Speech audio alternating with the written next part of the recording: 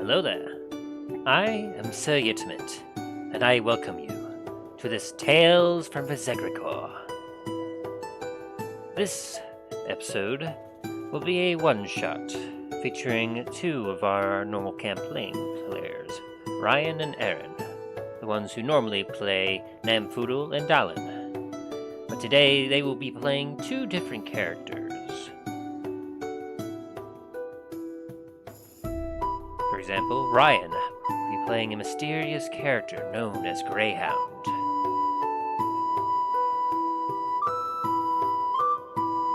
And Aaron, he shall be playing a character he is called Steve. With a bit of a background, in the land of Visegrikor, a world full of adventure. Deep in a very remote part of the world. There lay a small town there, surrounded by a luscious and ancient forest.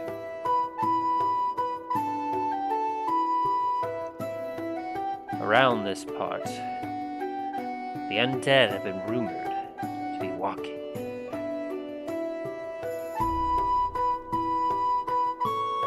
But while there's much danger in this area, there's also many opportunities for adventure and treasure. So what will Greyhound and Steve encounter on today's exciting episode? We shall find out very shortly. But for now, I believe we should have a good conversation with our two players, see if they're all ready and set to go. But this is a module that I have received on Roll20 from Prepared Online. Should be exciting. I can't wait to show it to you and see how it looks. So, without further ado, let us go talk to our players.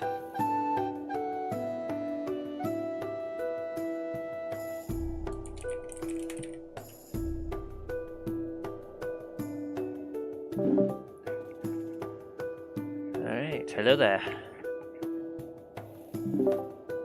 How's it going? Hello.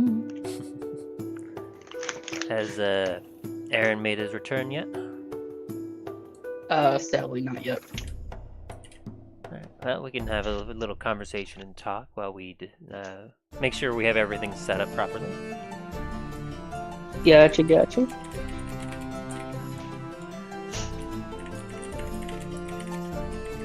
Alright. So, as I kind of told you about earlier this week, this game that we're playing today is from a module that I got some time ago. It's been so long that I forget exactly where or from who I got it from, but it works quite well, I believe. According to the module I see here, it's from Prepared Online, which is kind of interesting. And yeah, and normally it comes with its own. It has a bunch of enemies and characters that are already set up, and it comes with a set of pre-generated characters. But since Dane wasn't able to join us for the session, I decided to make it fun and to make sure that you both won't die, because two-player adventures can be a little difficult. I figured that you two could come up with your own individual characters and try them out. Alrighty. Well, will you manage to do that? Oh, I do have a question. Of course. Am I allowed to use Barbarian's Rage with Sneak Attack? Let me see here. Yeah, because your character... I know Justin doesn't want me to want to use that, but I don't know what your rules with that is. mean, I know that rage and sneaking are both neither the same thing, but I'll say that for this one-shot adventure, just to kind of see, I'll allow it, just to see just how overpowered it is. But if you ever use it in a normal setting, it probably will be disabled. Gotcha. Yeah, if you want to turn it off, if you want me to not use it, after like if you start not liking it, then go ahead and tell me no, I won't use it. Together. Right, we'll see how it goes. Okay, so let me have a closer look at your character here. Make sure, so level 9, he also has level 9, so that's good. You have your scimitars, whips, chill touch, shock grasp.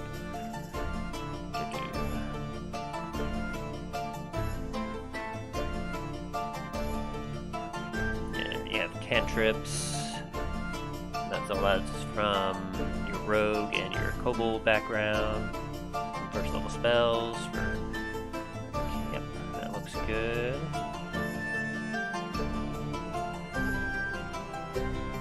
Oh, you don't really have any money right now, do you? Not really. Well, I suppose we could starting gold. Oh, sorry, I interrupted you. Yeah. Well, I was just going to say that we could probably get you with some starting gold real quick, just to make sure that you have a little something. Because after all, there will be a little bit of a warm-up before the excitement will begin. Gotcha. You're already on roll 20 that I've set up? Yep. Perfect. You want to just roll a 44 plus 44, and then just we'll times that by 10. Gotcha.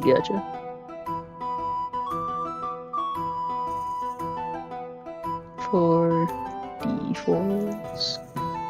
Here we go. 9. You have 90 gold pieces to your name. 90? Hell yeah, okay.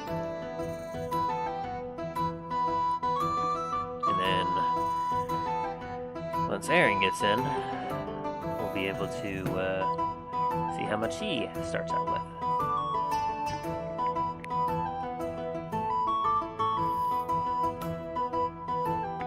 And from what I can see, it looks like the rest of your starting equipment looks pretty decent.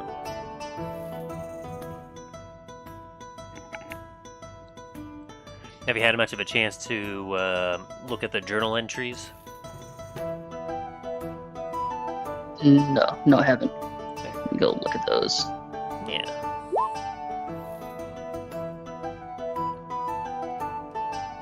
So, let's see. Yeah, we're looking at Wallflower. So I have both of your characters. Well, you'll only be able to see Greyhounds.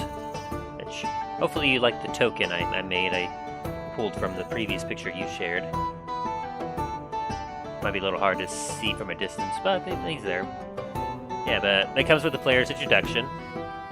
Some of this, of course, since we're making our... obviously, since we're doing our own individual characters, it may not be nearly as apparent, but... Yeah, it says, congratulations, you're about to embark on an epic adventure involving heroes, elements, and magic. It's kind of the player's introduction as if no one's ever played, I think. But we've been playing the Adventures of Dendris for some time now, so... Clearly, we know a little bit of what we're doing.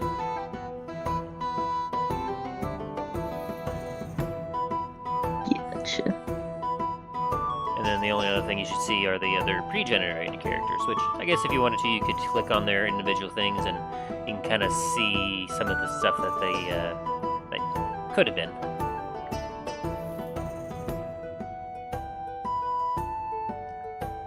Roll20 in this module, they work in tandem with something that's called a charactermancer, which I guess just as a digital version of all the kind of, I guess, character sheet stuff that you could deal with. I've been trying to figure out how it works, but it seems to still be in like a bit of a beta because it's a bit buggy in some areas.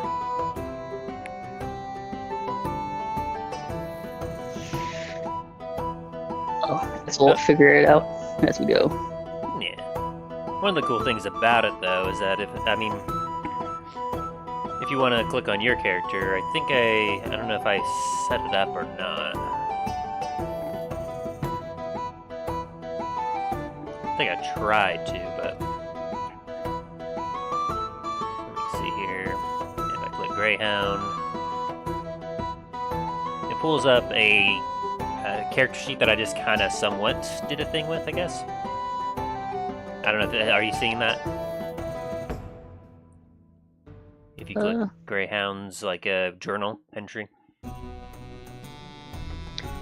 Hold on, let me see. Is there another one to it? I guess I was clicking Greyhound. Yeah, I can see that stuff. Character sheet. Like the strength 14, the dexterity 17, hit points. Yes. Oh, cool. Yeah, so you should be able to edit this if you wanted to mess around with this at all, but essentially this is the thing that wants us to use in the game, but we don't have to. I know one of the cool things about it, though, is if you added like let's see. Oh, Lord. Let me see if I can figure out how to put in your scimitar. It's like a scimitar. Whoop. I did something. I don't know what I did. I meant spells now. Or was that you? Yeah, that was probably me. Okay. See if that change back. Yeah. Okay, so I'm watching as you're actively editing it. Cool. Alright, let's see what else is on here. So if I do scimitar, scimitar, you can either use strength or I think it's dexterity for scimitars. Yes, because it's finesse. Yeah. And I assume you'll probably want to use your finesse. Yeah.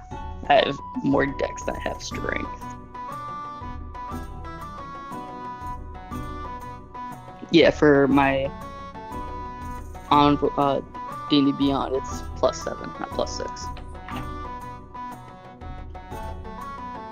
And I'm gonna be dual building them bitches. Which that will work. I'm just trying to play a little bit more with the character manager while we wait for Aaron to come in. Just trying to see if there's any other cool stuff, because I've been playing around with it over the course of the week, but obviously I haven't been able to do too terribly much. Okay, so yeah, 1d6 plus dex. Slashing. And I think that'll do it. Yeah. And then, do I just hit enter somewhere? Maybe. No, I think that's there. So then, if I do this correctly, why did you do that? Oh, me? Sorry. Oh, sorry. My chat thing just decided it wanted to go into its own separate window and just abscond from my thing here. There we go. So if I click on scimitar, then you'll see that it rolls it over here on the chat. Okay. So that's one of the cool things about this character thing, is that instead of trying to look up everything, if you set it up in the window thing here, you can just simply click on it and it'll do its thing. Gotcha. So in that case, I rolled a 25 normally, or if you had an advantage, then the second roll would have been 14. And then if I do damage, nope, that just does that. So then...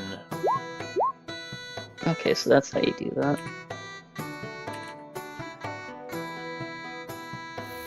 So then if I set that up for 1d6... I thought it just did it itself, but I guess it didn't want to. So then damage is 1d6 plus dex. And then pop that back down. There we go. Now if I do that... I guess it rolled a 7. So yeah, so you can roll the name in order to do the initial attack, and then if you roll a damage type, then it will roll the damage. Which, honestly, is pretty neat. Yeah. I assume the now do T6, so I'll just press that twice then probably. Yeah. Okay. So that's just pretty kind cool. of, yeah, some of the kind of the neat things I've been playing with. I'm not sure, like, I need to see if I can figure if I can maybe do this on our own, like, in our adventures in Dundress, just to see if that's something that is possible, but I'm not quite sure, because I thought I tried to, but it might require something more specific. But in any case, if you wanted to just play around and just update this character sheet while we're waiting, I mean, feel free to if you want. I don't expect you or Aaron to use it too much, but it is kind of a neat thing to play with. Oh, that's how you switch over. Okay. But don't try to level up, because like if you try to level up, do it manually, because I found that trying to use the character mancer to level up has been buggy. Gotcha. That's good to know. Alright, let's see what else I can add to it. Oh, that's just doing that. Oh, okay.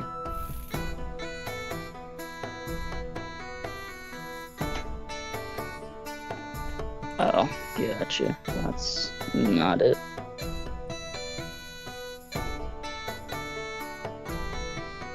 Okay. Ah, gotcha.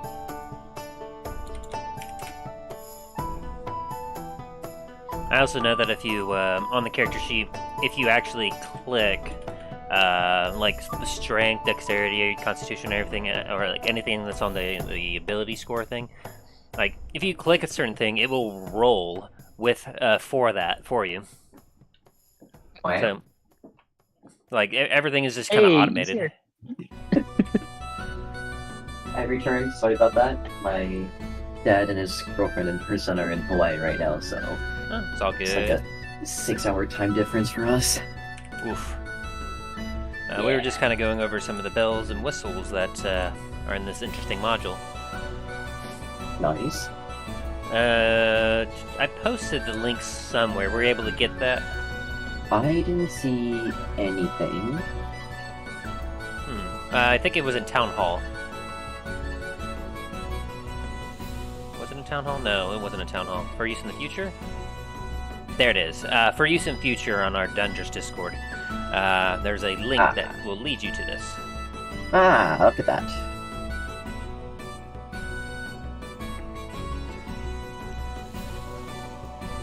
I'm here. I've returned. Yes, welcome.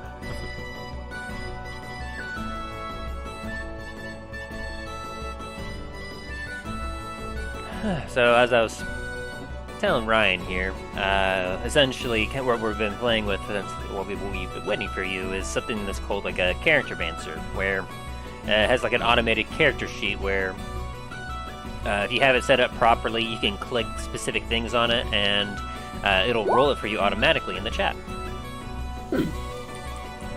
Kind of a neat thing.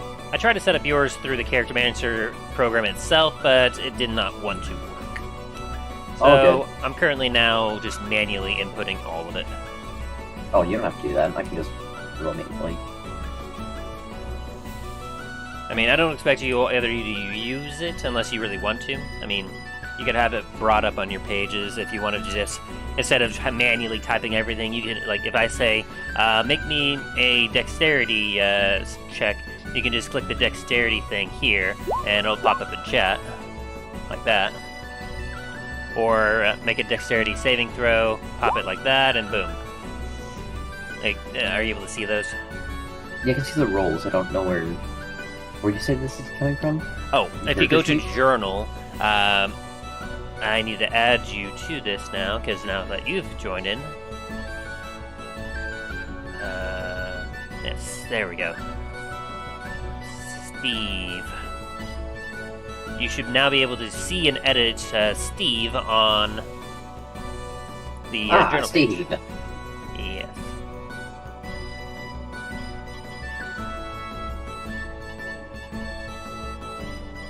You can kind of see. There's a bunch of different information that you can see here, but essentially the whole gist of it is to kind of automate a lot of the processes and make it easy to just do what you want. So you have history and insight, proficiency, persuasion, religion. There we go. But yeah, it's just kind of a neat little thing. So you can still just do your hand-typed rolls if you want, but if it makes it easier, you want to fiddle around a little bit with these character sheets to add what you want, and feel free.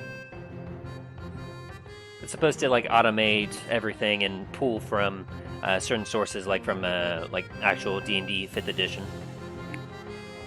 I gotcha. Oh yeah, I guess there's a short rest and long rest thing here too that you can use. Yeah, it's just all just very neat information. And then of course, as I was telling Ryan here, also in the journal thing, you can see that there's like a player's introduction as well as the other pre-generated characters.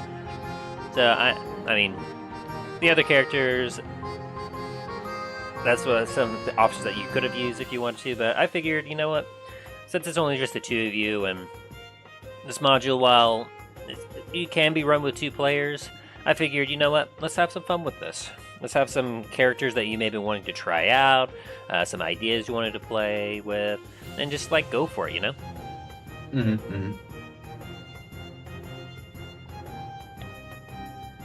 Alrighty. Well then, with that, looks like we have a couple viewers. Hello, welcome, welcome. Well then, are we ready to get started? Ready when you guys are. Yep. Alright. Well then, I would like to welcome you both to the land of Visegrikor. In Draconic, it means the realm of adventure. In this exciting world, anything can happen. Magic runs rampant. Evil and good are in constant battles with one another to determine the fate of the world. But for our 2 heroes, Greyhound and Steve, you 2 have been traveling for some time with one another. You've had a few adventures, a few scraps. You're kind of familiar with the way that each operates. Of course, each of you keeps your own personal secrets, but you've come to trust one another. You 2 find yourself in the town of Goldbloom. It's a rather small village, perhaps maybe 300 to 400 people strong. Steve, you in particular have overheard rumors of some undead in this area, and you've been kind of keen to investigate it. Of course, both of you are in need of some money. Steve, I forgot to... Let's see, did you... Okay, you have some gold already. That's just a starting gold, but yeah. Oh yeah. If you want to roll 5d4 and then we'll times that by 10, that'll be the additional starting gold you can start out with. You say 5d10? 5d4, and then we'll 5d4, times that by 10. Ah, gotcha. You have to do 44. Okay. I see how it is. Okay, so that's a great roll. You got an additional 160 gold pieces. Whew. But of course, all great adventurers, they have expenses that they need to pay. They have new tools and toys that they wish to purchase. And both of you have been looking for a job opportunity, a way to make some more money. And so that is what has brought you to Goldbloom. As Steve, you know very well that if there's an undead issue, normally the local populace has a problem with it and is willing to pay a nice proper fee to some exterminators to get rid of them. And I believe, Steve, you're no stranger to dealing with the undead. Definitely not. Steve is quite battle-hardened in terms of undead, unruly combatants, thieves, and all the like. So I'll pull you in Hold it. here. So, as you both kind of roll into the town of Goldbloom, you see that there's a few people on the streets, and you see a sign hanging up on a building that kind of shows for a couple. It's a sign for a tavern that you can quite easily recognize. It appears to be called the. Make sure I got this set up right.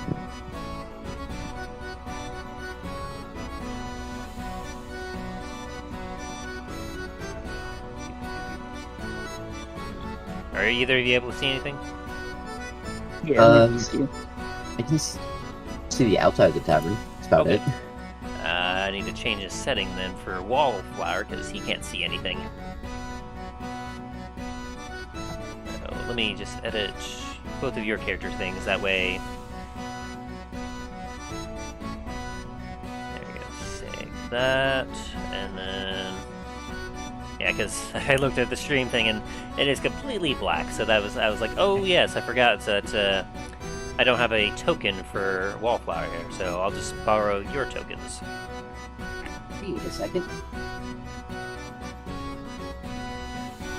And now that should... Ah, there we are.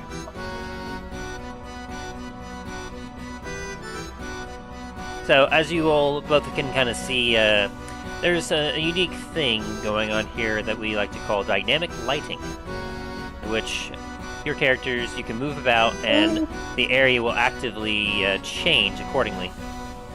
Nice. That's pretty cool. Okay, that is very cool. Yeah! It's a feature that I unlocked with the Pro membership from Roll20, thanks to a code that Aaron here gave me. He allowed me to get it cheaper. I'm doing my part. Go, Aaron. There we go. So we'll have you both reveal the outside of the tavern here. Because you obviously, you find yourself outside this tavern.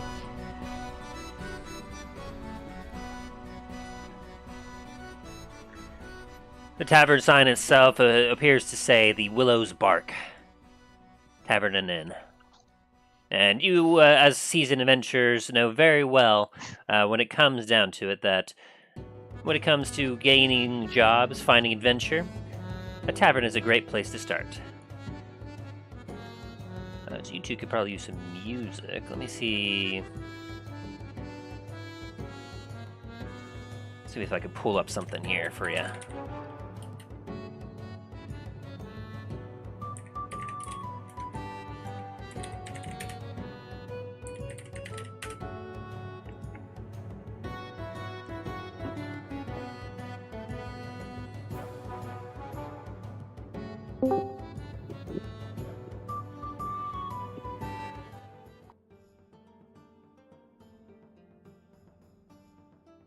You able to hear that properly? Is it too loud?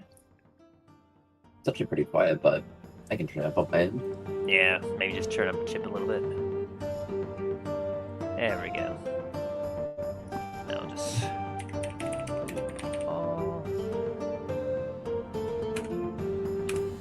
There we go. Alright. So, you two find yourself, after a long day's worth of travel, outside the tavern of the Willow's Bark. What do you do?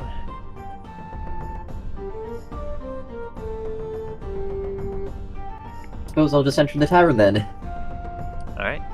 Go ahead and do so. If you, what? there should be like, if you take a look, there should be a thing there that allows you to open the door or close the door as you see fit. That's pretty cool. Oh, yeah. Inside, you see some nice, bright, shining lights from the fireplaces, some candles at some tables, and you see the tavern keeper currently at his counter, serving some individuals that are eating some food, drinking some ale. it seems to be a nice environment.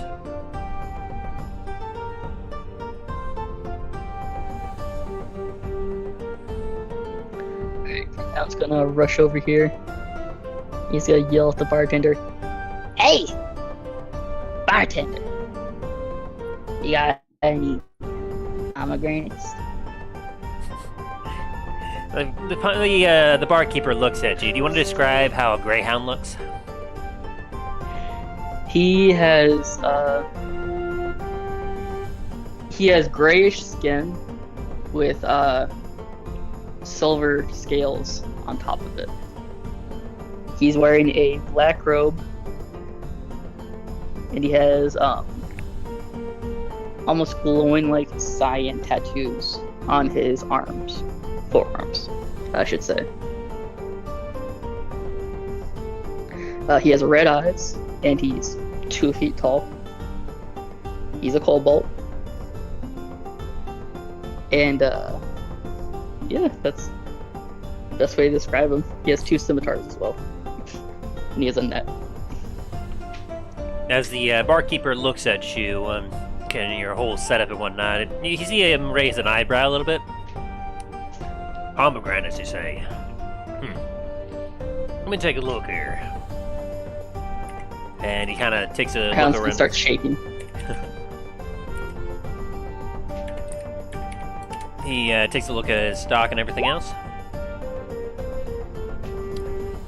Are these things you're talking about? And he pulls up these bulbous red-looking fruit with what appears to have some sort of protrusion at the top that seems to be flayed out in an area, which you seem to recognize as a pomegranate. The hound's eyes are gonna light up. He's gonna start shaking, and his teeth are gonna start chattering. Like, yes, that is it. Yes, give it. I need it. Okay, that'd be just 2 copper. I'm gonna look at the barkeeps and apologize on behalf of this kobold and give the gentleman a gold piece and ask for an ale as well. You got him, mister. And as he looks at you, do you have a description for Steve? Steve is about 6 foot tall. So like 3 times the size of Greyhound. Yes, the average height of a human. Just kind of looks like a guy. I don't like. He's just a dude. He's just a human. That's pretty much all Steve is. He's just a regular old guy that you see on the street, wearing chainmail and has a shield with this holy symbol on his back. So like, got black hair, perhaps like some maybe blue eyes and fair skin. Some fair skin. We'll say silver hair. Silver hair. To kind of show his age a little bit more. He has this almost like weathered look to his face, but like he's seen some things. He's seen some things, but you can tell that he's still got more fight in him. Certainly, gentlemen. Here you are, and you watch as he reaches behind him, and he grabs a tankard from the counter. He takes it over to a barrel, and you watch as he fills it up, and then comes on back and slides it over to you. Thank you for the gold piece. Don't quite recognize you two. You new to town? Yes, we just strolled in, you could say. If you've been needing some rooms, I got some up top. Actually, what we need is some, information, if you don't mind. Heard some rumors about undead around, I believe? That's correct. I've been hearing it from some travelers from time to time, as they've been traveling to the woods just to the northeast of here. He kind of puts his arm on the counter as he just kind of takes a look at you two. Not much is known. Some say that they've been seeing the symbol of the Order of the Cold Hearth on some of the dilapidated armor from these here undead. I roll a religion check on that? You can.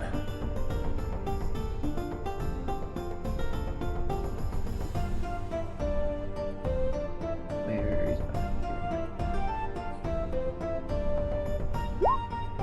18, very nice.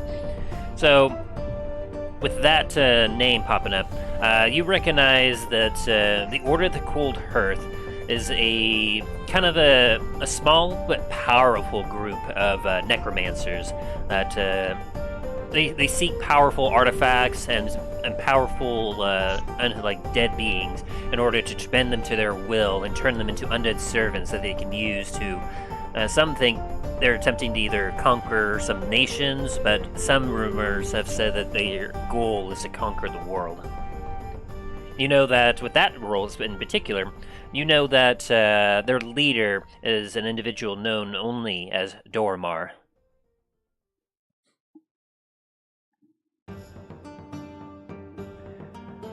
Unfortunately, don't have too much more information about them. Only the travelers saying that they saw these undead, and a few got accosted and lost a couple of their members.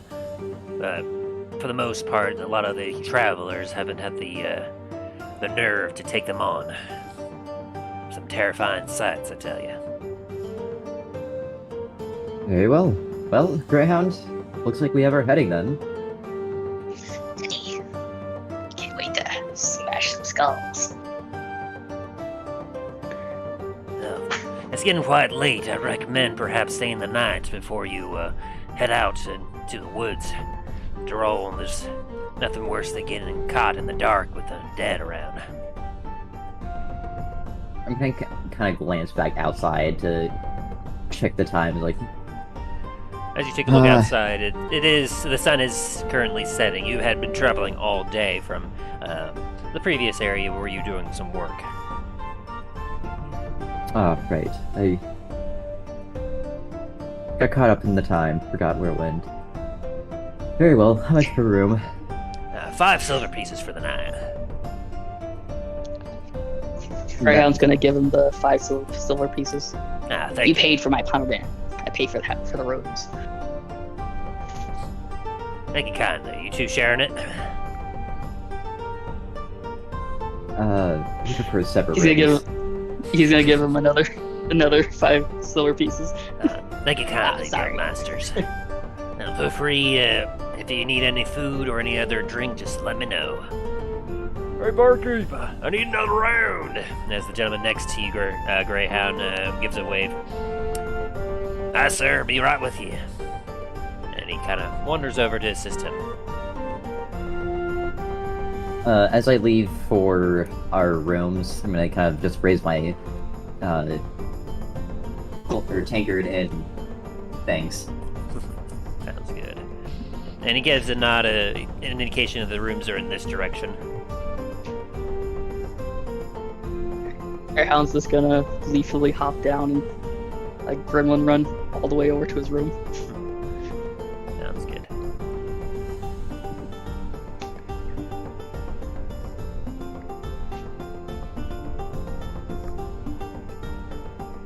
So, as you both head to your room for the evening, you find yourself in a rather modest-looking room. Each of you individually. The room has like a very nice, comfortable bed. It appears that the beds seem to have been made out of simple straw, hay, something like that, and then covered with sheets and blankets of cotton cloth. Nothing too extravagant, but honestly, you've definitely slept in worse.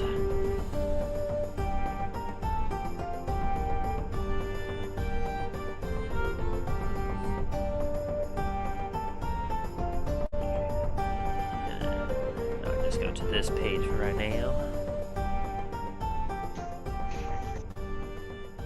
And so, as you two just kind of get into your rooms for the evening, is there anything you wish to do before you go to bed?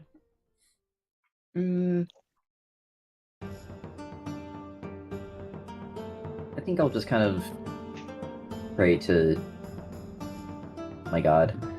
Oh wait, I didn't ever put down... Oh, I guess I did. Never mind. Alright, go ahead and make me a religion check. Ooh. As you begin to pray, you can feel interference in the area. it seems that the undead presence seems to be kind of clouding your mind a little bit, and you can kind of feel their evil. They're not close, but they're close enough in the fact that you know about them that you feel your connection to your god a little limited right now. Very well. And Greyhound, anything from you? Yes, Greyhound is going to write a letter to a kid named Sid, who he looks after him sometimes. And he's gonna be kind of like just writing what's happened today, and that when he thinks he's gonna come back. Sounds good. Alright. And as you Guess both yeah. kind of do your evening duties and find sleep coming upon you, you both lay down for the night and have yourself a good sleep. You don't need it, but you benefit from a long rest. Nice. In the morning, as you wake up, you see that the sun is shining brightly outside. You hear birds chirping outside. It appears to be a nice, clear, sunny day. And you hear some small voices from the through the floorboards below you into the main tavern area. And the smell of food comes in, wafts into your nostrils.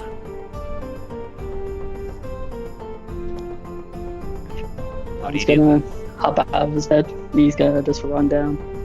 Well, he's gonna have all his gear on, but he's gonna run down, get some food. As Steve hears the commotion of Greyhound here, he's gonna kind of just sigh and start walking downstairs as well. Alrighty. Whoop.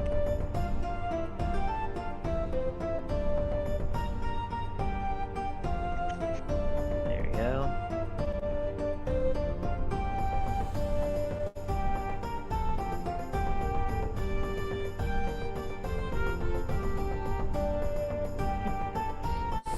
So as you enter the tavern, you see that there's a few group of people that are currently dining, eating some nice breakfast.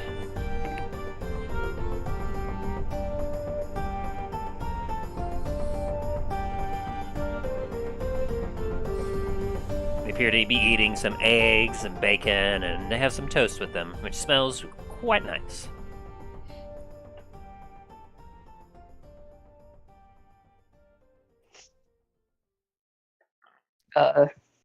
Greyhound's gonna wave over at the bartender, trying to get his attention. And he puts down his rag that he's using to wipe the counter and goes over. Hi. Morning. He's gonna take out the letter he wrote to the kid. Can you send this to my friend?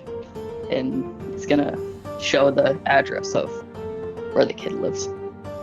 Yeah, I could certainly see about sending this out. Let me see here. And he takes a look here. I've heard of that distance. That'll probably, yeah. For that distance from here, I'm just gonna run you about a gold for hiring a messenger to get that sent out. If that's all right with you. Greyhound's is gonna slam the gold piece down and kind of slide it over. And you slam it down. You see him kind of jolt a little bit. Oh, thank you, kind sir. Yeah, I'll be sure to get this sent out with the next messenger. And he watches. He kind of takes the letter and the gold piece and put them together, and he slides it behind him onto the counter to a spot that you see. There's a few other parcels that need to go out. Okay. Greyhound's gonna take his pomegranate out and gonna start cutting it and eating the seeds once he prepares it. Well, he does ask for a bowl. Yeah, and he happily hands it over to you. Interesting taste you got there. Don't have many people asking for this here fruit. Greyhound looks offended. Who would ever not want to eat a pomegranate? Just not Easy. Now. No offense, young master. Not a whole lot of people know about it, I don't believe. Greyhound slightly, calms down. Still seems very angry. How about you just go eat your pomegranate over on the table over here? Greyhound kind of sadly says, fine. As you move to go enjoy your breakfast and your pomegranate, the door opens up and two individuals walk in. They seem to be hosed, to say the least. We'll have a round, aye. And they kind of go up to the counter. Are you two already hammered? Aye! It ain't too early to be drinking. And you guys kind of sighs, grab a couple tankers, and goes over and slides it over to him. Ah, thank you. And they move over to another table. I'm gonna ask the barkeep if he's heard anything more about the undead since last night. I haven't had any new travelers in this morning, aside from those two that just came in. And they seem to be so hosed, I doubt that much information can be agreed from them. Right, how do you close the door? Oh, yep, sorry. And he kind of goes over, and he closes it. Thank you. And then the two mosey themselves over to a table. That'll be fine. And they appear to be drinking, and they have a few bits of bread that they're eating as well. And they are definitely the loudest in the room, but everyone else doesn't seem to be paying them much mind, as several will finish up their breakfasts and leave. If you be intending to go after them undead, master, I'd highly recommend caution. Quite a few have already died in the attempt of trying to exterminate the bunch. It's the darndest thing, though. The lads that have been going out there have indicated that they seem to be looking for something, but I ain't sure what. Hard to imagine that any undead be looking for anything aside from the flesh of the living. Interesting.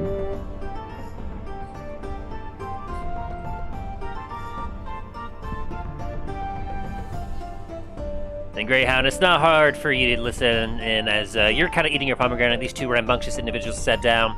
You start to hear them kind of talk a little bit.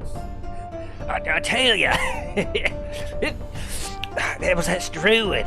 He was named Diarmuid or Briarmar. I don't know, but it's the forest nearby. He said he tended to it. Aye.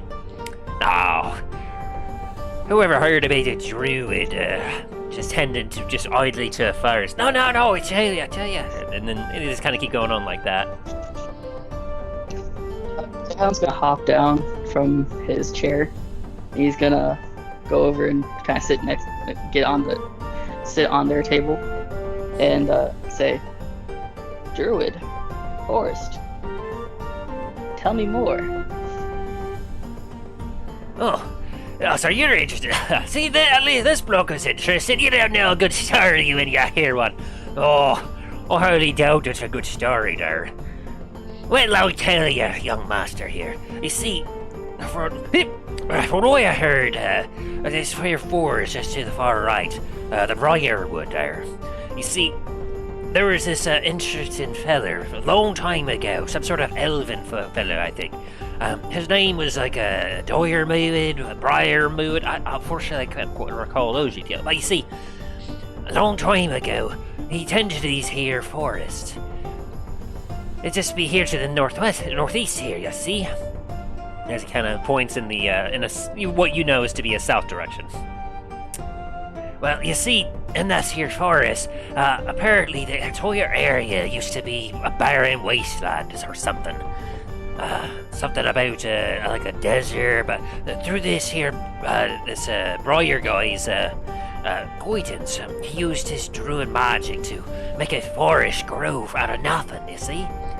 Now, the darndest thing about it is that it probably shouldn't happen, but legend has it that this here Broyer dude or whatever, he apparently used some sort of powerful magical Elven artifact to help him help make the forest grow. Apparently, something about it to help the forest grow nice and strong, but they say that this here artifact, whoever controls it, it grants him a boon of some kind.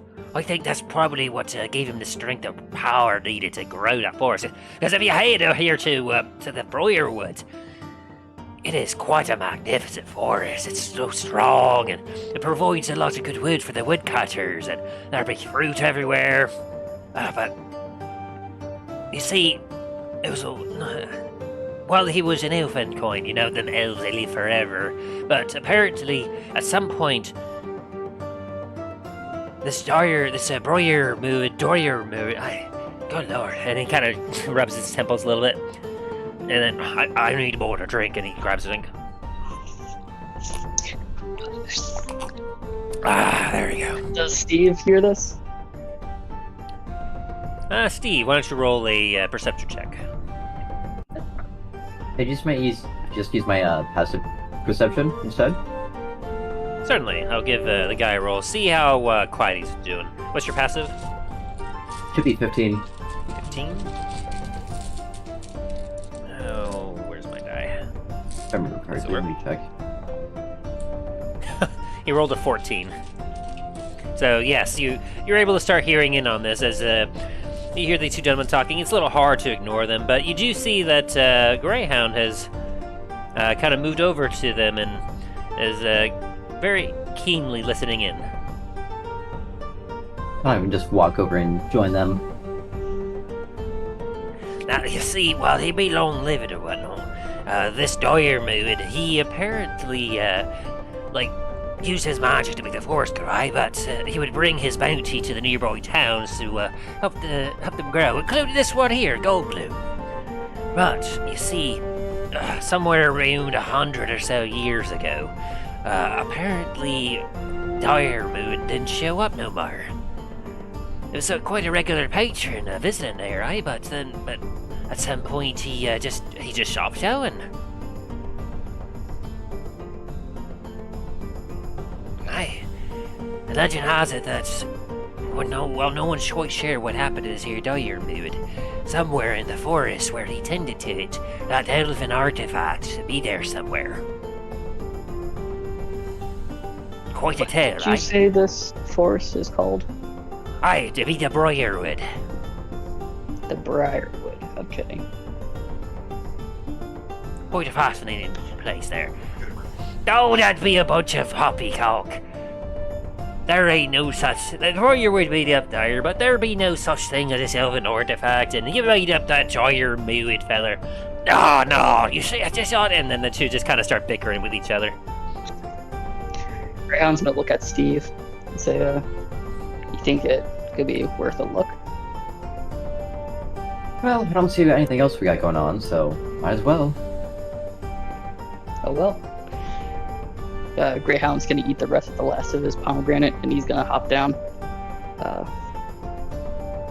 I guess he's gonna go over to the bartender and see if he can get some more information. Just gonna wave at the bartender to get him over to him.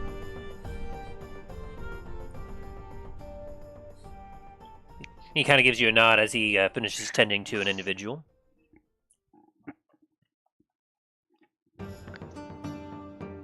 Yes, hi. Have you heard of you said it was the Briarwood? Oh, aye, the Briarwood. Yeah, that's the forest to the northeast. That's apparently where those undead have been spotted most frequently. Kind of a nasty place, if you ask me. As far as I can remember, that everyone says to kind of keep away from that there place. There's a lot of vines and dark things over there. Some even say that some of the plants seem to come alive and attack folk. Now, I've had that, and no one has ever actually confirmed whether that's a thing or not, but nevertheless, the place definitely isn't terribly friendly.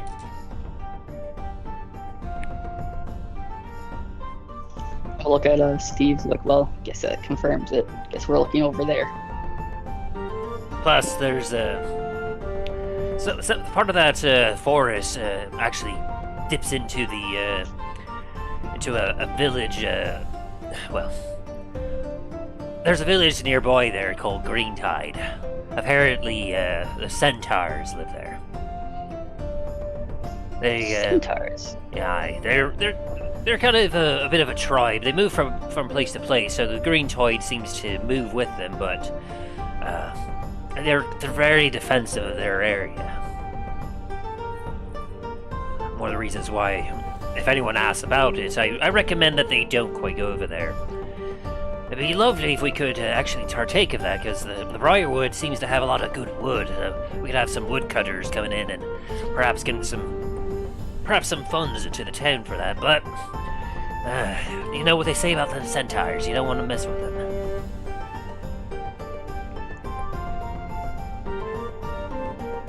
Both of you can roll a history check if you want to see if there's anything about centaurs that you know about.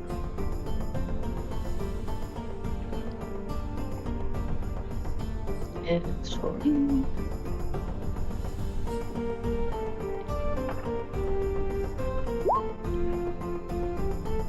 Eight. With that, you don't know too much about what these centaurs are. You haven't experienced any or even fought any, but from what you know, the centaurs seem to be somewhat like a.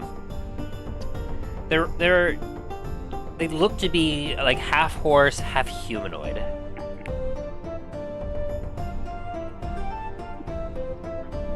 As for you, Steve, you know a few centaurs actually you've met in the past. You know that they tend to be wilderness nomads. They tend to kind of roam the land. They don't like to stay in one place too much, but they are fiercely defending of the wilderness. If there's any sort of, you know that for the most part they seem to be of good, kind nature, but if they feel as if an area is being threatened, or if perhaps their area is being undermined, they will step up and definitely fight for what they believe is right.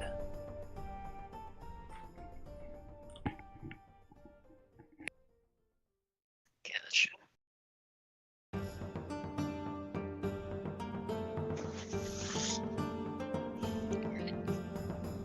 What do you say, Steve? Think we should head over there now?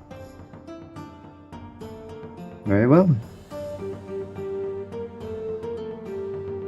We have our heading then. Yep. Greyhound's gonna thank the bartender and he's gonna start heading towards Be careful, you Greentide. two. I'd hate for a couple lives to be lost on my account. And he gives you a wave as you head out. Greyhound's gonna wave back at him with both his hands as he's backing up out of the bar. As we start leaving the tavern, I'm gonna look at the barkeeper and say, "Fret not, you won't lose another two on your account." And I'm gonna cast Vigilant Blessing on myself. You might lose one. You tap yourself, and he sees a kind of a more of a divine glow begin to envelop your body.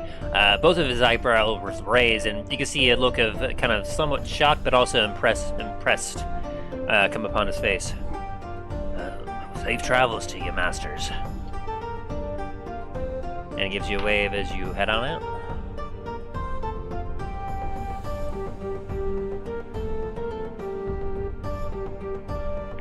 Alright.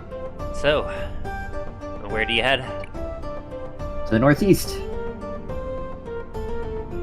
Alrighty. Douglas Steve. I'd like you both to roll me a survival check to see if you're able to locate what you're looking for.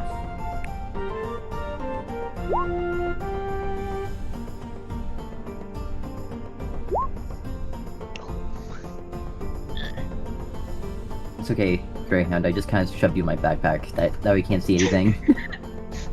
Greyhound just screams and you yank him off from your backpack.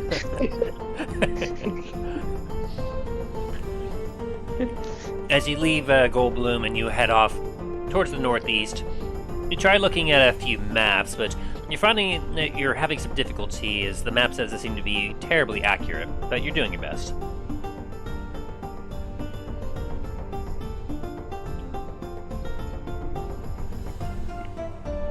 Let me see here. I gotta adjust a couple things real quick. Alright.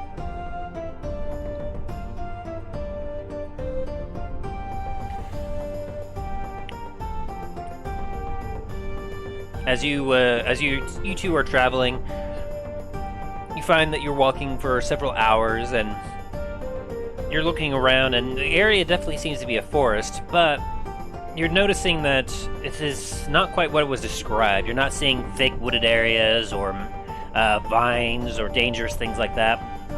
It seems just to be kind of a more peaceful, like, forest as you continue to head northeast.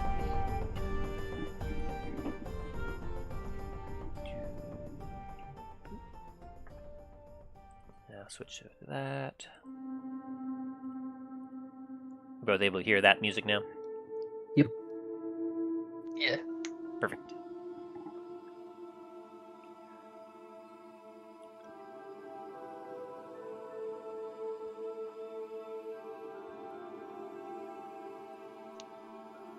Boop. There we go.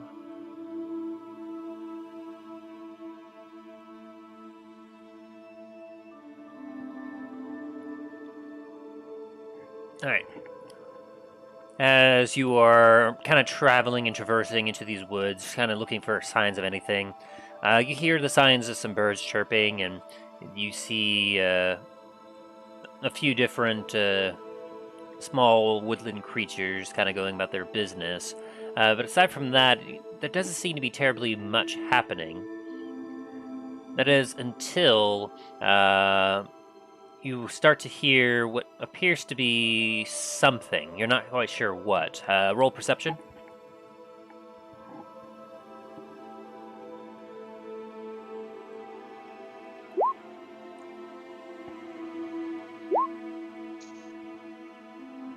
Greyhound was ready.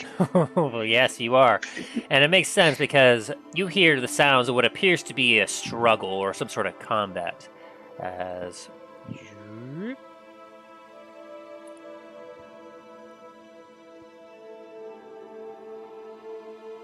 This is the scene you come across. There's a few trees here and there. Alright, Greyhound's gonna sneak. Alright. He's gonna go into stealth. Go ahead and roll for it. Plus 11. 16. Alrighty. Should be most of theirs. That's my perception to see Greyhound. God damn it. Yeah, you watch as Greyhound kind of starts to crouch and starts to get close to some bushes or some of the trees, and you keep your eye on him the entire time because you don't want him to get lost.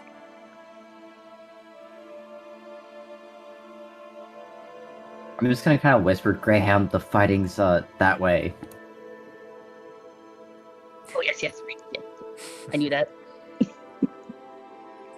Yeah, that definitely beats their passive perception, though. And then, Steve, are you going to stealth? I'll attempt to, I guess.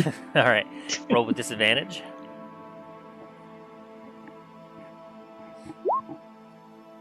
I do not stealth. Nah. Alrighty, so I'll go ahead and have you both roll for initiative at this point. Okay, 15. Very nice, very nice. And initiative.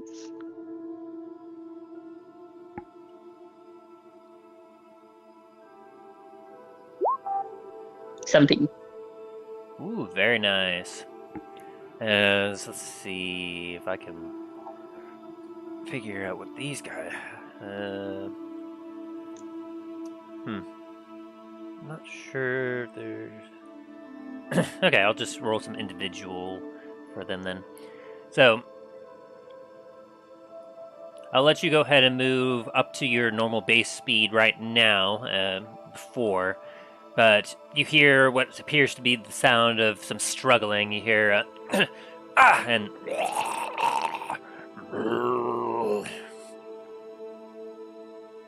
and what you can see right now is what you can actually see, as you see some humanoid shapes just to the north of you.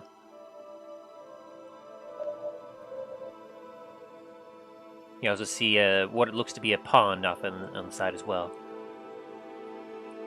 Alright. And so as you kind of move a little bit closer, I'll go ahead and get the initiative going here. What are your two intentions right now? Go ahead.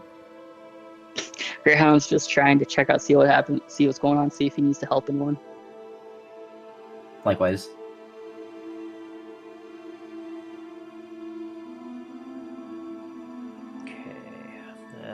Let's see, should be able to just click on this. Where is it?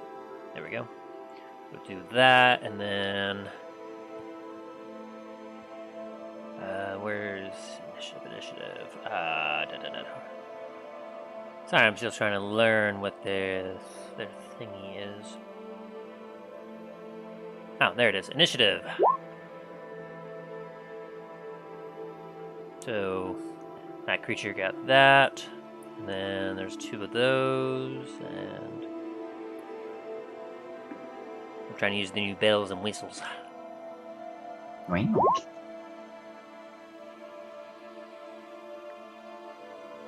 Okay, they also got a 10 and a 12, and then there's that thingy.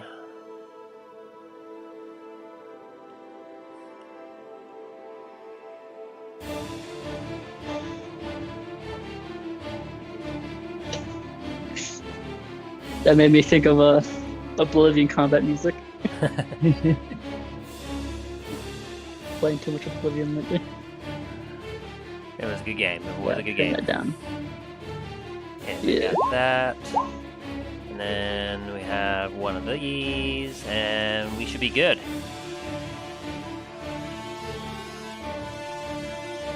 Gas. What's a gas? Okay, guess I'm gonna find that out. A 22, holy. God damn. Alright. So, with all that,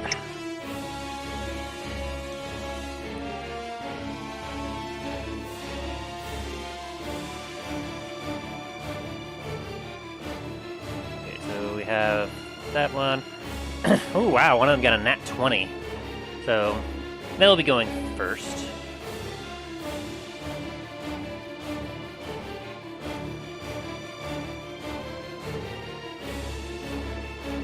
They'll be going there. Okay, there we go. Whoop.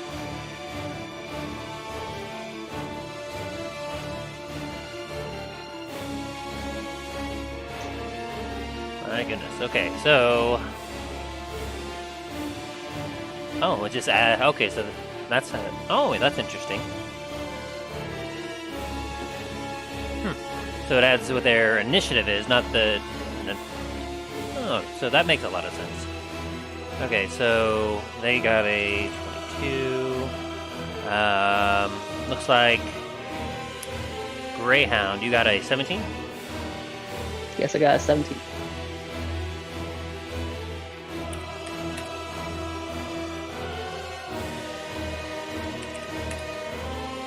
And then after that, we have 15 going to Steve.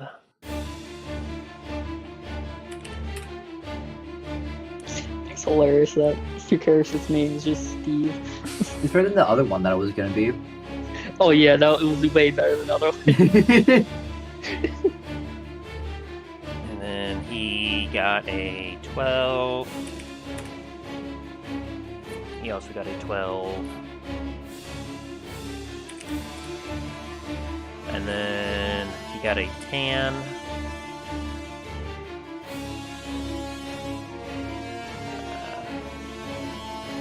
Not you. Oh, other one.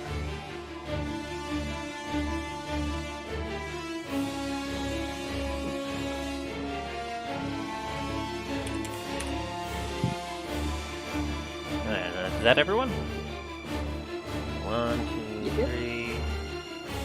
The Greyhound. You. Yeah. Okay. Yeah, that's everyone. All right. So we have our initiative set. Do you need to move the one that got 6 down though? Yes. I needs to be oriented in the right way. So let's do ascending order. There we go. No, descending order. There we are. Okay. All right. So to begin with, this guy here has sunlight sensitivity right now.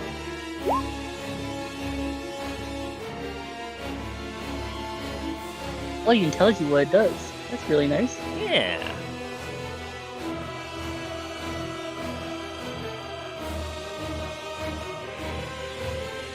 Like everything, like I was telling you earlier, like everything is kind of in this here. You just click on some things and it'll immediately tell you what is happening. Hell yeah. All right. It's going to... Oop, that's not what I wanted. Ignore that one. As it's not doing a ranged attack, it's doing a melee attack as it takes...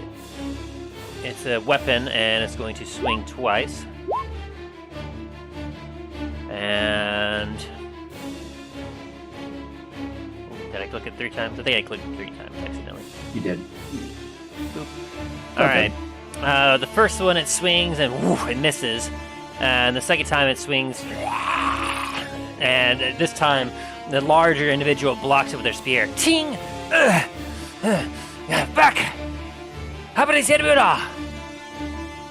And that uses its turn. As Greyhound, it is now your turn. Alright. I guess Greyhound is gonna 5, 10, 15, 20, 25, 30. Head over here. See what's going on. Alright, he sees that. How far was it? 5, 10. Yeah, it's not close enough. I could probably do a spell though. I might have messed up some settings here. Let me double check because it is daylight. Dynamic daylight mode. Here we go. Ah, okay. It's not quite nighttime yet. Gotcha. There we go. So yeah, I'm you're able to see guess it. I'm gonna I might end my turn so I can do that. You're in your turn. Yeah. All right, Steve, your turn then.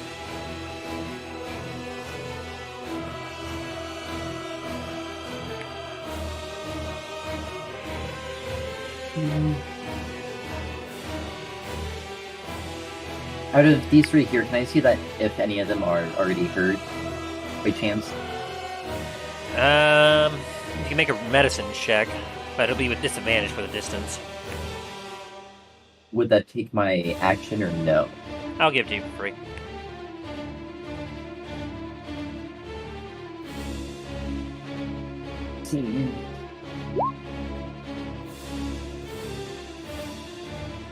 Well, the 10, I mean, they have a lot of flayed skin, and some of them seem to be bulbous and rotting. It's kind of hard to tell, but they look like they might be at full strength. It's hard to tell. Fair enough.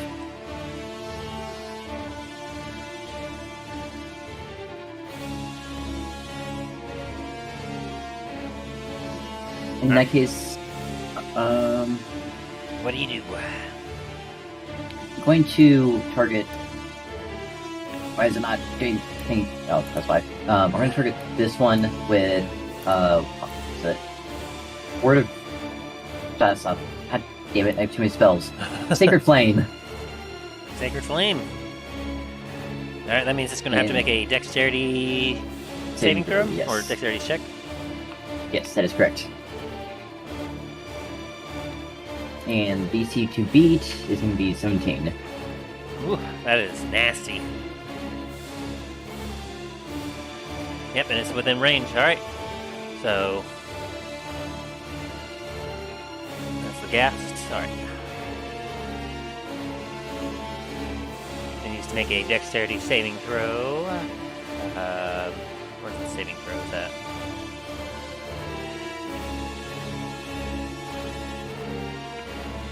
Well, it doesn't have any.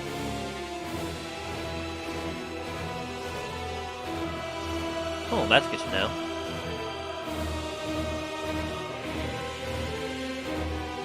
Interesting. Sorry, I'm just looking at a couple of other things that they have, but... Alright, so, dexterity... Did that work?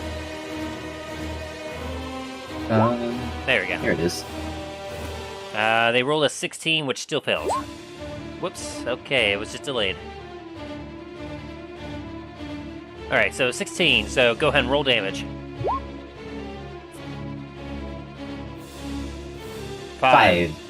So, as you bring down your hand and you launch a flame towards it, it doesn't see you, but suddenly you watch as the flame arcs and smacks it to the back of their head, and you hear a as they kind of slowly turn their head back towards you. Did not appreciate that. Is that your turn? Let me just quickly double check.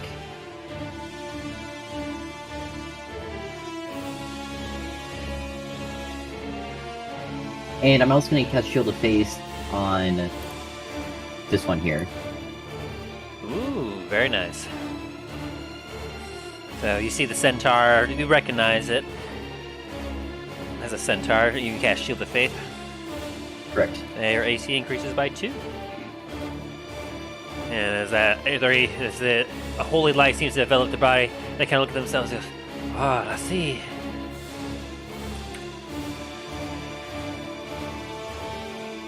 And that'd be my turn.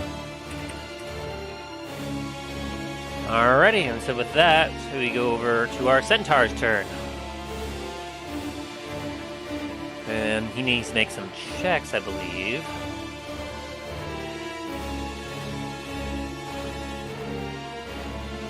Okay, he's fine there.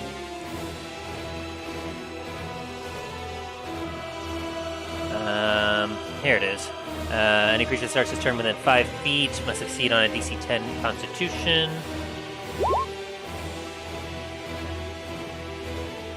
Ooh, it just made it. Okay, good. That was very good. And then, yeah, so that one's fine. Was there any other neat things?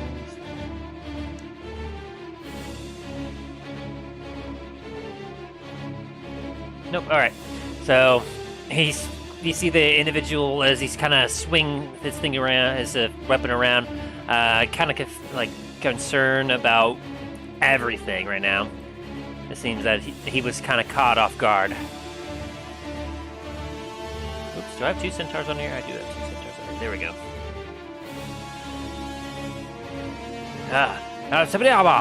And he swings, you watch as he swings his pike and kicks with his hooves as he aims his attacks towards, his back attack is towards this one, while his front, so his pike is towards this guy, his hooves are towards this one here. And let me see. So his pike was an 11, which unfortunately missed. The other one was a 24, which absolutely hit.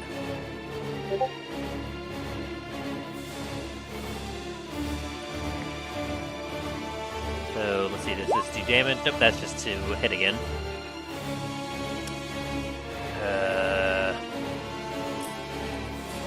Okay, I guess I'll have to... Oh, okay, if I click on the name in the chat, it then rolls the damaging. That is cool. So you watch as like he misses with his pike, and then he kicks with his back legs and slams this bulbous being in the face.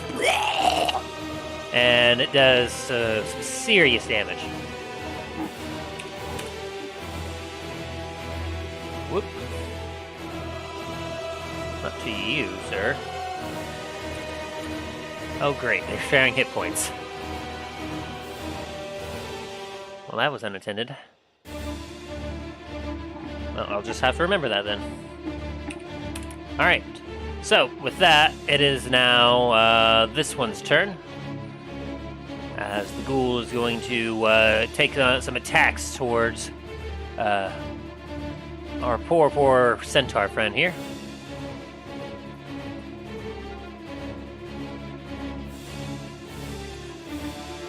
Going to claw at him. With an 11, it misses. And that uses up its turn. For the next one, it will also make a claw attack. And an 8, it will miss. Oh, wait. Oh, these guys don't have sunlight sensitivity. So 13 and 13, they both still miss. Thanks, fortunately, to your Shield of Faith. Whew! As they swipe at it, but the light coming off of the centaur seems to be protecting it. And we now go to that thing. As, let's see, there we go. As this individual is also going to, okay, it's going to make another claw. It's going to make its own claw attack at it. And a 7 will miss. Wait, is it flanking, technically? Is it facing the one? Yeah, it is side? technically flanking. Yeah. And so because of that, it gets advantage, which gives it a 21, which does hit. And so... Okay. So it deals 8 slashing damage to it, and the centaur must now make a Constitution saving throw. Which it fails. Oh dear. So, as the centaur, you watch as the centaur gets hit, slash, and he goes, ah!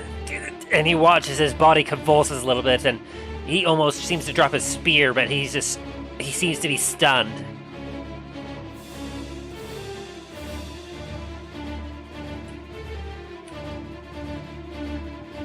-8. There we go. And now it is this thing's turn.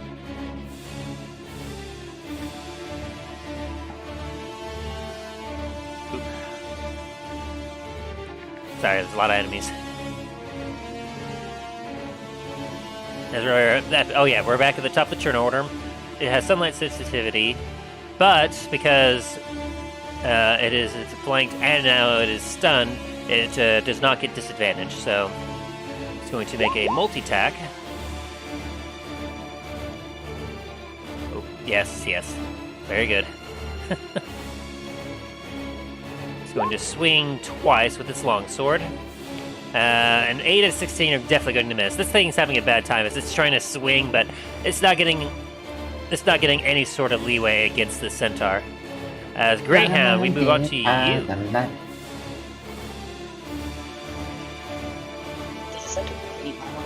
Yes, Greyhound. Yes, but was that yes to the centaur having armor? Oh, sorry, I didn't quite hear your question. Does the centaur have any armor on? Have any armor on, you said? Yeah. Let me double check. I believe it has leather armor on.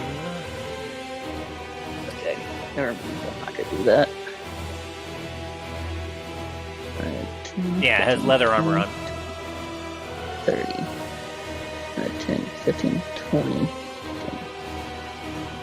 Okay. Screw it. I'm just gonna attack. As you kind of get closer, you see the centaur has a pained, contorted face, and its eyes are wildly looking about, and it can't seem to speak, but it also seems to be unable to defend itself right now.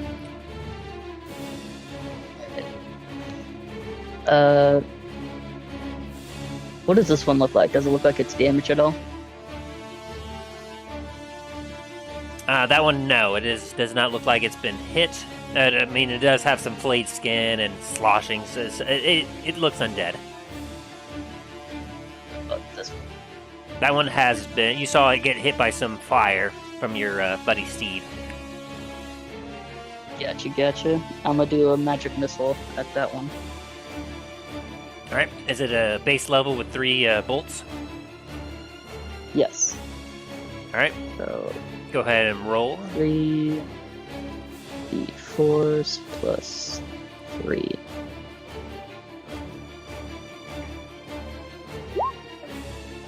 Nine damage. Ooh. And that is exactly what you needed. Any way you want to flavor this? Nice. Greyhound's tattoos that look like chains. They're gonna start lighting up, and he's gonna shoot like pieces of what looks like chains at the. Is that a ghoul? Or Yes, it is a ghoul. alright, he's gonna shoot those at the ghoul. All right. So as you do, you're like shoot. You watch as each time they hit, you watch some body parts fly off. You knock off an arm, and then you knock out a leg. And as it flops down, it looks up and begins to reach an arm out. You then knock off its head, and its body then sloshes to the ground, dead. I guess as a bonus action, I am going to rage. Any way you want to flavor your rage, or you just want to be like, rah! Greyhound is literally just gonna scream on the top of his lungs, and he is going to. You can see that his tattoos are lighting up even higher, even more. Very nice. Steve, it's your turn.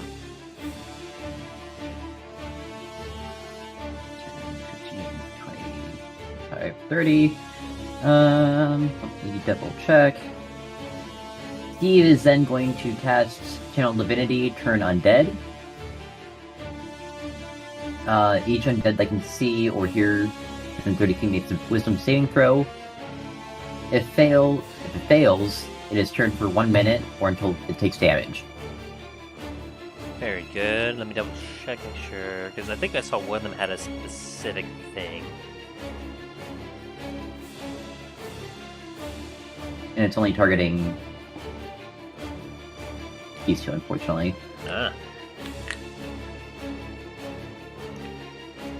Which two? The two closest to me. Alrighty. So that'd be a ghoul. He needs to do a... Well, is it a wisdom saving throw? Yep. Spell save 17. Okay. He fails, and then... Oop. Yes. I wasn't going to say that yet, but that's fine.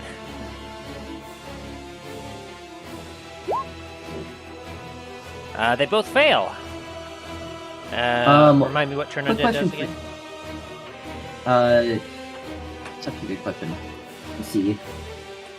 Turn undead.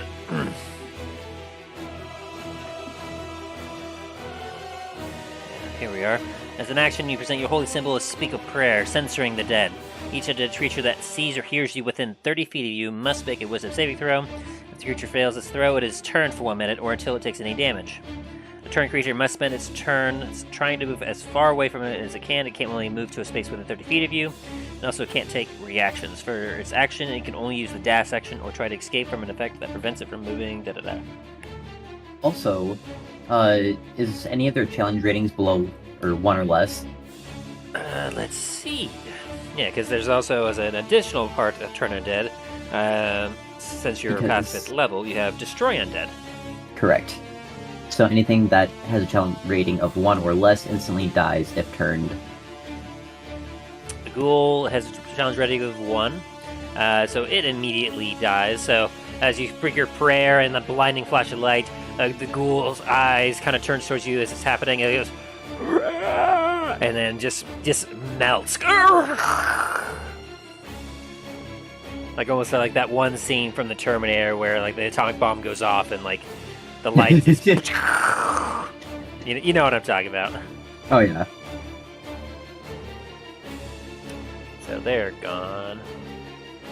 And that just leaves gas, which I think it might be higher.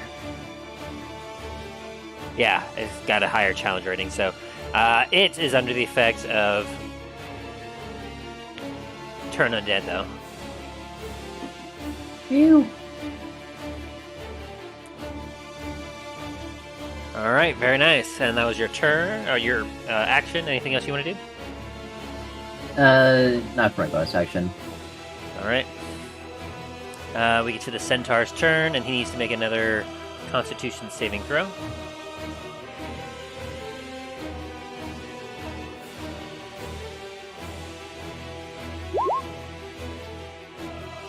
And he makes it, yes. Wait. Yes, he makes it. Very good. So you watch as the Centaur just kind of shakes it off and...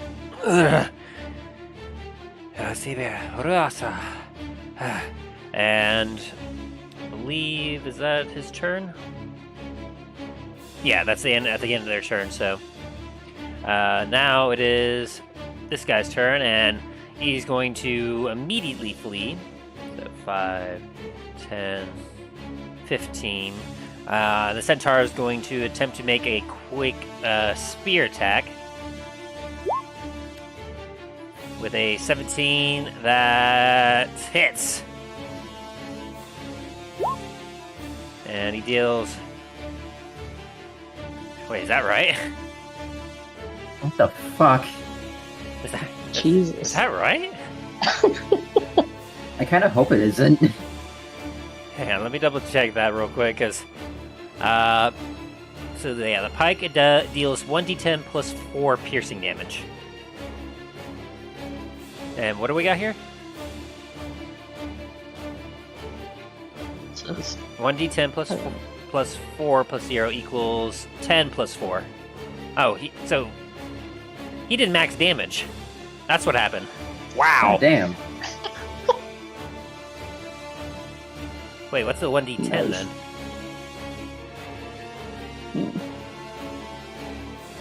What is the 1d10? It says 10, 1d10 plus 4, right?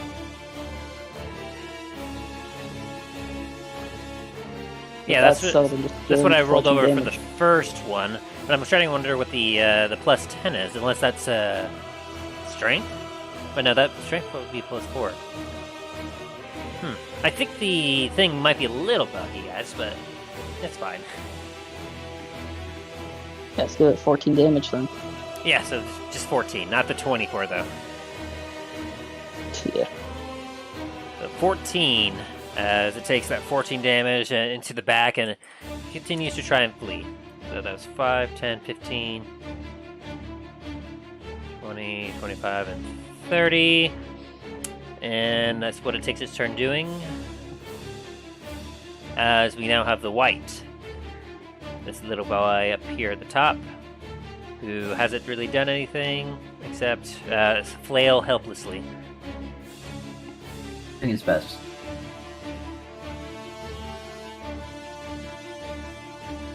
It hasn't taken any damage yet, has it? No, it has not. Alright, so this boy here, he's going to attempt to take his big beefy sword, and he's going to make a couple swings. Whoops.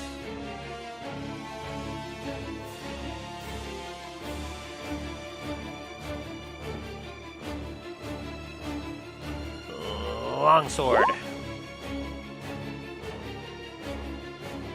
And longsword. Does it have sunlight sensitivity? It does have sunlight sensitivity. And he's no longer stunned, no longer flanking, so the first attack still hits with a 21. The second one misses, though, with a natural 1. And... Yikes. Ooh, that's pretty high. So for the first one, I'll go ahead and roll damage for that one, as it swings its sword down and does 3 slashing damage. Wow. Finally gets a hit, and it's pitiful. He's doing his part. As you watch as he slings it down, sing, and the centaur goes as it slashes across his side. And then the white then brings it around again, but this time the centaur brings his spear around, and he knocks his sword and it flies in the air. I was picturing the pike cartoonishly bending from the blade, just kind of wiggling. Yes. And the Wyatt just looks at his hands now, empty. He's like, "Urgh." And Greyhound, is now your turn. Wait a second. Alrighty.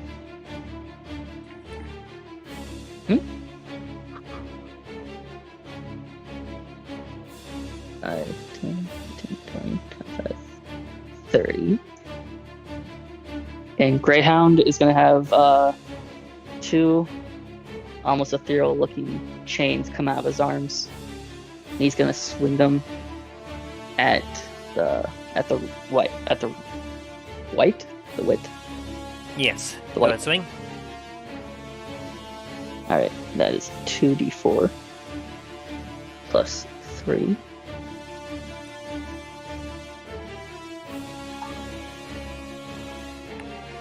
Wait, no, there's another plus 2 to it. Wait, plus 5. Wait, what? So that would be. That looks like damage. Oh shit. My bad. If you hit, we can My let that brain. keep it. Go ahead and roll the hit first.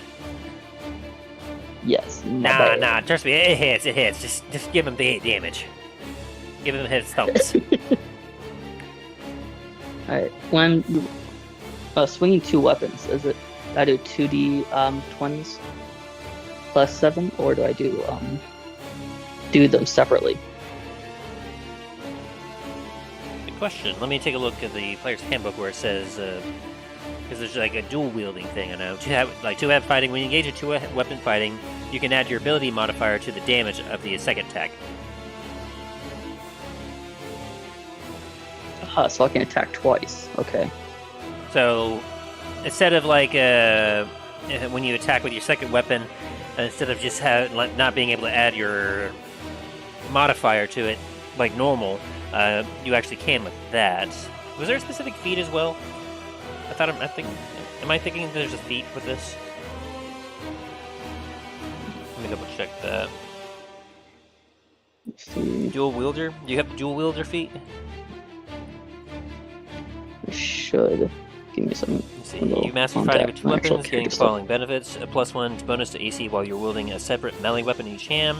You can use 2-weapon fighting even when one-handed melee weapons you are wielding are light.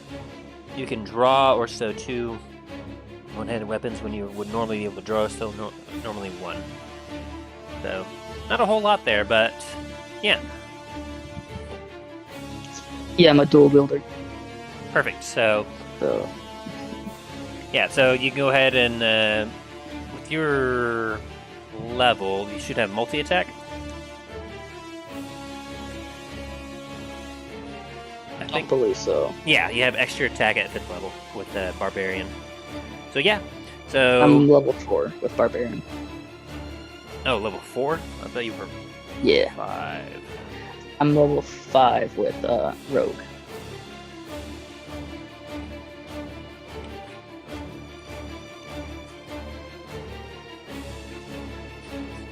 Interesting, okay. So ability score, Primal Path, Reckless Attack. Okay. So you only have 1 attack that you can use at a time. Gotcha. Okay. Yeah, that's what I'm seeing here is if you have 1 more level in a Barbarian, you can do an extra attack. So for this, then, since you do have Dual Wielder, well, I guess that does mean that you still get to attack, because use your bonus action that you can use for an attack in lieu of that. Yeah, okay. Sorry. Haven't quite gotten to know this character quite so well just yet, so just still figuring things out. So, if you had... So, to kind of lay this out for you, you can make your attack action, which takes your action. You can attack once with that. Then, if you want to, you can use your bonus action to make a second attack, which normally you would need a light weapon, but with your 2-handed weapon thing, you ignore the light property, so you don't need that, so you can still attack twice. And then if you were to level up 1 more Barbarian to get the extra attack, you can make 3 attacks a turn. Okay. All right. I like that. Okay. So for right now, though, you Yeah. have 2 attacks that you can make. Those are my 2 attacks. 9 and a 16. The 9 misses. The 16 does hit, though. So your first attack, you swing it out. Whoosh!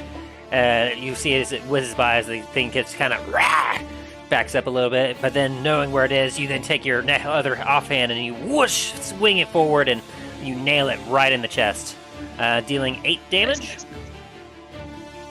It'll be this.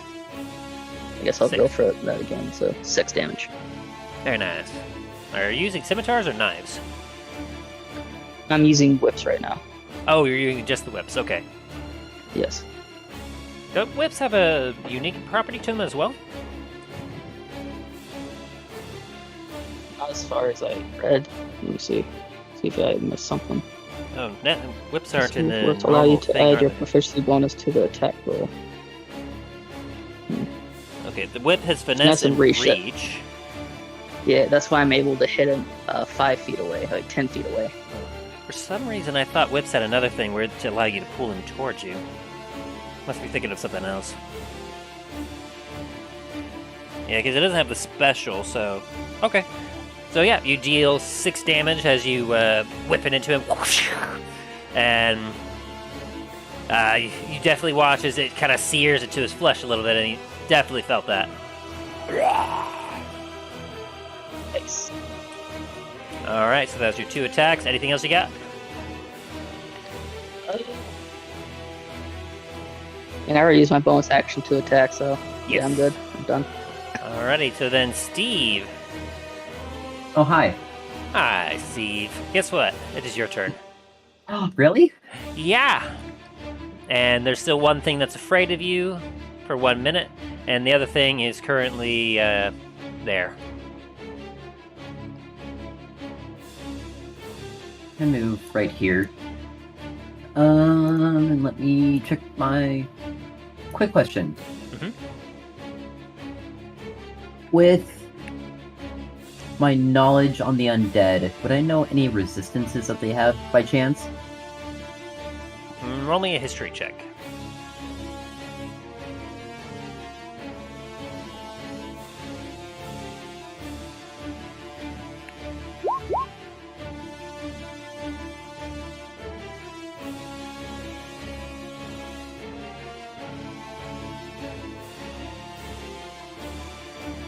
Okay. For the 15.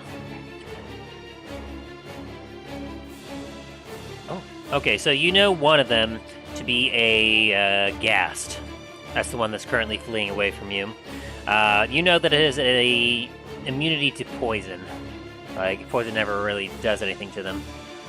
The other one you also know is immune to poison, but you recognize immediately that it is a white, which is a little bit scary because these things can be somewhat terrifying. You know that they are actually resistant to necrotic, bludgeoning, piercing, and slashing from all non-magical weapons not made with silver. Ah, Which means that since I just read that and realized that, this means that he took only 3 damage. Yes. and resistance what? Only does half damage, correct? Was that? Yes. Resistance only Yes. does half Resistance only damage? does half damage. Okay. Resistance is half. Well, that kind of dampens So things. this is the one that has resistance, just so you know. Yeah. Alright. Well, still try it. I'm gonna cast Toll the Dead on the white here, Boom. and because he just took damage, it is gonna be 2d. Was this a Well, wisdom saving Wisdom throw? saving throw, correct.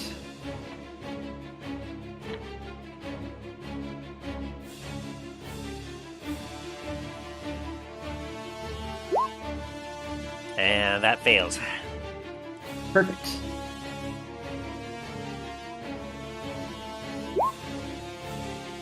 He's gonna take 6 damage. Let me double check. Oh yeah, Toll the Dead is necrotic, isn't it? Yep.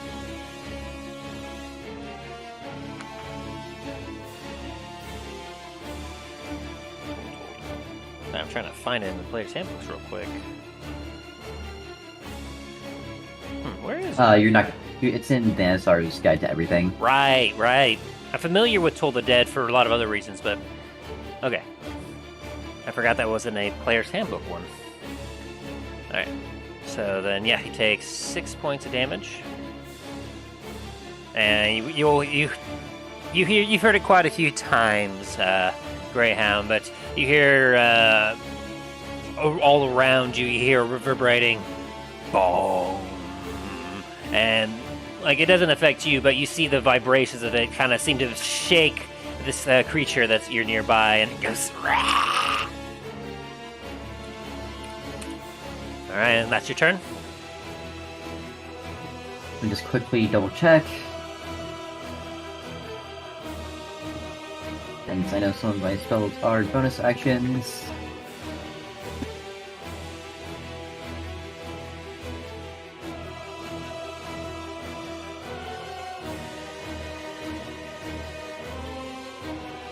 If I cast another spell that takes concentration, I lose concentration on the previous spell, correct? Correct. Okay. And Toll the Dead, was that, I forget, is that a bonus action or is it an action? That's an action. Okay, so you can only do a spell or anything else that you can use a bonus action on. Yeah. So anything else you got, or your turn's over? I'm quickly double checking, sorry. You're good. Too many goddamn spells. Since my cleric here can take, or has 14 spells, but then also add on top of the spells from his divination, or yeah, I'm just gonna end my turn there. Alright, that gives us back to the Centaur's turn. Looking satisfyingly at the sword that just got tossed away, the Centaur is going to then whip around his spear, and he's going to, or his pike, and he's going to make a couple attacks on this thing.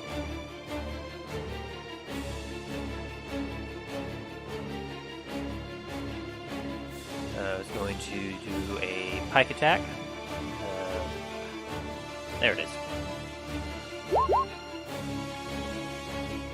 Brings down its pike, which misses once again because the 11 will not hit. Frustrated, and then rear up with its front legs, and is going to attempt to smack it with its hoof.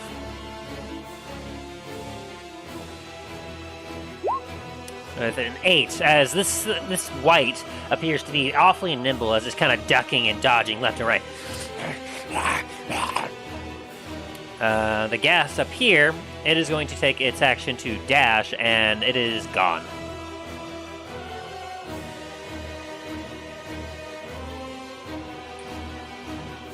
It is out of combat as it just flees into the forest. Which puts us back to the white's turn. And the white, since it no longer has a sword, is going to do 2 attacks. One against this here centaur, which a 9 misses. It swipes at it, and then it's going to go towards you, Greyhound, and it's going to give it another swipe at you. Does a 12 hit you? No, it does not. It seems to furiously swiping left and right, but it does not seem to be making any sort of leeway. As Greyhound, is now your turn. It's just closed the distance on you. Greyhound is going to scream at him, and then he's going to do a shocking touch, a shocking grasp on him. Ooh. Doesn't he make a dexterity saving? No, you just have to make an attack roll, right? Yes. Is that a spell? Yes. It is a cantrip. That Alright, definitely does a hits. 22 hit? Yeah, it definitely hits. And one-sided, does it have armor, metal armor? It had a metal weapon. Let me check on that. It just says metal armor. Yeah, I'm trying to see. Like, it has access to metal. Well, it just means it gives me advantage on it, but it has whatever. studded leather, so I don't think that counts. Gotcha. So I didn't have advantage in this, but I hit anyways, but... Yeah. It cannot make any reactions until the next turn. After the one that it has... Well, yeah, until the next turn. And it doesn't have resisted to the damage.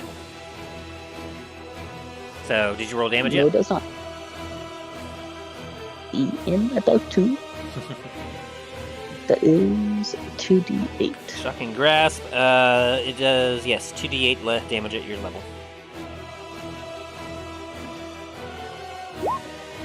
Oh, no. Why? Oh, no. That was so unfortunate. Oh. Graham Double. was so mad that he wasn't focusing on using the spell. Snake eyes. Oof. But still, damage is damage. It's better than it taking 1 damage. As you kind of grab it and go, and you watch as the electricity courses through the runes in your arm into the body of this white friend of you. As Steve, it is now your turn. Steve is going to rush up here, and then he's going to cast Word of Radiance. Ooh. Ooh.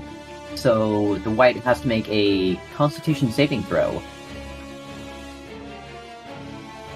Yeah, I don't have that one in the Player's Handbook.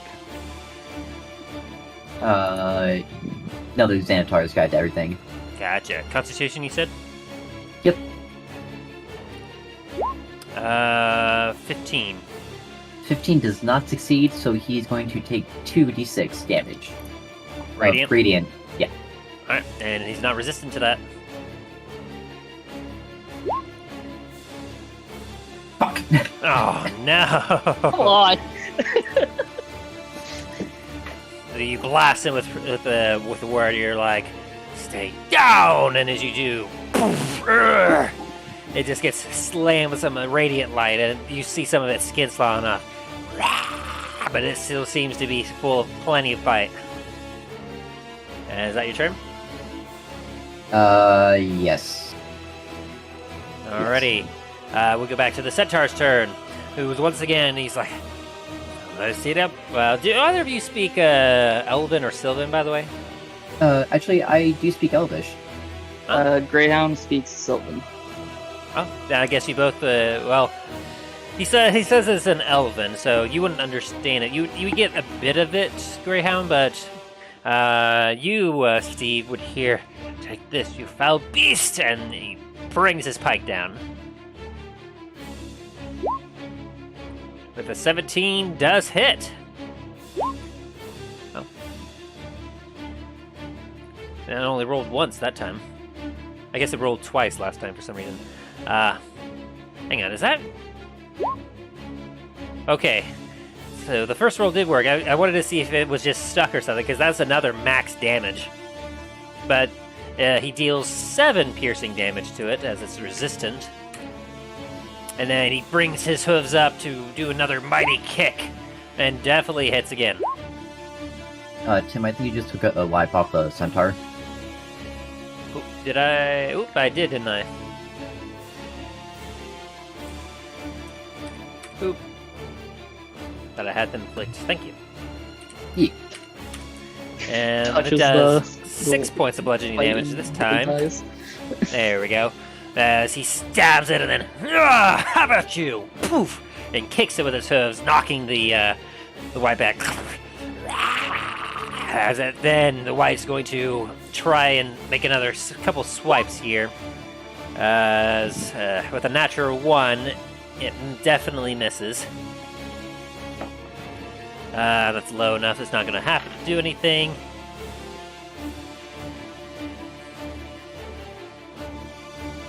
And so then it's going to turn to you, Greyhound. It's going to try to make another swipe against you. Does a 15 hit you? No, it doesn't. Alrighty. So it swipes at you again. This time you block with your weapon, and you watch as its blade scrape against it. And you almost see a weird necrotic kind of energy seeming to emanate off of its claws, as it seems to be getting very frustrated. And it is now your turn. Greyhound's gonna look at the Centaur set and say, I don't know what the hell you're saying, but good hits! And then he's gonna go over and he's gonna do another shocking grasp. Go for it.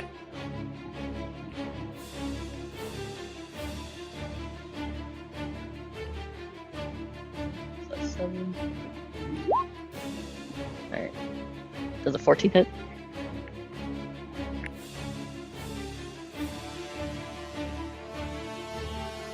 Hello? Yes, it just hits. It does? Okay, nice. Hopefully it doesn't give me another snake eyes. Alright, 9 damage. 9, and this was non-magical? This is shocking damage. Oh, right, shocking damage, which is not resisted to. So you reach out your hand, this time, like, you feel the energy pulsing through your arm as you grip it and you go, hey. And it definitely feels that. That is the end of my turn. And it seems almost kind of, as you see its head and its body starting to droop a little bit as it seems to be growing weaker from these barrage of attacks. Greyhound's gonna scream at it again. Ree! Yes, a ree. Steve, it is your turn. Okay, question for you, Tim. If I cast Divine Strike, I get a 1d8 plus my spellcasting modifier, along with the attack damage on the weapon that I may use to make the attack, correct? I believe so. You said it's called Divine Strike? Correct.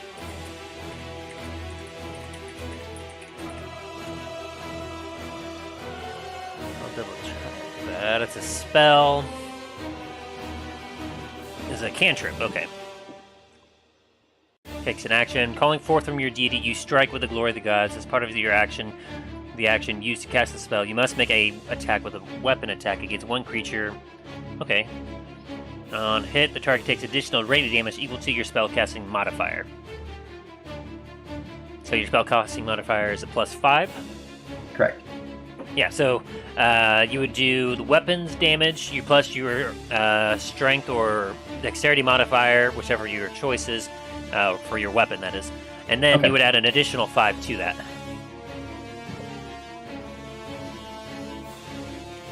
And you have a Warhammer? Correct. So yeah, it would be... I'm assuming 18 hits? That definitely hits. Okay, so then... Oh boy. 8 plus 3... That is the Warhammer damage. And then +5. Well, it's another 1d8 plus 5. Correct? Hang on. So as part of the action used to cast it, so you make a attack with the weapon. So it takes an action to use Divine Strike, but part of that is you swing your weapon. So basically it just adds your... Okay, so the way the Divine Strike works is it adds a... So it adds a 5 radiant damage to your normal attack. So then why does it... Or wait, spell's damage increases fifth? by 1d8 when you reach level... Once you reach 5th level. So it would be 1d8 plus my spellcasting modifier. Oh, so it does. So yeah, I guess it adds an additional 1d8 plus... So yeah, just do 1d8 plus 5 then. So 16 damage. Wait, no. Sorry. And were you wielding your 13 Warhammer damage. with one hand? Yes, one hand, since I'm using my shield on the other. Perfect. And so, for just the base Warhammer, that's going to be... That's going to be the 5 up top. Yeah, half down to 2. So then 13 damage altogether. Yeah, 13 damage, which is still more than enough to obliterate this thing as you bring down your hammer and you feel the radiant energy building up within you, and it culminates at the head of your Warhammer as you bring it down. This diminutive being, already kind of weak, looks up and it reaches both of his hands up trying to block on...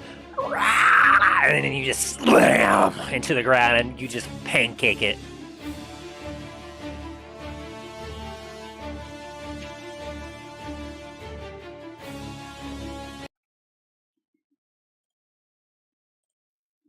And the battlefield falls silent. The centaur kind of pants a little bit as it shakes off a little bit of black blood from its spear, and it looks at you too.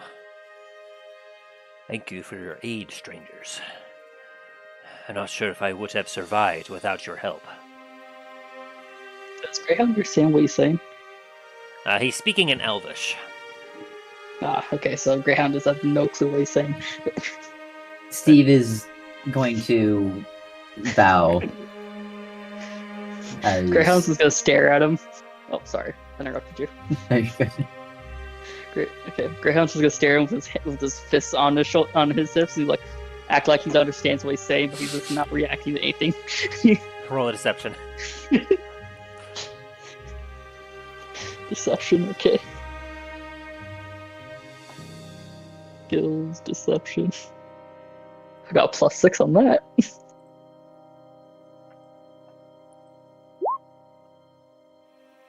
You gotta beat a 9. And you do! Jesus Christ. You look very convincing. As you're kind of nodding. Like, you somehow are so good, you're nodding at the exact moments when you need to. Despite not understanding a single thing. Nice. I realize you're full of shit, though. Yes. You've been traveling with Greyhound long enough. You take a look at him, and you know for a fact he doesn't speak Elvish.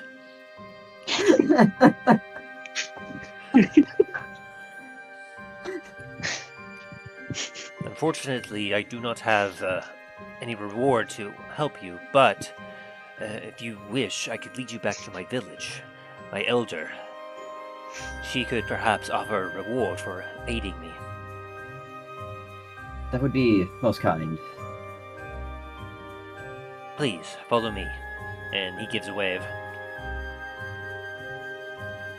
And I assume you follow? Greyhound's gonna look at Steve to know what he actually needs to know what he said. We're following the centaur here. Help me out here. Ah, gotcha. He starts following the centaur. Steve's just gonna shake his head and then follow behind both of them.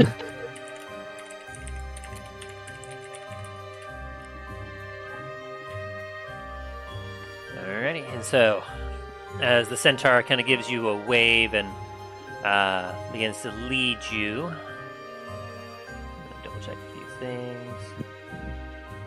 Were you going to do anything in the battlefield here, or are you just following him? Just double checking. Greyhound's gonna kick the white before he leaves. Sounds good. Can I quickly search them for anything useful? Sure, do an investigation check. God damn it. Hey! Is that a 14 I'm seeing? That is a 14. Can I help him with that? He already made his roll. If you wanted to, you can make your own roll, though. Okay, See gotcha. if you can do better than him. Which you do. Fucking 18. Blue Goblin. Alright, let me do a quick roll here, see what all you find.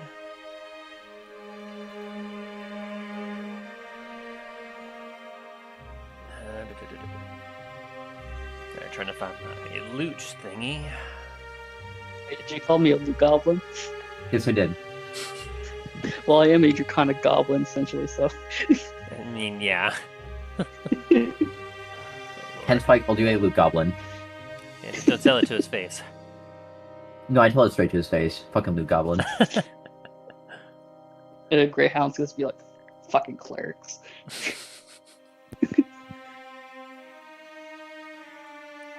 I'm kind of just use my Warhammer and point at the white. Like, I'll do that to you too. Fucking try me. Greyhound's like, ooh, you know I don't like people who have religions. Alright, still loading up. Got a lot happening right now, so my computer's lagging a little bit. I swear the loot is coming. I need it. Greyhound's starting to shake again, having his teeth chatter.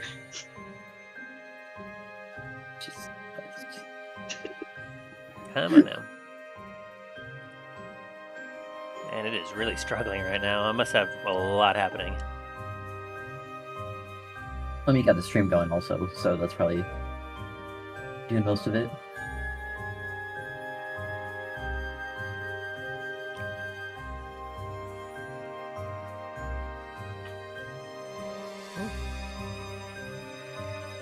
Wow, for that? Oh, okay.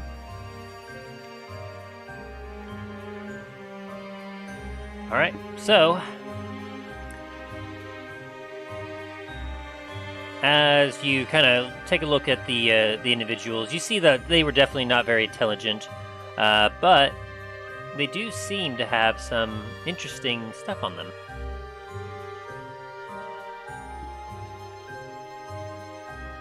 As you take a look, you're able to piece through their pockets, and you're able to locate approximately 1,000 copper pieces. Wow. You have 700 silver pieces and 10 gold pieces, just kind of mixed amongst them all. I'm assuming we just split that down the middle. They're Greyhound. I said I'm assuming we're just splitting that down the middle. Pity pity. Yep. You also find on one of them a potion of greater healing. Wow. Greyhound's grabbing that shit. Me a little guy. You also I find I need it. you also find on one of them a helm that appears to be magical of some kind. You're not sure how or what. I'll kind of just keep that in my back pocket for now. Well, in my backpack, I should say. A back pocket. And then you find one more thing. Let me double check here. You find a cloak that, as you take a look at it, it appears to... Let me see. I should have a description here, actually. Yeah, it's kind of a little bit icky looking. You kind of pick it up off them as you're kind of doing some general looting. You shake it off, but honestly, it actually does look terrible, as the cloak appears to be kind of a deep gray, almost a navy blue kind of color, with some gold inlay around the edges as well as in the hood part. It also, the most interesting about it is that on the back part of the cloak, it has a long protruding length of the fabric that just kind of goes out to a long point and kind of drags behind the cloak. And interestingly enough, as you kind of grip this cloak, it almost feels, well, it has like a smooth consistency, but it doesn't feel like cloth. It almost feels like you're not quite sure, like almost like an oily slickness, but it doesn't, like, you don't get anything when you like touch it or you take your hands off of it. Greyhound's gonna put it on. Okay. You put it on, and it seems to fit you perfectly. Does one mean silk? It doesn't seem to be made out of I'm silk. sorry, either. what did you say? Oh, okay. But definitely, you could definitely feel some magical essence off of it just from being in close proximity with it. Am I able to attune to it? As you kind of put it on and whatnot, and you kind of focus, you don't find that there's anything to attune to. It just seems to exist. Do I at least know what it's called? Do you want to roll for it? Sure, yeah. Alright, you roll me either Arcana or History check of your choice.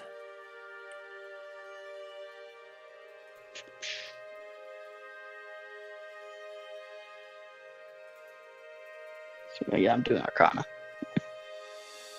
I'll help out with the history check. Go for it. Does 11 make it? Not quite. It's a cloak of some kind. It looks like a This cool cloak cloak. do be cloak. He'll be cloaking. Cloak be cloaking. And did you say you were giving him aid? Or... Oh, you both No, rolled 11. Yeah. How did you both roll at 11? Does that mean we get to roll again? I'll give one of you, like, what you decide amongst you which of you wants to make it another roll. Go for I'm it. gonna roll. I got +7. Fuck! Why? Cloak be cloak. Got it. That's a very You nice gave me really cloak. the real one. Just be a cloak, yeah. Anywho, Oh, Yeah, Graham, I'm boy. just gonna wear this, I guess. like I just see the centaur just saying here, like, what the fuck are you retards doing? The centaur seems to be very much patient as waiting for you. They seem to be thankful for you saving his life. Alright, so how much gold did we get again? 5 gold, 350 silver pieces, and 500 copper each. 5 gold, 300 silver pieces, 350. 350. Ooh, okay. My brain not working, I apologize. And copper? 500. 500, nice. Thank you. Oh, that is an extra 0 that I do not. There we go. Nice. Alright, thank you. I appreciate it. Mhm. Alright, Greyhound motions the centaur to let's go. Alright, so as you all kind of follow the centaur as he leads you out, you find yourself moving through the forest as he seems to move quickly, and you have a bit trouble keeping up, but he seems to kind of take a couple of looks back every once in a while and acknowledges that you're not moving nearly as quickly, so he slows down as you kind of traverse through the woods. You move on for approximately about 30 to 45-ish minutes until eventually you see what appears to be a somewhat set trail, as it appears to have been well trodden upon. And give me just a sec. Let me get some different music going here.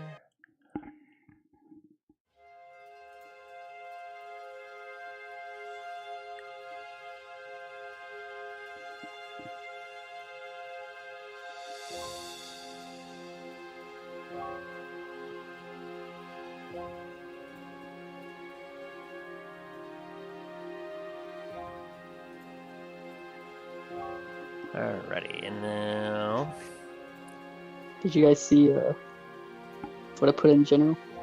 Not yet. Spooky. How Greyhound looks whenever he's excited. Shiver me timbers. Just starts shaking.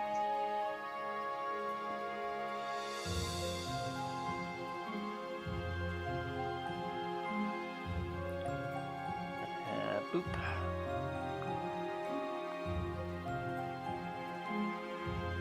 Do I have a specific name for this? No.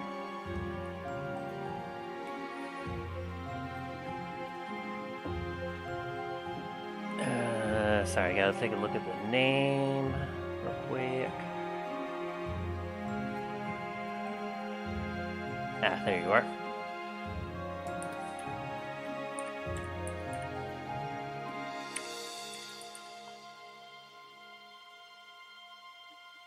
Perfect. All right. And so, as you all make your way into the village, you see before you a stream kind of running nearby, as well as a host of additional centaurs. Yoop. Currently kind of mulling about.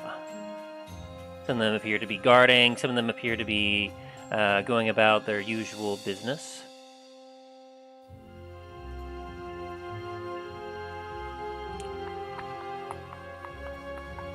You're all able to see that? Yeah. Perfect.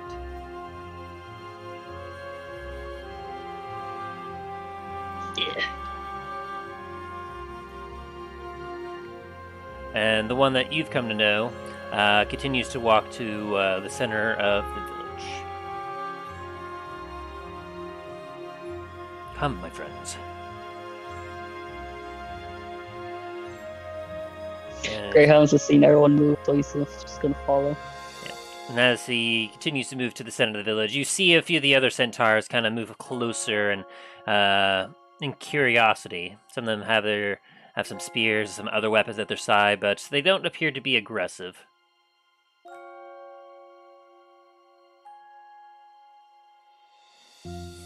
And you watch as the one that you were following gives a deep, low bow to this one here in particular. Greyhound's gonna bow too. She appears to be a bit older, but wise, and you see a few scars upon her. Karyakas, I bring some allies. Allies, you say? And she kind of looks at the two of you. How are these two allies when they intrude upon our land? They aided me when I most needed help, as I was on my scouting mission. And they are currently speaking in Elvish right now, which, so Greyhound, you don't quite understand. Let me double check something, though. Greyhound's gonna keep up trying to act like he understands everything. I want to double check a thing, just to make sure I got this information right. Oh, yes, I know, puppy.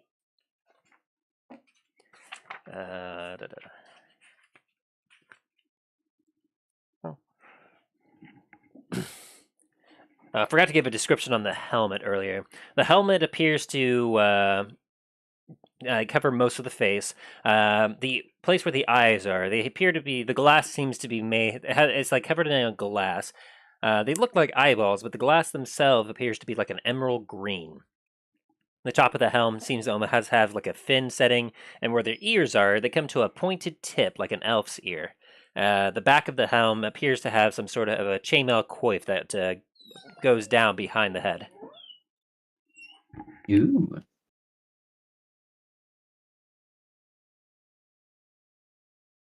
And that helm seems to call to you a little bit, Greyhound. Oh. Greyhound's gonna just look at it. You son of a bitch.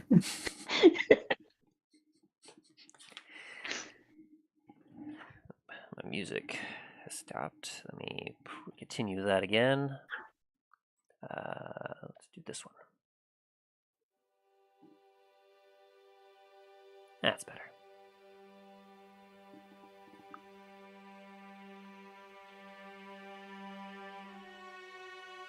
All right. And so as the one that you heard was called Karaya Kas takes a look at you both. Really seeing that neither of you are Elvish, she kind of gives a short, courteous nod of her head, and you actually understand her, Greyhound, and she says, "Welcome to our village, strangers. I am Korayakas, the elder of this village." What language is she speaking now? Common. Oh, okay. I must ask, why have you come here? Quite frankly, we were just following the centaur here that we saved. She kind of looks at him. He said that he was during his scouting mission, he came upon a host of the undead, and that you aided him? Yes, that is correct. You have my thanks. I have lost many of my warriors battling these undead. They intrude upon our land. Tell me, what do you know about this land? Can I roll a history for that? Sure.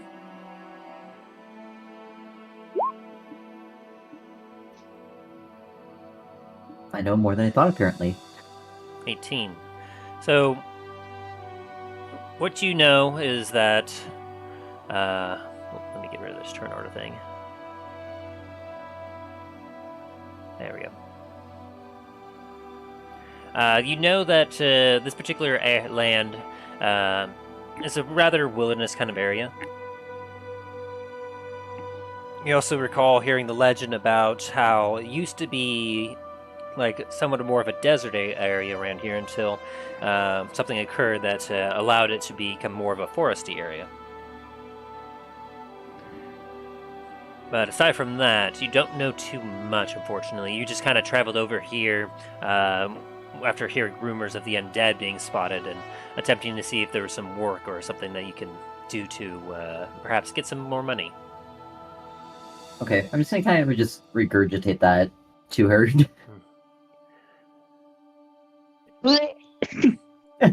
You see, my people here are about as much.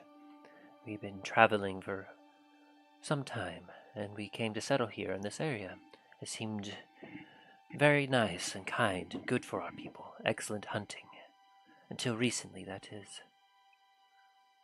You see, a few moons ago, we encountered these undead entities. These human-like creatures that did not stay dead. They did not look alive, and yet they were not dead. And as they intruded upon the forest, they attacked some of my kind. My warriors fought bravely against them, but the battles have been non-stop. It was at one of these battles that, one of these battles that we had occurred, there was a fierce battle. Magic was flung around. Many of my people were killed, but we were able to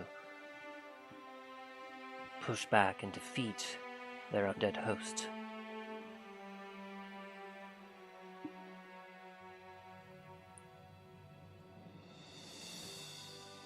After we won the battle, we were gathering some things. We discovered that there was a shroud of vines that, while we had passed by it many times, the vines were always impassable, but something must have happened during the fight that cracked and caused the shroud to somewhat splinter a little bit. And so when we went in to investigate it, we discovered something quite curious. Inside there appears to be what would your people call it? It was a structure of some kind. Not unlike our tents here, but made out of stone or something. It had these runes that I was barely able to make out. And nearby, there appeared to be a gate of some kind within it. As we tried to take a closer look and figure whatever this thing was out, I wasn't able to discover much aside from reading some of these runes as identifying this as something called the Atom Gate.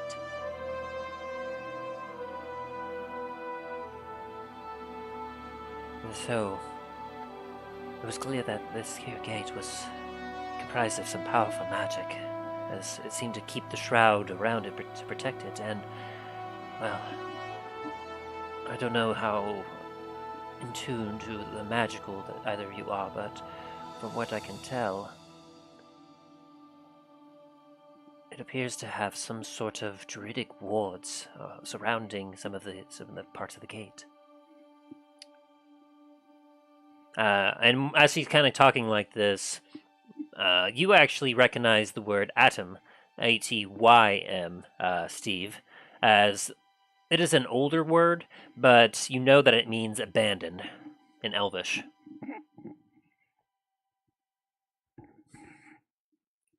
Now, I've had some of my people stationed at that gate, just outside of the shroud. I've had many more patrolling the area, looking for more undead. For you see, after we discovered this here gate, it seemed that the undead forces that were somewhat roaming around the forest, it seems as if their numbers have doubled and their strength has increased. It has come to a point where it is clear that these undead appear to be trying to reach this atom gate. But we cannot allow them to do so, and so I've had my people work hard to prevent their entrance, but unfortunately, it's just not enough anymore. I imagine my warrior here would have definitely fallen if it hadn't been for your aid. And she kind of looks down at the fire a little bit and goes into contemplative thought. Solai, Habiro Kara, as she says over in Elvish, Solai, bring the artifact here. And one of the centaurs who are nearby nods and kind of goes down to another tent. As I hear the word artifact, I'm kind of give a questionable look. She takes a couple steps forward. It is clear that we will be unable to defend this gate for much longer, but I have been contemplating on this, and after spending enough time, I have come to have a basic understanding of how some of it works. According to some of the runes that I found, it appears that this gate is believed to have connections to the celestial realm. While my people are not necessarily God-following beings, she kind of gives a little bit, it is clear that if this is indeed connected to them, perhaps to ensure that these undead don't taint or destroy this gate, if I were to go and activate the runes and activate these gates, perhaps we might be able to use them to bring forth celestial allies that could, in our stead, protect this gate and defeat this undead menace. But with how dangerous the woods have been, and it is of quite a far travel from where we are now, I'm afraid that trying to go there on my own would surely lead to my own demise. Since you two are here, I know not why, perhaps I could ask of you to aid me further.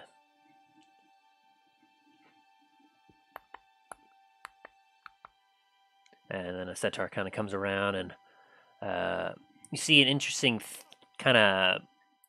It looks almost like an orb in his hand, but it's somewhat large. Ah, here it is. My people, we do not possess much, but this here is an artifact that we contain. I find it quite beautiful, but I understand that it is also could be quite valuable. And the centaur holds up a bowling ball-sized sphere that is the color of amber, and within it you see what appears to be a miniature treant, which is currently striking a very dramatic pose. And if you want to, you can roll for the treant history.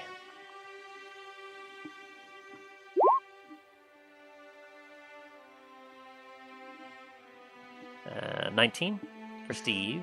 And then were you rolling anything? 21, very nice. You both get this. So you recognize the figure, the miniature figure within the amber as what it almost looks like a tree, but you recognize that it has some facial features to it, and you recognize it as a treant, which you come to know as a living tree. They are not often seen, but oftentimes they're regarded as guardians of the forest.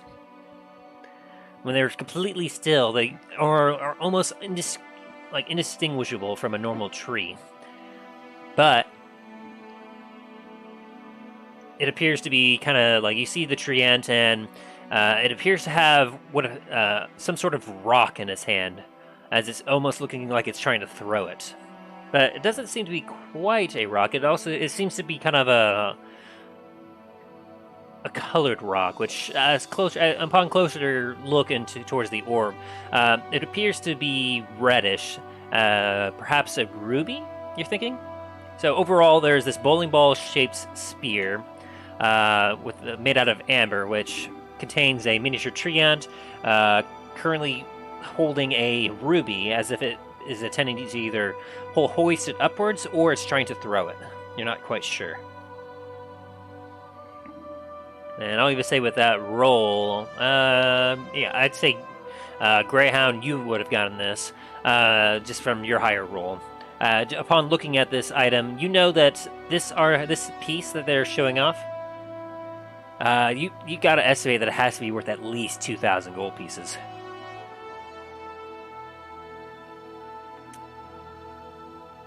This here, it is an old artifact we discovered once on our travels, but I understand that people of your kind require payment for services rendered. If you were to aid me, help guide me to the gates again, make sure that I make it there safely so we can activate it and prevent the undead forces from reaching it. When we return, my people will give this to you, to do whatever you wish.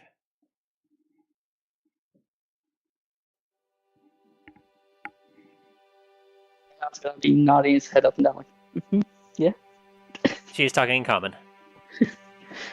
Gotcha. So you do understand. Greyhound. Gotcha.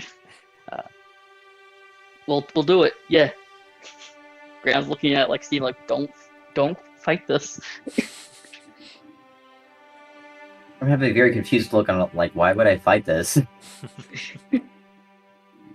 No, because you don't know how much the statue's actually worth, so didn't know if you were gonna be like, why are we doing this for the statue?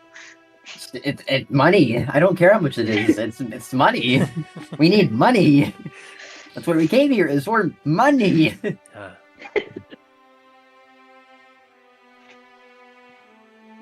Very good. And she kind of gives a nod to the other centaur, then takes the orb and turns back to where they came from. We shall leave post-haste then. These undead incursions that keep occurring are growing more frequent and more violent every day. Do not wish to allow them to get to the gate. And she kind of looks at the other centaur. Thank you for guiding these strangers to me. Perhaps we may finally be able to end this once and for all. Of course. And then he gives a nod and walks away. If you are ready, then let us be off.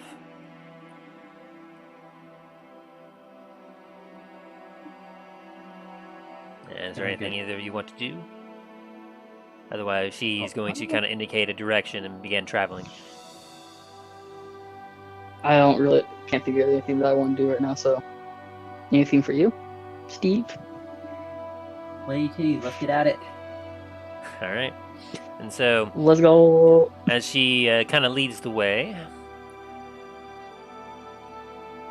she takes you out of the village, and you all begin to head west or eastward. Yeah, east. As you begin to move through the forest.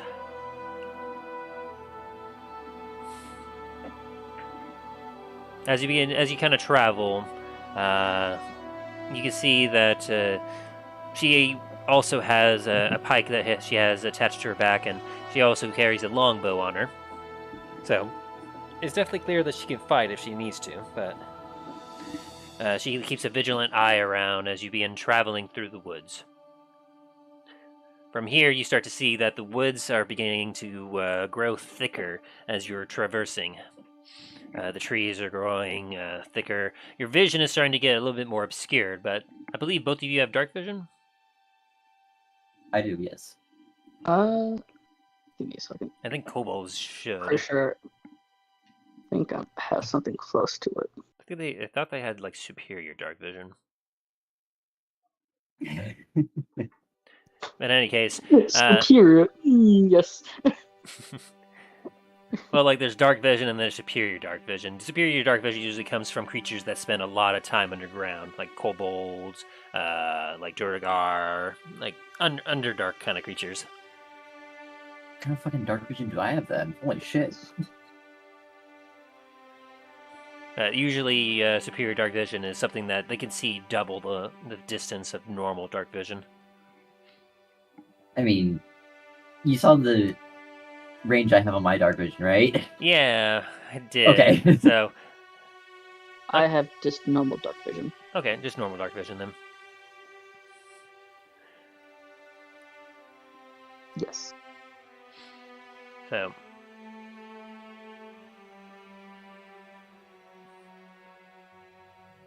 as you are traveling, while the forest is getting darker, you are still able to relatively maintain a proper sight and vigilance about the area.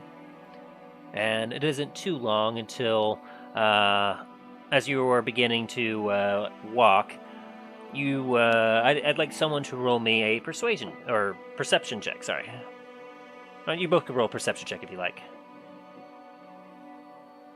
So let's go. Okay.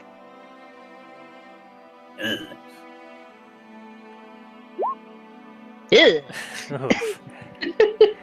Well, this makes a lot of sense in a lot of ways. So, Greyhound, you're just kind of traveling about, looking left and right. Everything seems about normal. Steve, you see a bit of a curious sight as you're kind of looking off to the side as you were walking, following this centaur known as Koriakai. You see what appears to be some movement in the bushes nearby. But after a second, you kind of like, as you're about to warn your allies, you notice that it's not coming from the bushes, but the bushes are moving. They're in the walls! They're in the goddamn walls!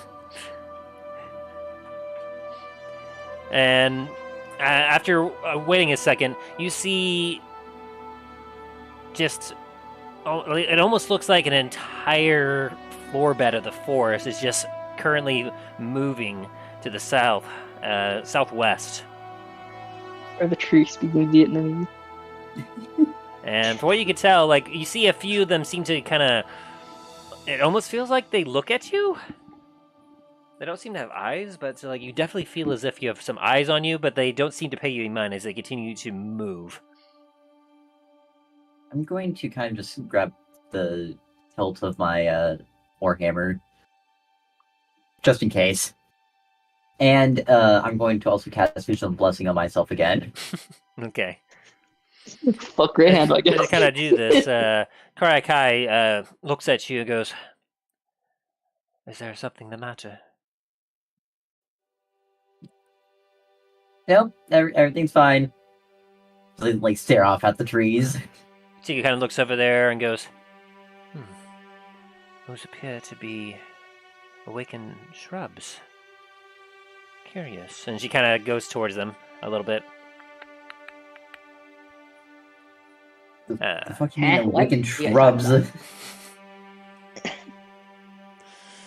She kind of kneels down on her two front legs towards them. You see about 6 shrubs that appear to be kind of moving stop and look up at her, and you hear a bit of a... but you two are currently too far away to hear anything about what's being said. So what do you do? I move closer? Alright. So as you kind of go up, it's some weird kind of speak, but you hear kind of... You're able to just hear... Fleeing, this took over our root place several days ago. Fleeing away. Find safer place. And Karakai just kind of nods and looks at you, up at you. They say that they lost their ability to stay at where they were currently staying, the place they call their root place. But Who's saying this? I don't see anyone here. Oh, these. And she kind of indicates to the bushes that are kind of moving. And one of them looks at you and goes, "What are you looking at, white guy?" Graham, did you fucking You put saying, something? Did you drug me in my sleep or something? Holy shit! While he's asking this, Greyhound's just laying on his back, looking at the sky. He's like, I don't know what you're talking about. He just kind of looks away. No, you don't quite understand. These are what we have come to be known as awakened plants. Apparently, there must have been some sort of druid that tended to the gate before us, and so something that we've come to learn from druids is that they seem to allow certain plant things to gain awareness of themselves. I'm gonna look at Greyhound and say, wasn't that one druid disappear not that long ago? Yes, he's the one that created this forest. You've heard of such a druid? Can I roll a history on the name of the druid? Yes. Has been a day. The guys didn't actually tell us God. the actual name. Okay, so Steve, you recall one of the more consistent names that was being spoken was it was called Diarmuid. Diarmuid. Diarmuid. At least I think Yes, how there it's was a pronounced. druid called Diarmuid, I believe. He must have been powerful, because my kind have been finding countless of these awakened plants here and there. Unfortunately, they're not telling me exactly what has happened that they would lose their home, but they appear to be trying to move south.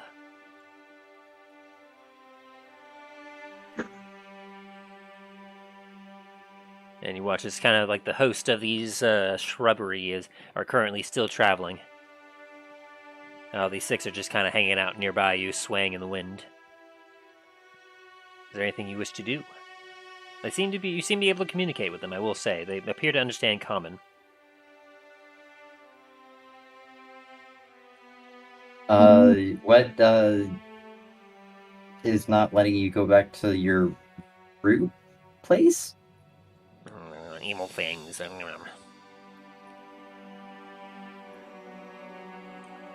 Things like look like you. And it kind of seems to back away as it looks at you. I'm gonna kind of like point at, so look like me, and then kind of just do a really bad zombie impression. It doesn't seem where like to. My arms are like stuck up. It doesn't seem to respond. Instead, all of them seem to be kind of backing away from you trepidatiously. They don't seem to trust you. Okay, so I'm assuming that they mean the undead. Got it. I'm gonna ask, which direction is your root thing? I'm not telling you. Well, we could help you. Are you trying to persuade them? Yes. Okay. Whoever wants to, you can roll a persuasion check to see if you can get them to trust you a little bit more. What's yours? +4. I got this. Ooh, I got very 22. nice. Never mind, you got this. Yeah, They don't trust me. They won't listen to me.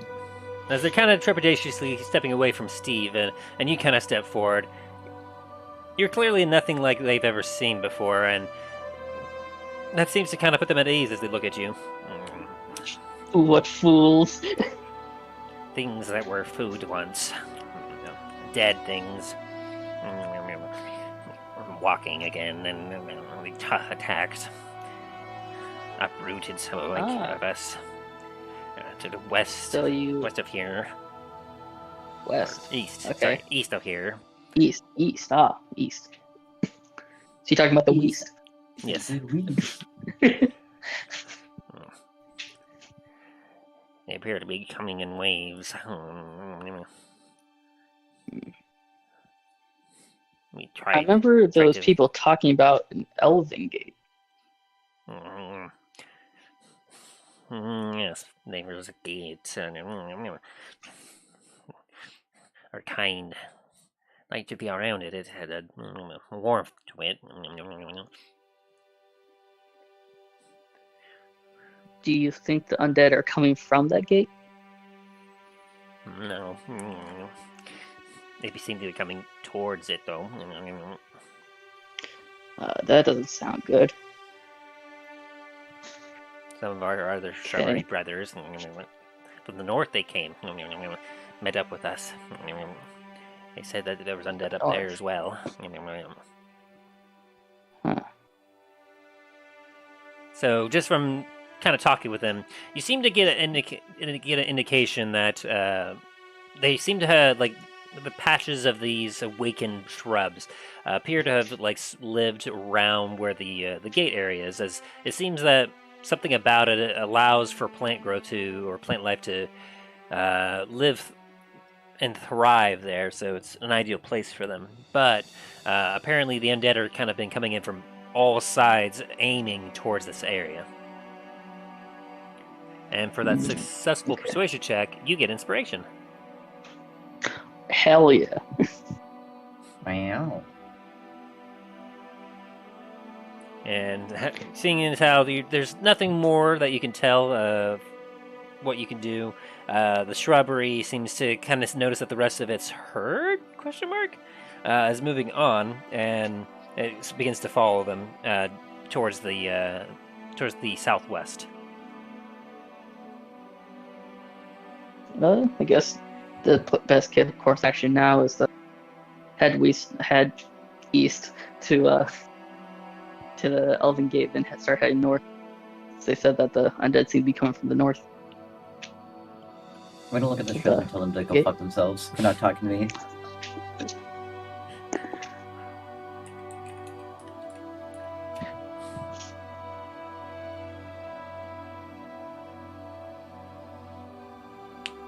Alan just starts heading east. Alright. As you begin heading east, following Karakai, you continue traveling through the forest for some time, not seeing much of anything else. In fact, eerily enough, it sounds almost like,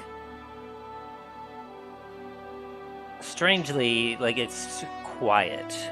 The birds that you were once hearing have started to become fewer and far in between, and you're not seeing even bug life. You're not seeing anything really swirling around or swarming. It's starting to become eerily empty and quiet.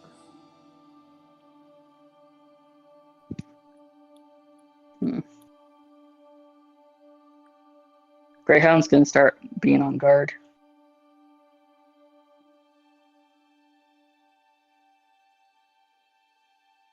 Gonna take out his 2 scimitars. Alright, give me just a sec. What is it, boy? What do you see? Lord. I see things that are about to die.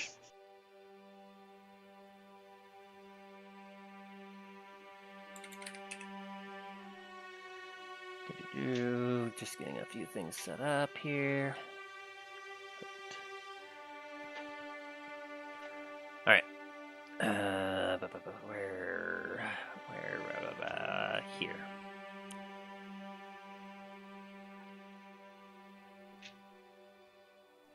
And copy.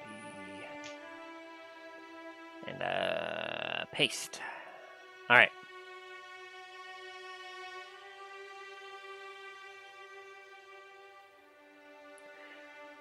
So, as you begin to get to this quieter part, you actually start to see and notice what appears to be, curiously enough, a structure.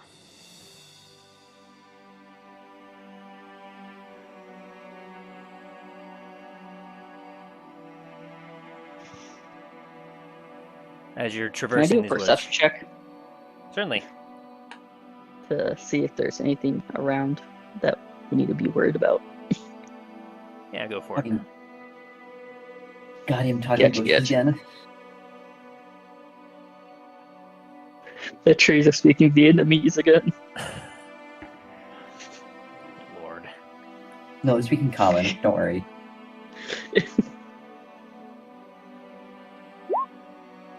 11. It's 11 work. 11. As you take a look around from where you are right now, you don't really hear much. It's very, very quiet. But you do see what appears to be the remains of some old buildings.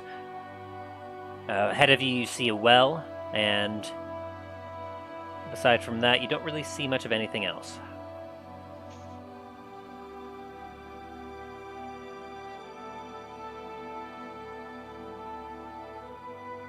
Grant's gonna try to squeeze through here. Okay, you're able to. You see the remains of what appears to be a stone wall. And you're able to kind of peek inside some cracks within the building.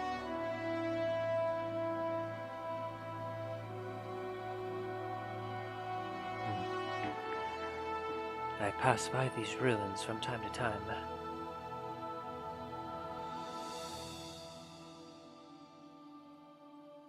Usually there's nothing ever here.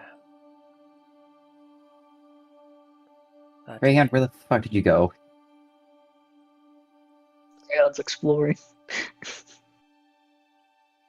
Don't worry about him. Being a loot goblin. Definitely gonna worry about Greyhound now.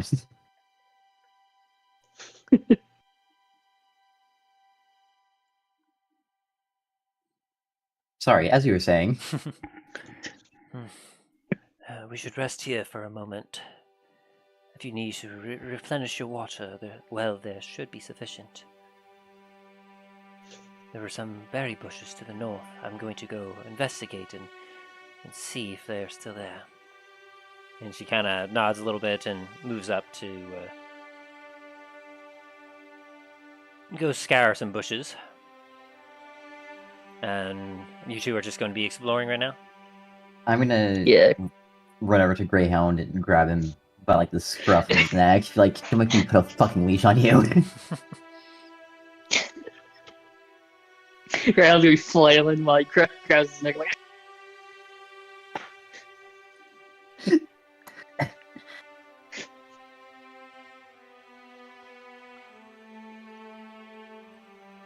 Can I roll a perception to see if there's anything nearby? Yes.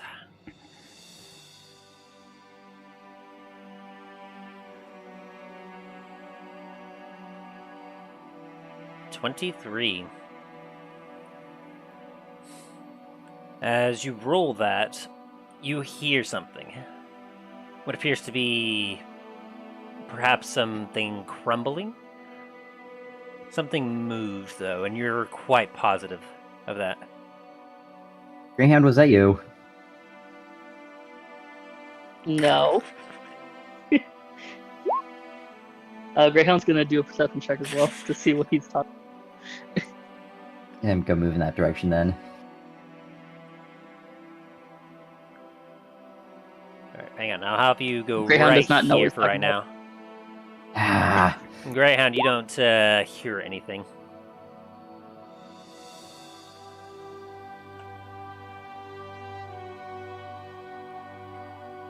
And I'll have you stop there, Greyhound. Oh.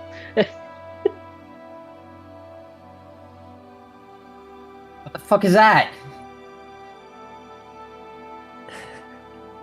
I What's don't know what going the fuck on? this is, but I see it, Tim.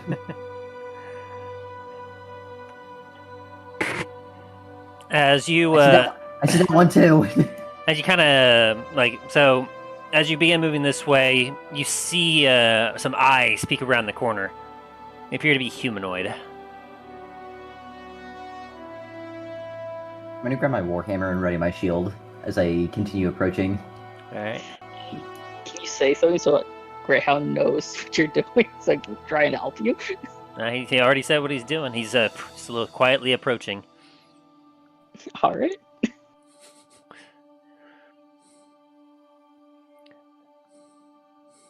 I see this one quite yet, or not really?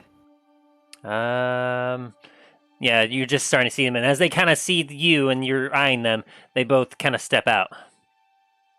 Halt there.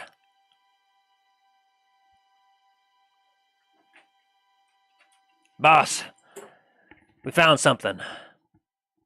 And then stepping out of an area here. Now, who's this? As he kind of looks up at you. I could ask you the same question. He kind of gauges and looks at you up and down.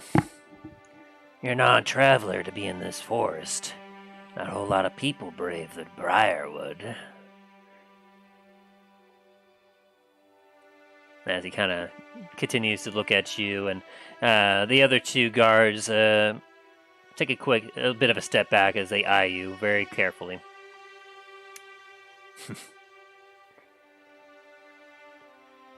Well, perhaps introductions are in order.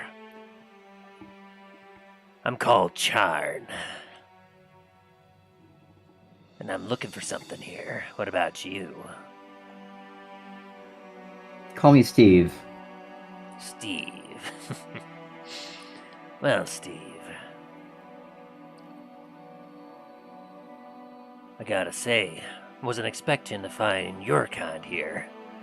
I was looking for something else. What were you looking for exactly? And can I roll a persuasion in order for him to tell me? Yes, absolutely. Do I hear this going on? I'm not trying to be quiet about it. Roll me a perception check. He's going to do...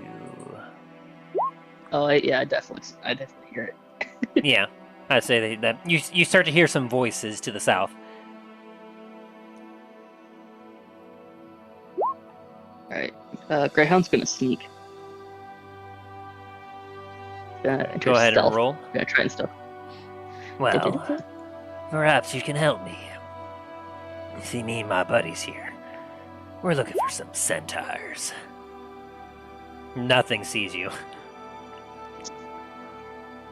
I've entered the Shadow Realm. See, we've been hired by Dorromar. I doubt you know who that is, but it's still a little that you need to know. We're basically hunting down some centaurs who've been bugging him, taking him out, you know. Yeah, he spits on the ground. You seen any centaurs around here? I've actually seen quite a few. How many of you are there?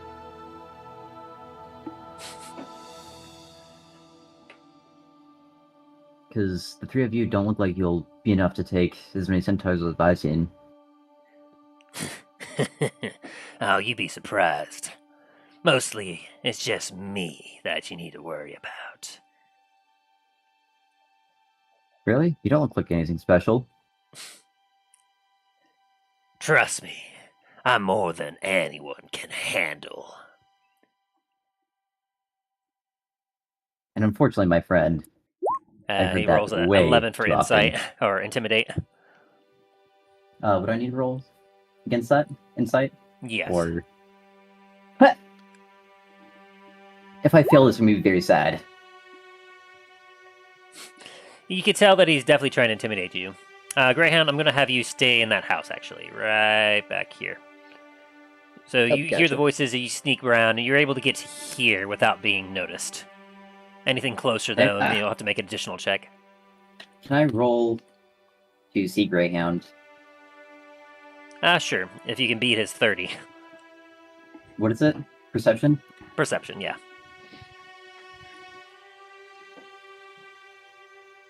Please, not 20. I didn't get nat 20. I only got dirty 30. Yeah, no, I know you 19 did, plus 11. I needed nat 20 right now. Yeah. Okay, gotcha.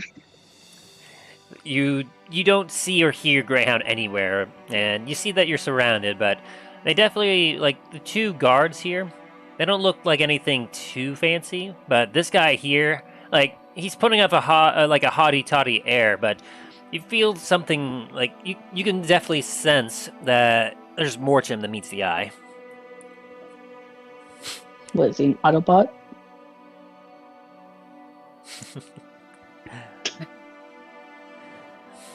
Well, if you could just kindly point me in the direction of where the centaurs are, then there ain't no need to be any trouble with us here.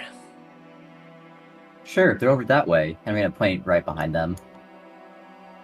The two guards kind of look behind you, or behind themselves, but Karn seems to continue looking directly at you.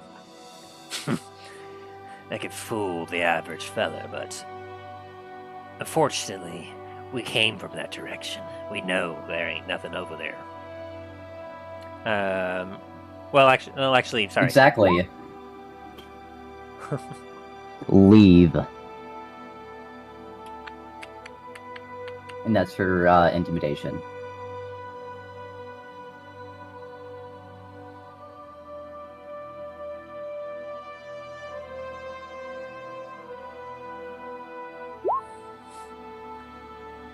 That's a nat 20 that he got because he has advantage on intimidation checks.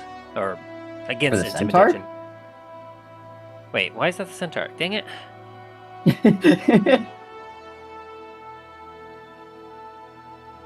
Sorry. I was gonna say. Not trying to intimidate the centaurs? Okay, with the 7, you see that as you say that and you kind of hold your stance, he kind of takes a step back a little bit like, we don't need to bother with you then, but... And then, Karaya comes back towards you. Steve, Greyhound, are you ready to continue? And he kind of looks past you, and you hear the voice behind you, and you know that Karaya is right behind you. Well, I'm gonna tell you this once more. Leave. Looky here, boys. This looks like their leader. And as he's saying that, I'm gonna move up right in front of him. As you kind of get up and close to him, he looks at you and goes, like, he doesn't even flinch. So, you are working with these here centaurs, are ya? That's a shame. Would have left you be, but unfortunately, our job is to eliminate these here centaurs, and if we get rid of her... oh, that's gonna make our jobs a whole lot easier. As this guy's monologuing, can I cast Divine Strike on him? Go for it.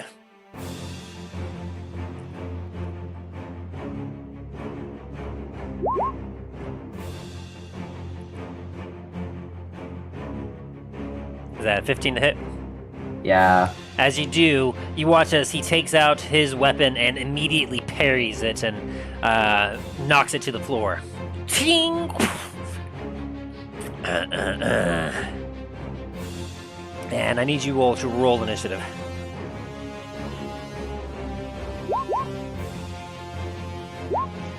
Uh, 11. Alrighty.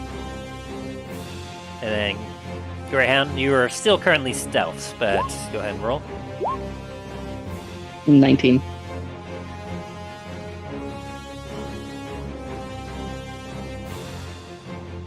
Did you hear me? Yes.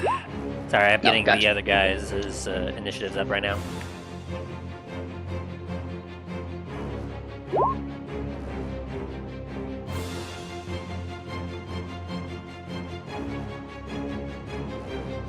They're very basic. This is the guy to worry about, though. Alright, so... as we get into initiative... Ooh, Greyhound, you match with the with one of the guards, but you have higher dexterity, so you'll be going first. Okay.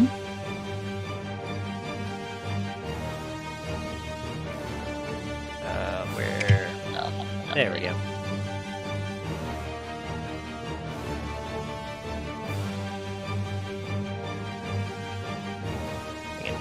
Okay. So We have Greyhound, this guard. The other guard did a nat 1, so he's going dead last. Gladiator did a 9, but you still beat him out. Yeah, you beat him out with your 11. Steve. Oh, she needs to roll initiative.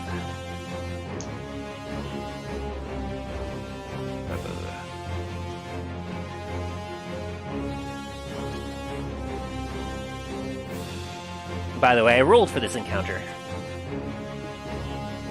Which is cool. No. Okay. Nice. There's 3 other options that you could have had, but... Woo! Centaur had a high initiative. God Oh, damn. yeah, she did. She was ready. So she's going to go first. Greyhound, you will be going second then. That guard had a 19.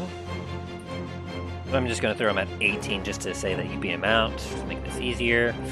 Steve, you had an 11. Yes. And then Karn, I forget already. He had a 9. By the way, excellent start to that. That was very nice. Steve. Nice enough to get inspiration. Not quite, but I Damn. definitely appreciated that. Worth a shot. Always worth a shot. And he got a 2. Alrighty, and then in descending order, there we go. And seeing as you strike, Cora recognizes that there's danger immediately. I shall help. And she brings out her longbow, and she does a couple quick shots. And the first one hits this guard here, because unfortunately you're in the way, so she can't aim at that big guy. But she's able to hit him with one attack. The other attack misses. And she deals 9 piercing damage as you watch as she pulls out an arrow and it nails the guy in the chest, and he reels back, goes and he hits the ground onto his knee. I'm sorry, which one? I was looking at my spells. This one here. Okay. And the other arrow, the guy kind of ducks behind the corner and it bounces off the brickwork. Pew! Would you say that he used to be a venture like took an arrow to me? Yes. God damn it. Greyhound, it is your turn.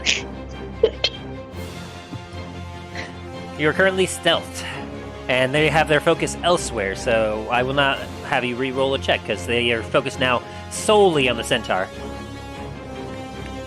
I am going to rage and attack. Alright, swing to hit, Sneak and attack. I believe you have advantage as you're hidden. Yes. Swing to hit. The 19 hit. That definitely hits. As you kind of roar, "Rah!" and you scream and rush towards them. Go ahead and roll your first attack. Oh, that's your first damage. Yes, my sneak attack. So, you can bonus action to rage. Yep. I don't have my bonus attack right now. Nope, you just have your one attack. Yep. And now it's 3d6.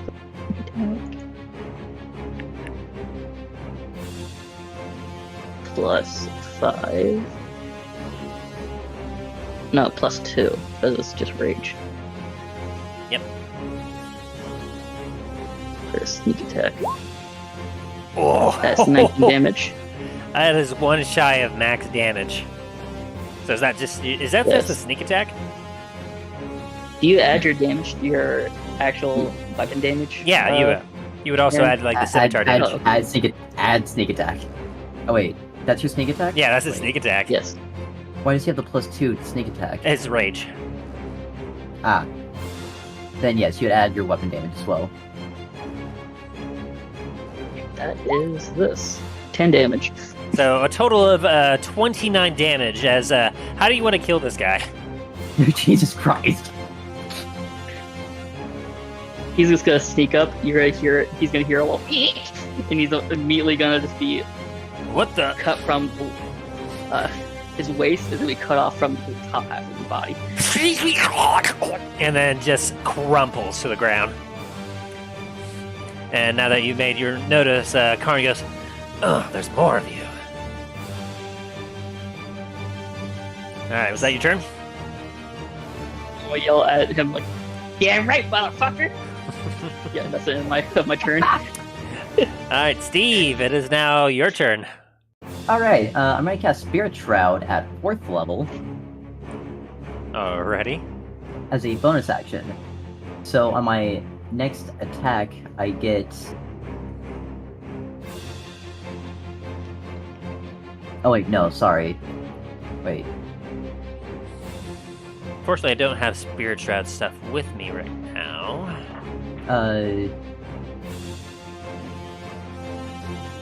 Actually, I'm only gonna do it 3rd, since I would need an extra D8 at 5th, if I'm reading this correctly. Right? Here, I'm currently attempting to look up this.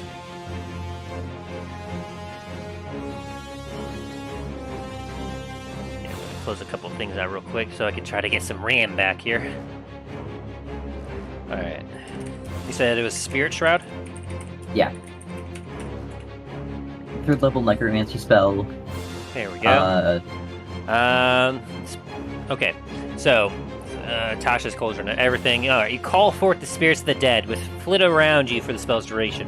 The spirits are intangible and invulnerable. Until the spell ends, any attack you make deals 1d8 extra damage when you hit a creature within 10 feet of you. The damage is radiant, necrotic, or cold of your choice when you cast the spell. So, do you want it to be radiant, necrotic, or cold? Let's do Radiant. All right. Any creature that takes this damage can't regain hit points until the start of your next turn. In addition, any creature of your choice that you see within your turn, that starts the turn within 10 feet of you, has a speed reduced by 10 feet until your next turn. So, I'm assuming you're going to be choosing the Karn to lose 10 feet. Absolutely. When you cast the spell using 4th slot or higher, the damage increases by 1d8 for every 2 slot levels above 3rd. So would it increase by 1d8 for it being cast at 4th? Or would it need to be at 5th level to get that extra 1d8? It says at 4th level or higher, so at 4th level it gets 1d8, and then an additional one at like 6th, and then 8th. Okay. In that case then, I'm going to cast it at 4th level to get 2d8 extra damage. And then I'm going to do another Divine Strike on him. Yep, because it is a bonus action. Alright. So, so go ahead and swing to hit. Let's go! Hell yeah! Natural 20, even if he used his reaction.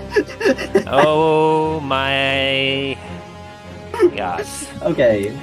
Well, double everything except for the... I don't think the 5... Now, so the 5 is still going to be stagnant, because that one's just based off of your modifier, so... Okay. So double the... That's just for my Warhammer. Okay.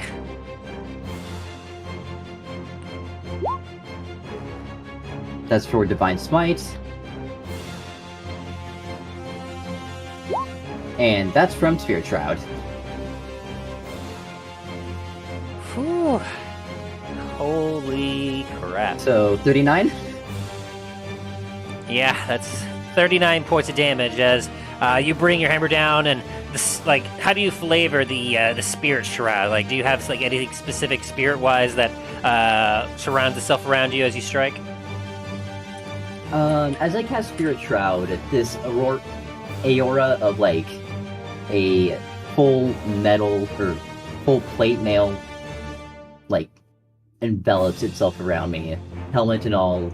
The helmet actually like covers my entire face, and as he sees me bring my Warhammer back up, just clocks him straight in the face. And he, like, you move at such a speed that, like, it catches him off guard. After he's just parried your weapon, he looks up at you, and then you, and he goes, and you actually see 2 teeth get knocked out of his head as you make this connection, and there's a searing black mark on his face where the radiant burn hit him. And he kind of stumbles for a little bit, says, he looks up at you, and you see that instead of, you would expect angry or scared, you see a smile with a few teeth missing at you. It goes, yes! Alright, is that your turn? Unless you're gonna give me a random extra attack. I think that's all I can do. Nope, that is it. As we get to his turn, he takes out his a spear and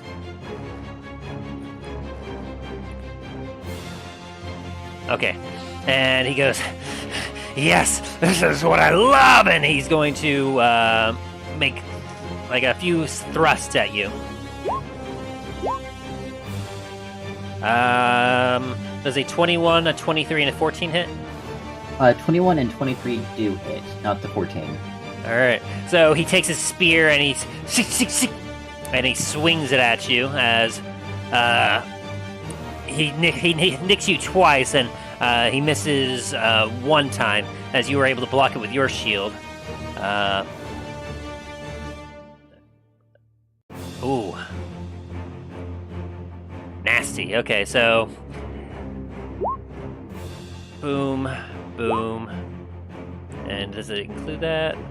Yes, it does. Okay, so he hits you twice with a spear, and you feel like despite you being well defended, he seems to hit you in just the wrong places, because you take 30 points of piercing damage from 2 of these blows, as his attacks seem extra vicious. Come on, that's the best you got.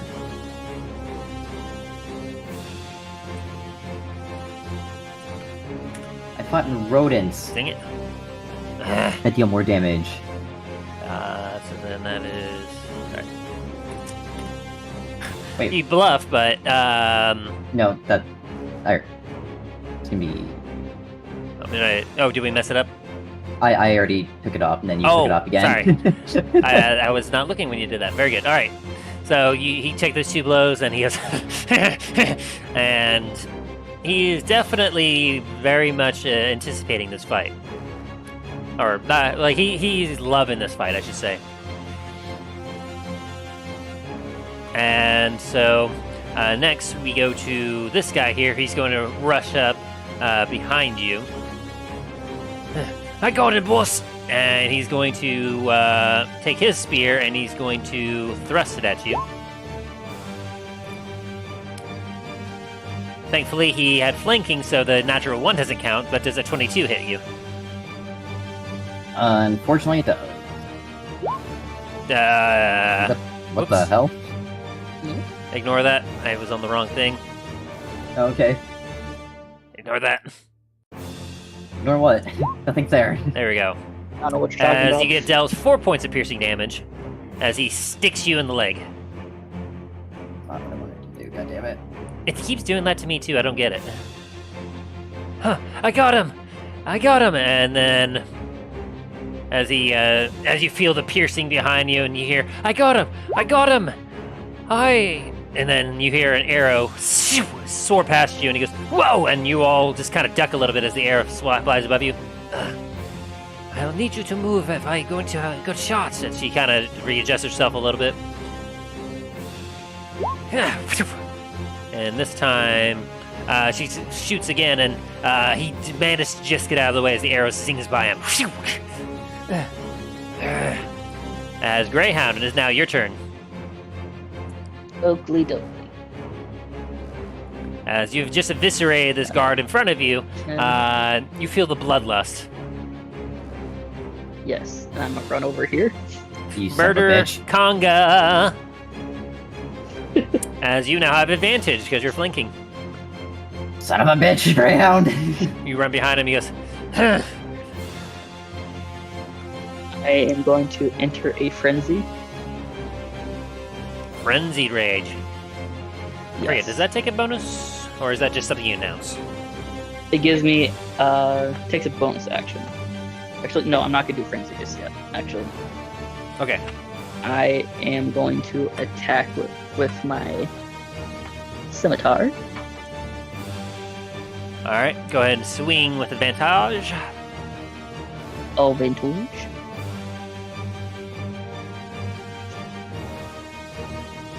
That's a +7.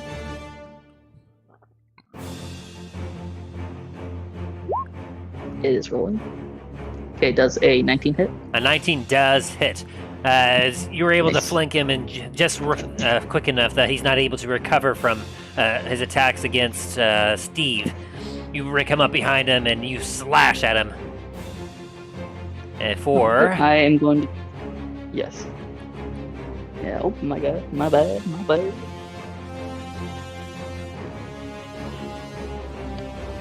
Actually, as a reaction, he is going to parry your blow. As he sees you coming, he takes his... he suddenly takes his shield out, and as your blade comes to contact with him, he bashes your shield, your sword away. Ting! And you were able to keep hold of it, but you're not able to make a strike on him as he has increased his AC by 3 with his parry. That's very unfortunate. As a bonus action, I am going to do a Draconic Cry. Enemies within 10 feet of you until the start of your next turn. You and your allies have advantage on attack rolls against the enemies that could hear you. You can, So, So wait, what is Aaron? this called? it's called Draconic Cry, and it gives whoever's within 10 feet of me advantage on against, well, if they're enemies. It gives teammates advantage on Or Draconic Roar? attack rolls against them. Yeah, they're Draconic. Also, it's called Draconic Cry. Oh, well, anyway, I see it now. So as bonus action, let out Draconic Roar. Your enemies within 10 feet of you until the end of your next turn. You and your allies have advantage on attack rolls against any of those enemies who could hear the roar. Oh, they don't even save against it. Yeah. Neat. So, All right, cool. So yeah, you know how both of you have advantage until the end of the next turn. All right, so that was your action bonus action. That's the end of your turn. Yep. All right, Steve, it is now your turn as you have a guy behind you and a guy in front of you. And you feel that you have an advantage with hearing the battle cry of your friend Greyhound. Alright, sorry. I need just a moment. I had the spell that I was going to use, but then it disappeared on me. Oh, could you?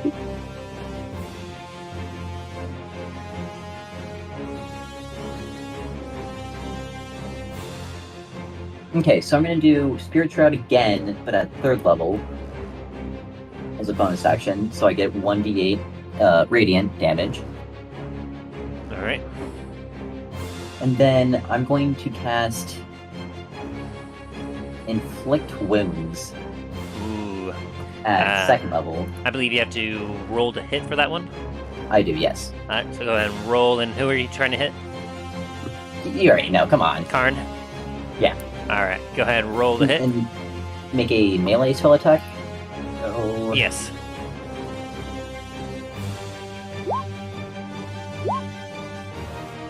$21 does hit. Perfect. Go ahead and roll damage as you see as he turns to block your ally's attack. You see an opening and you reach your hand with dark necrotic energy and you grip it just under his armor as you blast him with 29 points of necrotic energy. 1 second. And 1 of radiant. So another 30. So, 30 damage.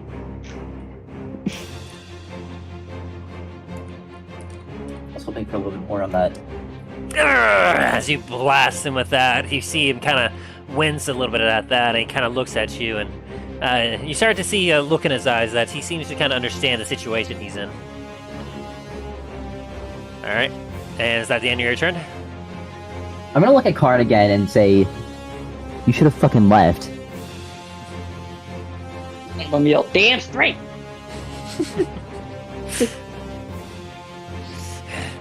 I think you'll make a fool out of me. And he's going to. Oh. He makes 3 attacks. Does a 16 hit you? Nope. 17? Nope. Natural 20. That does it. So, okay, so I need to roll that twice for a total of 23? yes, 23. Why is it doing that again?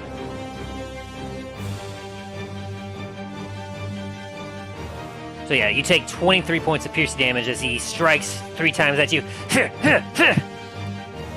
Oh wait, he had advantage on this whole time, didn't he? Oh, so does a 27, 21, and 27 hit you? Wait, why does he have advantage? Because he has an ally right behind you. Ah, so 27, 21, and another 27? Yeah, do all those hit you? I want to say no, but yes. Yeah. Ooh.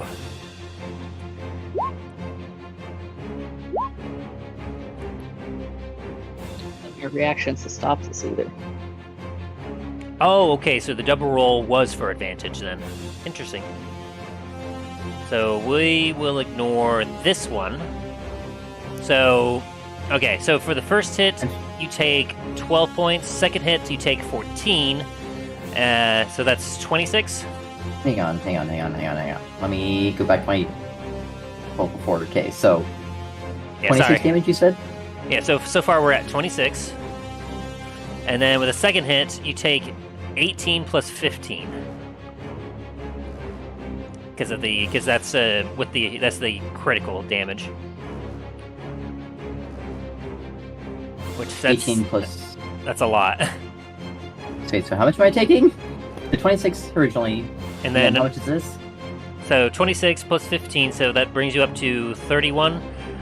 Plus an additional 18 on top of that is so 31 Okay. plus 18. Sorry, my math in my head is not working right. In layman's terms, ow! So here, 9. I got it. I added it up as we were doing it. Okay. That's a total of 59 points of piercing damage that he delivers to you. Yep. As he goes, choo, choo, choo. As he does not seem to appreciate your taunting, and you suddenly, as you're bleeding a lot, Steve, you come to realize that this guy might be a lot more deadlier than what he first let off. And as some of your blood splashes onto his helmet, he goes, yes, yes! As now with this guard, he's like, I'm doing my best, boss, and he's gonna swing at you for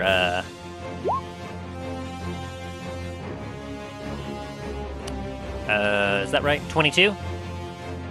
Okay.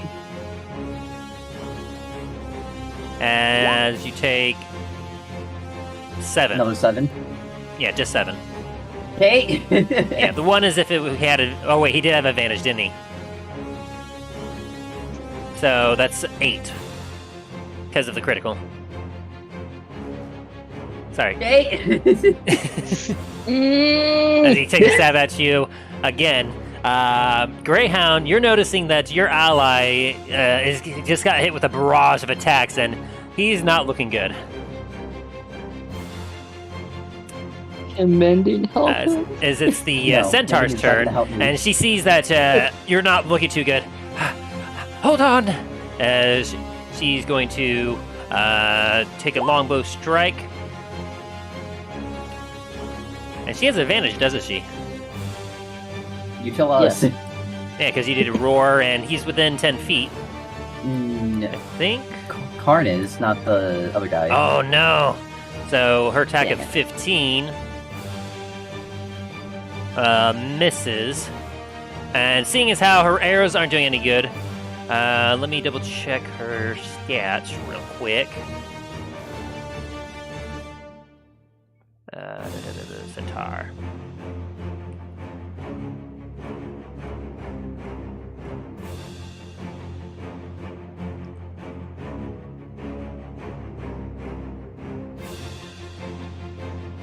Alright. She's gonna drop her bow, and she's going to 5, 10, 15, 20, 25, and 30. Yeah, just makes it. She charges, and she takes her spear out as she charges. Yeah! And she gets to deliver a...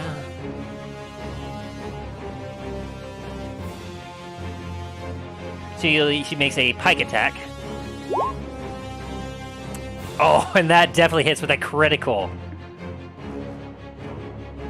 So he takes 9 plus a additional, I'll just say 10 damage. So he takes 19 damage as Korai Kai rushes up, and she takes her spear and she lifts up this guard behind you as she just hoists him into the air with her spear. And he goes, I'm doing my best! And he just rises into the air. And she just impales him. And she then throws him to the side.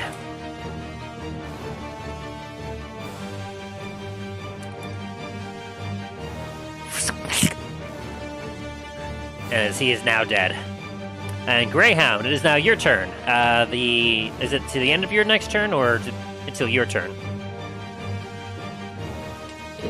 I guess it doesn't matter, because you still have Steve on the other side. So, what are you doing, Yeah. Greyhound? Okay, so I got an idea. Alright, Greyhound is going to slash with his first attack and then throw a net on him for a second. Ooh, alright. Yeah. Go ahead and roll. And go for both, I guess. Both are +7.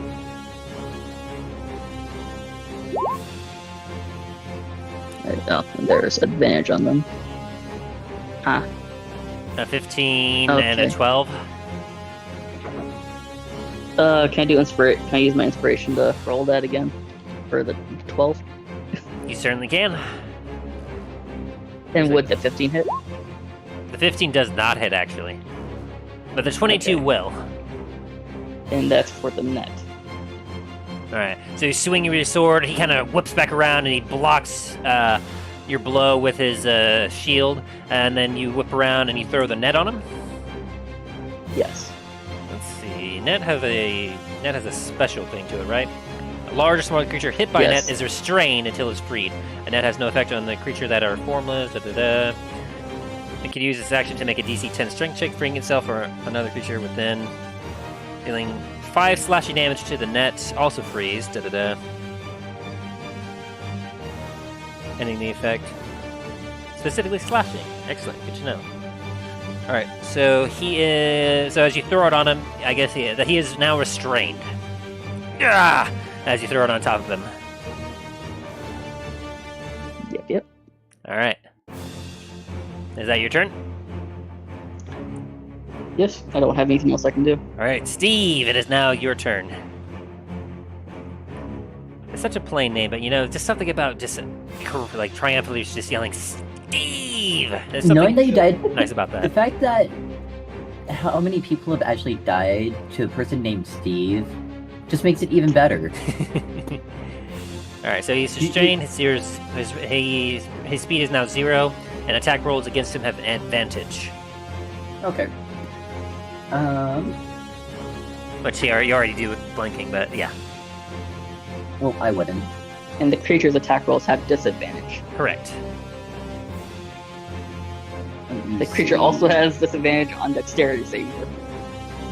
Indeed.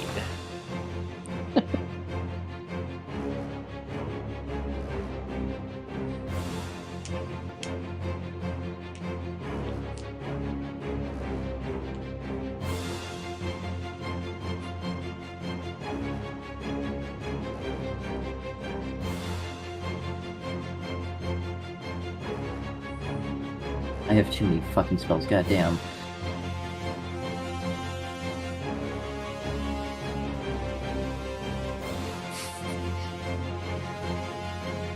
Okay, I'm going to cast Beacon of Hope.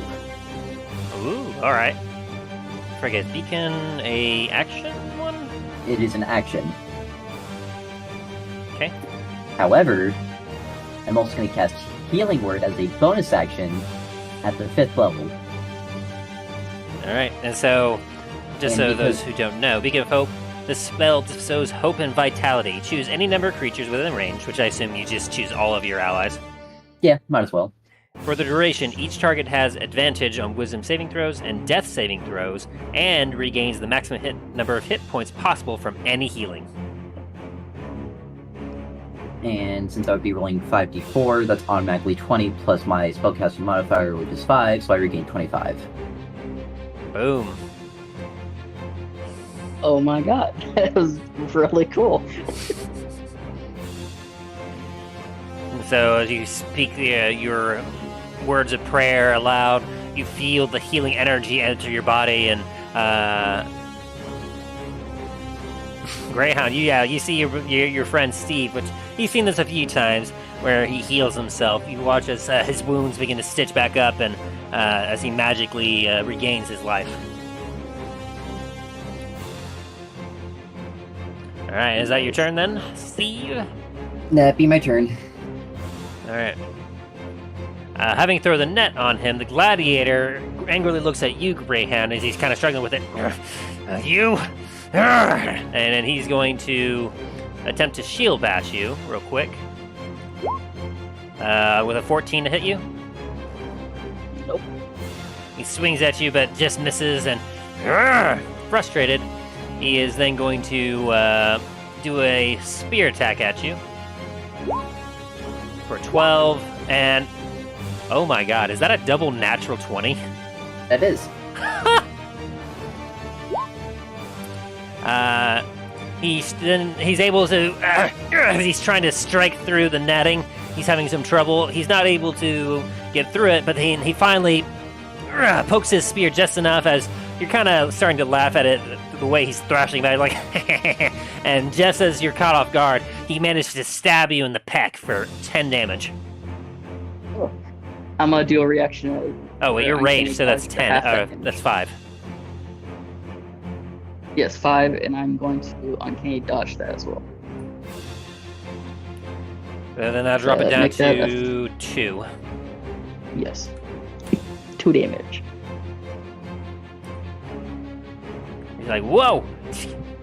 Alright, and he's dead. The centaur is then going to 15 come back around, and she's going to go, "You're clearly beaten. Surrender now." And she's going to attempt to make a persuasion check. She's better at that than intimidation.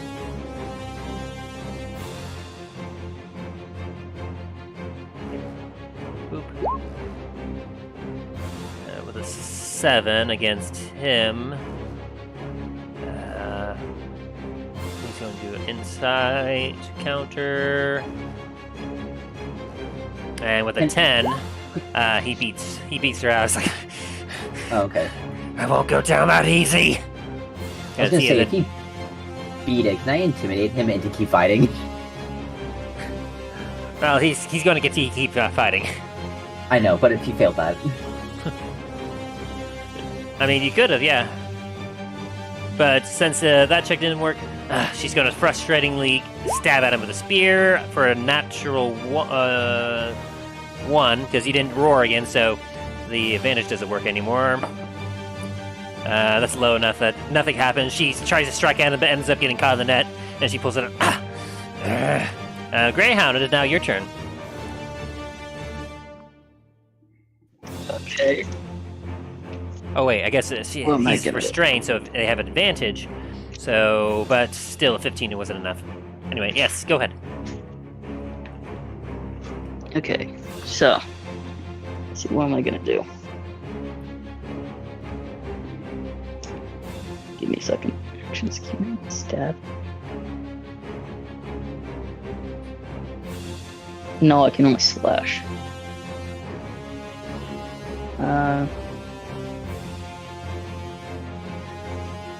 Fuck it, I'm just gonna. You gonna break him do out? This instead.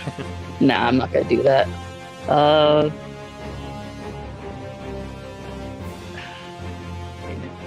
If you two weren't in front of Greyhound, I would be doing something totally different from this, but I'm gonna do chill touch. Alrighty, go ahead and roll with advantage. He's currently struggling against it. 20 will hit. 20 hit. Nice. Yeah.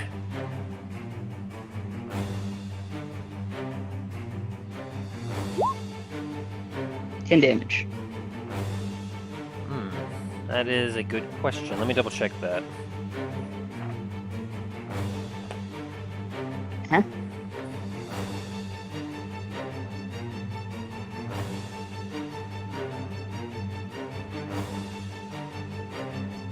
Oh, okay. So if you're able to cast spells while in a rage, you can't cast them or concentrate on them while fighting. Okay. So, yeah, sorry. Yeah. What about an instantaneous one? This is chill touch, you said?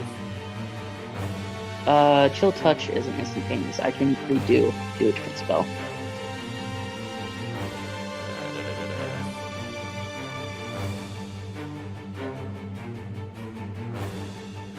And it's one action, one round.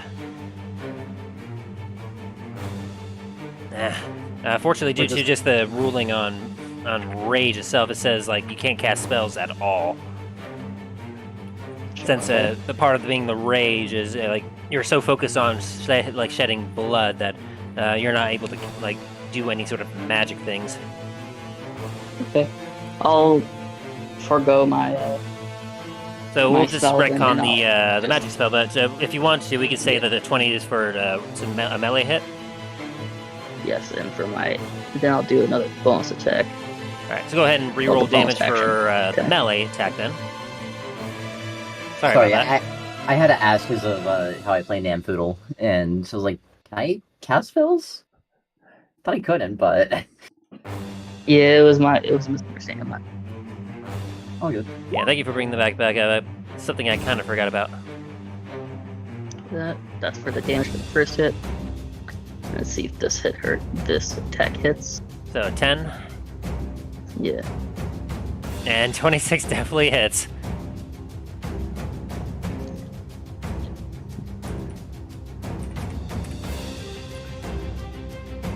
As you're slashing into him, I guess. Yeah, I'm slashing into him. And 8 damage. And 8 damage.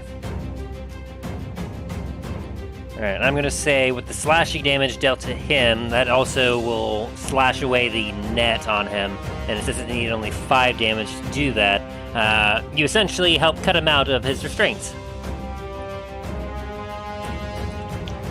But you've dealt an immense amount of damage to him in the process, as he's starting to bleed heavily now, and he's breathing.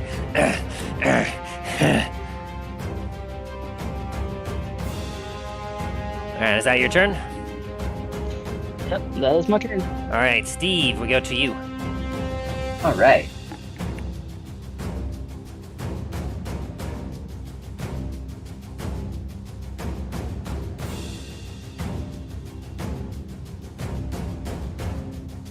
What do you got?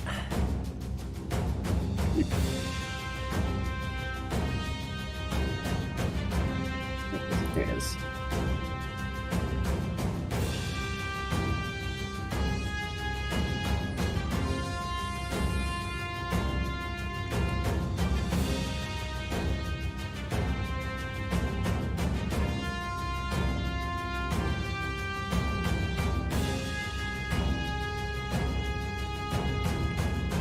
Okay.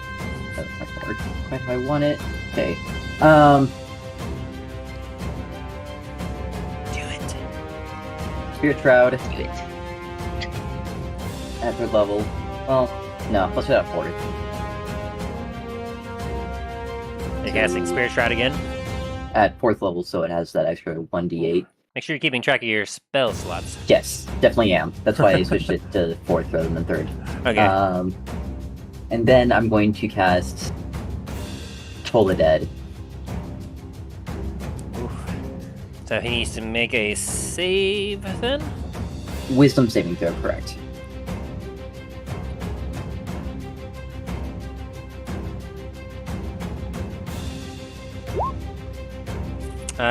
That's not gonna work. So, That definitely does not. alright, what damage does he take? Okay, so 2d 12 necrotic.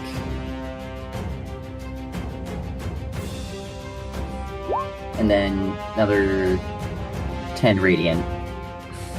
As you kind of thrust your hand forward, a mighty gong erupts forward, and like you watch as he just gets blasted with this radiant energy, and he goes down to a knee. I thought he was already on the ground.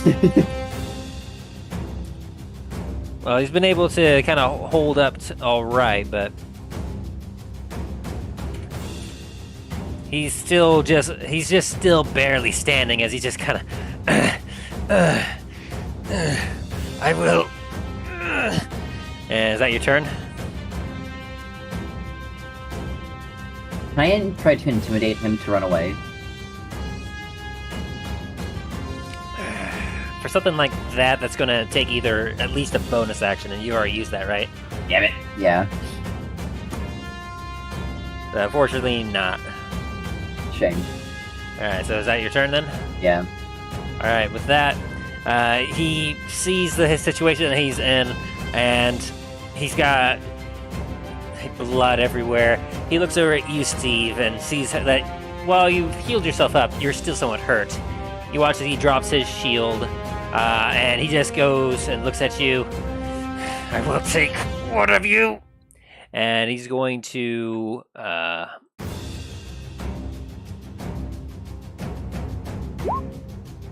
make a couple attacks against you. Hey. You should have... Is this double-handed? Let me double-check something real quick, because that didn't seem right.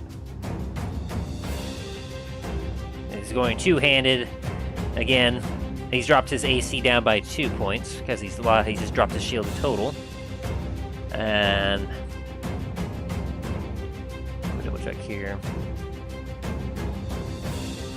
Yeah, he should have like some two-handed here. Alright. So, delay the first one. He's striking 3 times.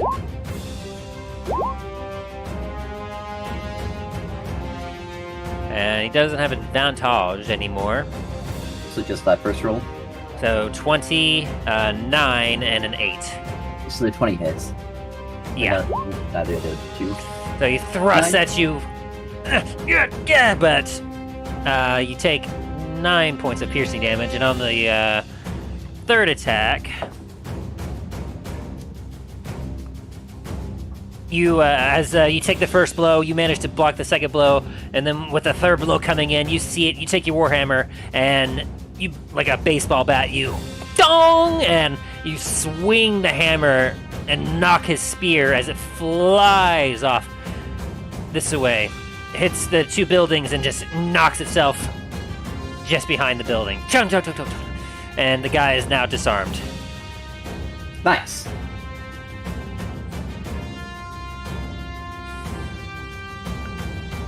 And as the centaur sees this and sees the opening, she's going to kind of hold her action and kind of look at you two. Seems that we haven't beaten. What say you? And Greyhound, is your turn.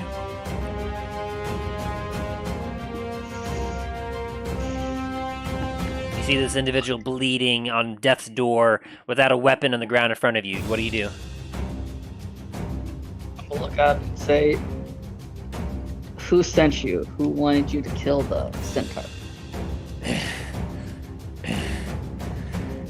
Can I roll a history to answer that question, since he did tell me, correct? He did. And yes, you may.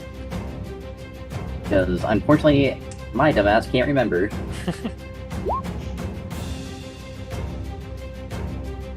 Is Dora something? Dora the Explorer? I don't know. Dora the Explorer. God damn it.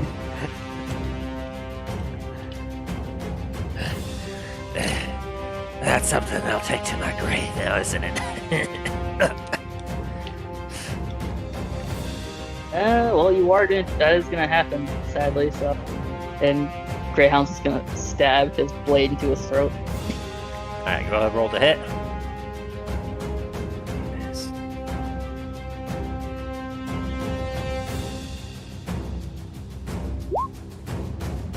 25 definitely hits.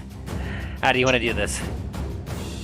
Yeah, Greyhound just casually just grabs his shoulder and just gradually plunges the blade into his throat. He attempts to try to stop you, but your strength is too much for him as you just...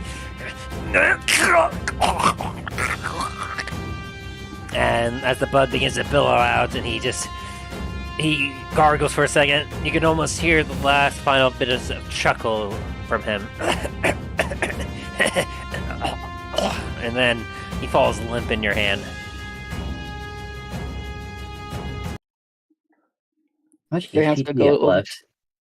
Hmm? I was wondering how much HP he had left. 2. Ah. You Shame. bow at him. God damn it!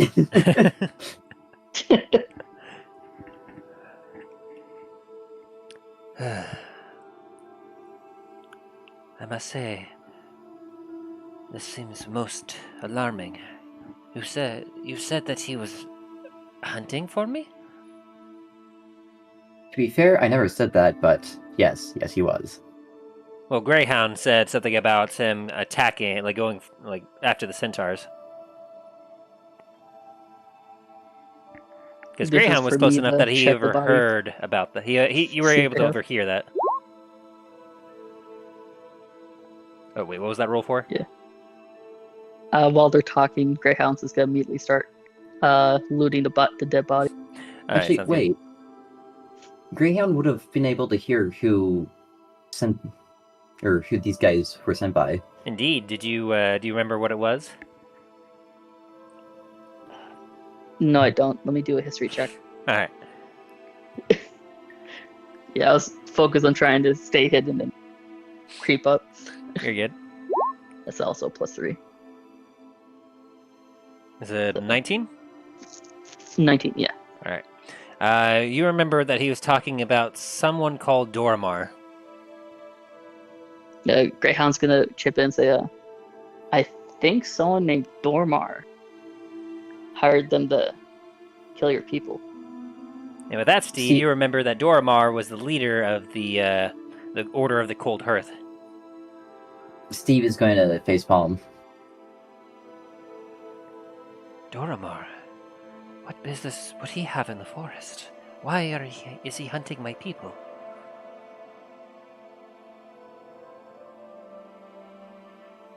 Well, I guess we're gonna figure that out. And she sees that you're starting to loot the bodies.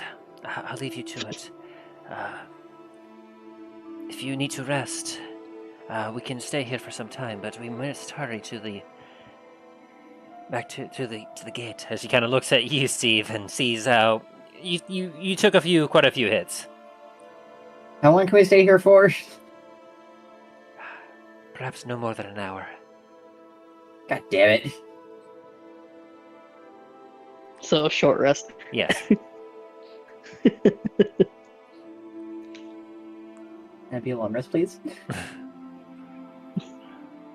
I mean, you could try going for a long rest, but she seems to be quite urgent about moving onward. Hold on. Steve, I'm gonna give you the greater healing potion. And so, were you two wanting to do a short rest?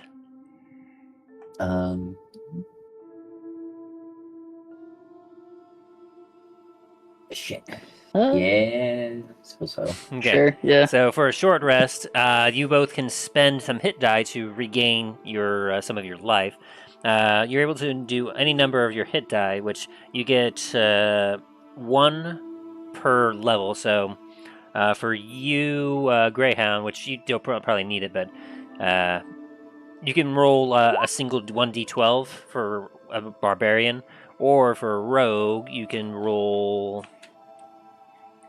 Here for you, Greyhound, or Steve, because you really need it. You have 9d8 hit die total that you can use. And I've already used 6, and I'm gonna use the rest actually. All right.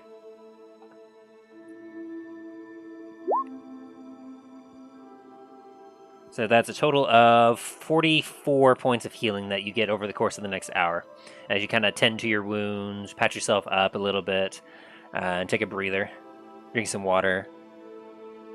Okay. And Greyhound, do you use like a D12? I'll do a D8 because I have a +3 to it on roll 20. All right, sounds good. Do I add my Constitution modifier to this by chance? For hit die, I don't think so, but I don't think so. Let me double check if there's specific ruling for that. Where is resting on this thing? Rest. That's reloading. Resting, 186.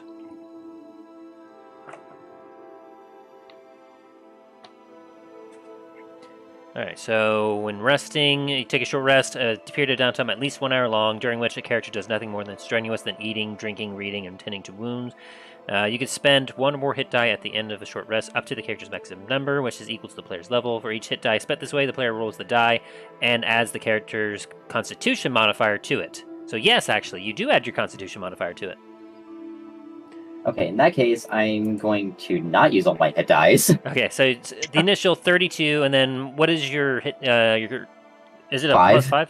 So That is my +5. So that's 5 times 6, so that's 30. So that's 62 points of healing. Okay, so I have 3d8 left. Got it. Yes. And does that bring you back up to max? 83. That's not too shabby. It's close enough.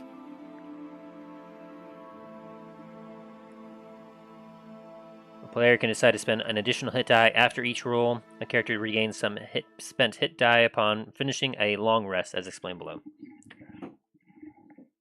Alright, and as for loot, from what you find off of the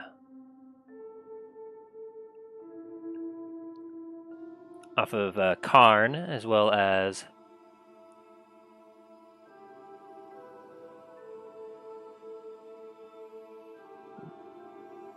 sorry, just guards. rolling the loot stuff here. So off of the gladiator Karn, you find his spear. You also find an additional 2 spears that he has strapped to his back if you want those. His shield, a studded leather vest or armor, and off the 2 other guards, you find some more spears that they have.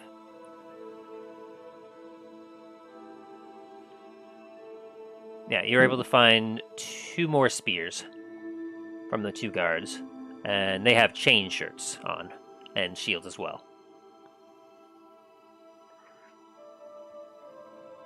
And the 2 guards, you're able to find about 3 gold pieces on them total, and about 30 copper. On Karn the Gladiator, though, you're able to actually find about 120 platinum pieces in a bag that he has. Oh, damn. Jesus. Pity. He also has a potion of greater healing.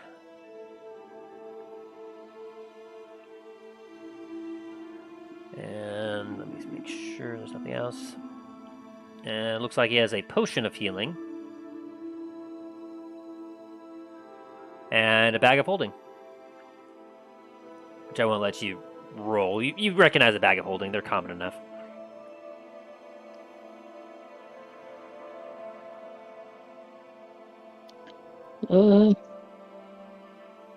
Greyhound's gonna take the bag of holding. Not even ask me. I see how it is. All right, do you want the bag of holding? Alright, good.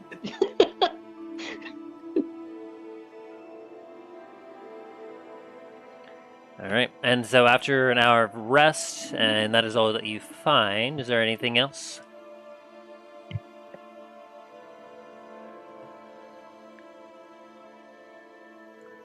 So how many potions did we get? We got one greater healing and then one normal healing? Correct. Okay. You can have those. And you just keep your other one? You're trying to get me? Yeah. And there was a shield. Don't know if you use shield. I already have a shield. All right, I'll take the shield. What's the shield? Just a +2 shield. So, like, it adds a +2 to your AC if you use it.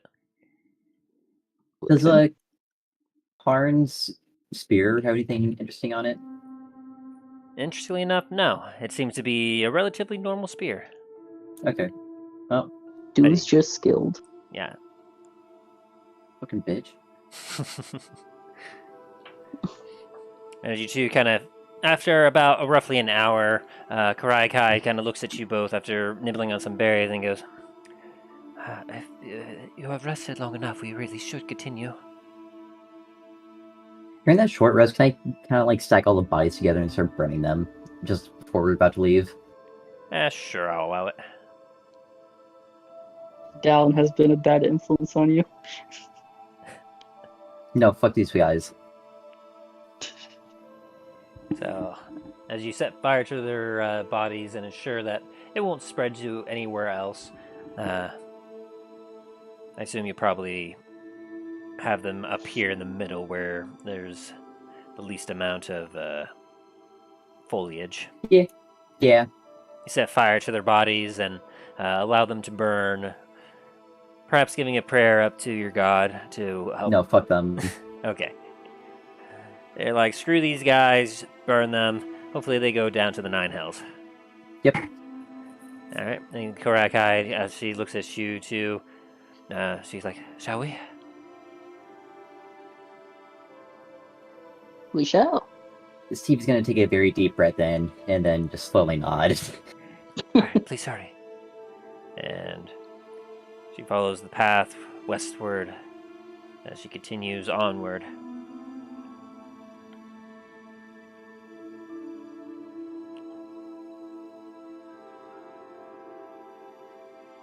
I'm gonna look back at Greyhound and motion him forward. It's gonna jump into his backpack. Alright, and so He's gonna teach him the ways of the Force. as you continue for another mile, taking about an additional like 20 to 30 minutes travel time, the forest seems to get darker and darker as you get closer until you see at some point the entire area above you is enveloped in a canopy, and you see front growing larger as you approach it. You see a vast wall of vines, thick and no light bleeding through at all, as it almost appears to be like a wall that spreads as far as you can see through the forest. Here it is. My people have tried since we discovered what was inside to enter from additional areas, but the vines are too thick. Yeah, and she kind of guides you over to a spot where, as you kind of look in, you see the bodies of about 8 centaurs on the ground and about 30 undead in front of this cracked area. Well, like this, the area, the floor of the forest is absolutely bloody, and bodies are littered everywhere. A few trees have been felled from what appears to be a very serious fight, and you see at the wall where there's a split where some of the vines have been actually damaged, and appears to be a path that, while it would be a squeeze for the centaur to get through, the two of you can find that you're able to enter it easily enough. And there's a few trees kind of fallen next to where the crack is, showing the entrance. this here is where we discovered the crack that allowed his entry. She kind of takes a look around. I lost many family members in this fight. But if we're able to activate the gate and get some celestial aid to help guard the gates for themselves, then perhaps this will not all be in vain.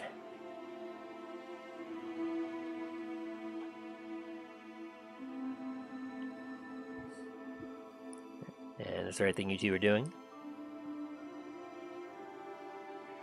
I'm gonna investigate the... You're talking about the gate, right? Well, there's a kind of an archway-ish.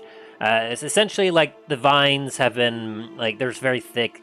You can't actually break through it. But in this particular spot, you can see that there is a particular area of vines that have been actually broken away. Gotcha.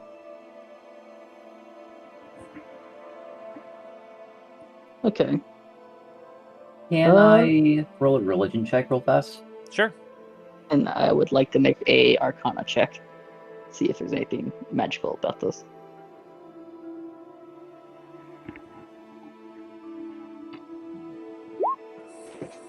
Would I be allowed to do that? Yes, I will allow. So 20, and then what were you looking for specifically, Steve? I was just trying to say a prayer to my god All right.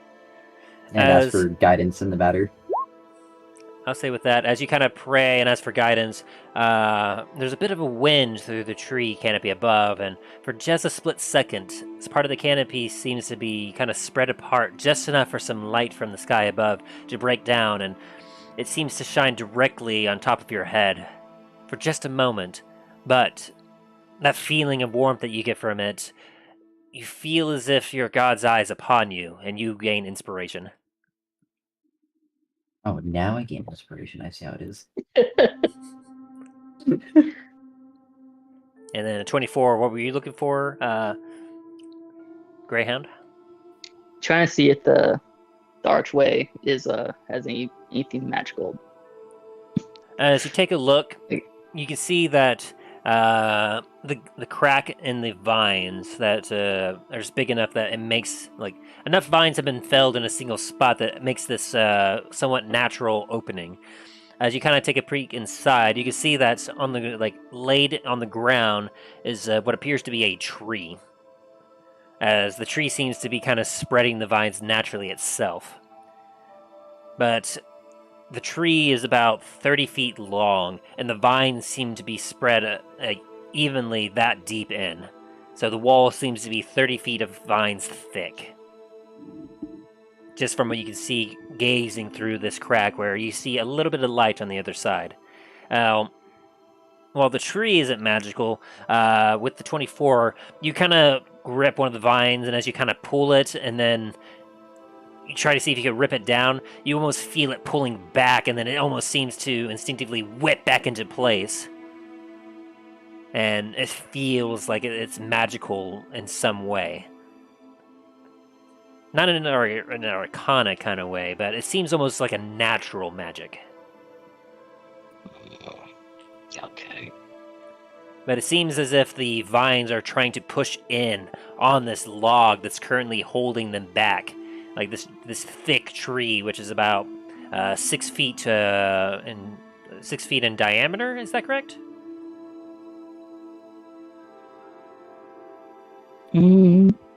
Yeah, it's 6 feet in diameter. Can I roll a nature check? Gotcha. Go for it. Oh, wait. Shit. It's not there. Well.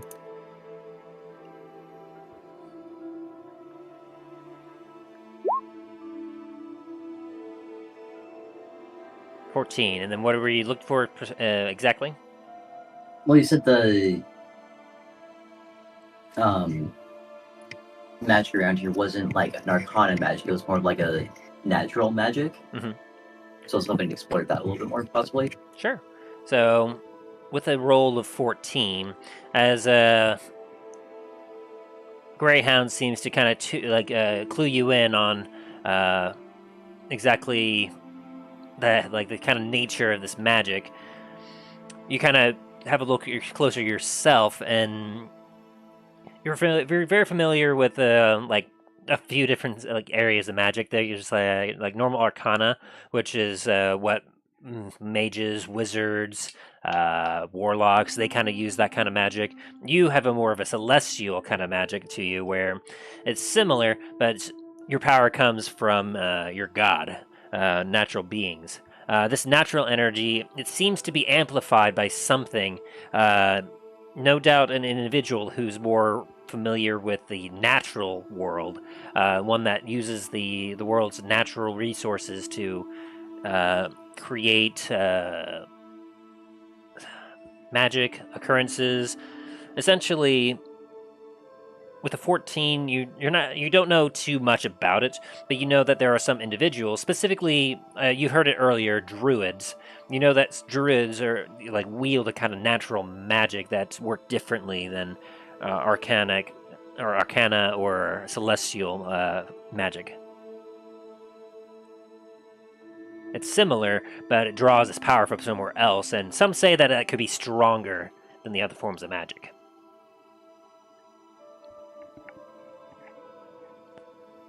Interesting.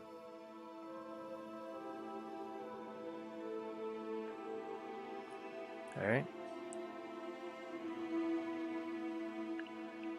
So, with that information, is there anything else you wish to do? Mm-hmm.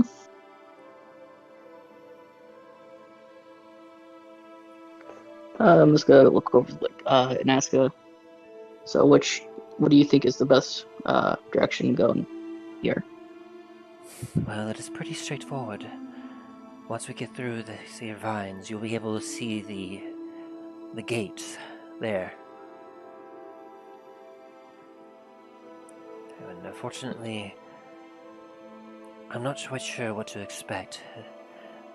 We only did a quick entry investigation when we first arrived, and I was able to identify a few things, but then we heard more sounds from out here, and we went out to investigate, and there were more undead to deal with. And so we've been doing our best to protect this area, and we tried to hide it, and thankfully it doesn't seem as if the undead have made their way in yet. Or at least, hopefully they haven't made their way in yet.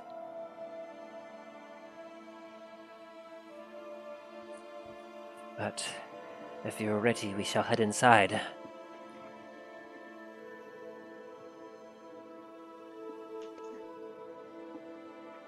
Let's go. Inside where? She indicates to the arch, like the natural archway made of these vines, which there's a felled tree on the ground currently holding it back. And as you look through this kind of unnaturally made tunnel, you can see a little bit of light on the other side. It appears to be a 30-foot tunnel of vines. Gotcha. Okay. Very well. All right. And as you all begin to travel through it, it is very dark. You're able to see due to your dark vision, but these vines are so thick that it cuts out all light, and you can tell that, as there's only light from behind you, and then the light that's in front of you.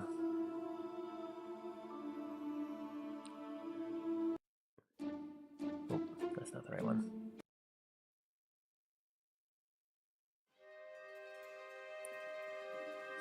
And as you eventually find yourself, as you walk on this giant tree, and you break through the vines suddenly, you are able to gaze in front of you and see this. You see a sight of a somewhat lighter area, lighter than where you just came from, as the area seems to be bright. You see these rings that seem to go into the ground with giant runes engraved on them. And you see a gate standing before it, empty, lifeless. And in the middle of these rings, you see a pedestal. And while it seems to be ancient and old, and albeit perhaps a little boring, nothing seems to be occurring here. As soon as you step into the area here, you immediately feel an energy. You can feel power in this place, as the entire area is just emanating with some sort of magical energy. You're not quite sure what it is, but it is strong.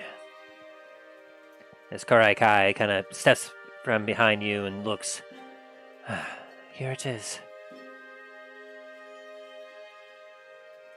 That there is the central console. As he kind of points to the middle of the rings. Give me just a sec.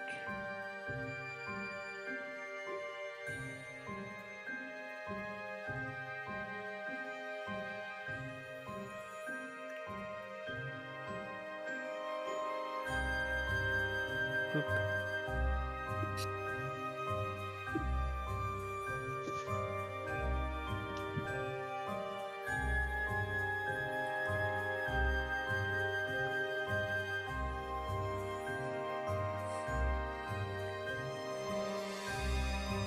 So, let's see, you should be able to see this. There we are. So, as you look forward ahead of you, you see these rings as they encircle this area, and you can kind of see a pedestal in the middle, which appear to have even more like druidic runes upon them. Here it is.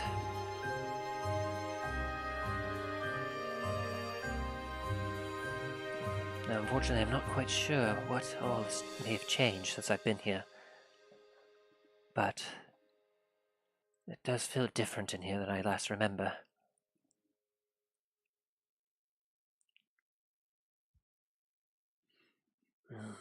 Unfortunately, I know how to operate this, but if you two could scout ahead real quick and see if there are any undead that may endanger my life in here. For once I get to that pedestal, I must focus all of my concentration and energy into activating it. I do not know how long it will be until the undead forces arrive. I imagine once I start, they will feel the shift of energy change, and they may attempt to come in and take control. Are you two ready? I've been more ready with the long rest, but... Yeah, same here. I shall remain here if you two could move forward and see if there's any danger. Very well. Yeah. Perception check. Alright, go ahead and roll My perception. eyeball's eyeball.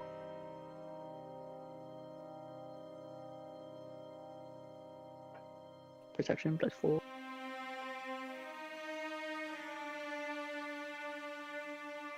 There we go. Boop. An 8. Fuck. As you take a look around, you see a lot of plants and shrubbery.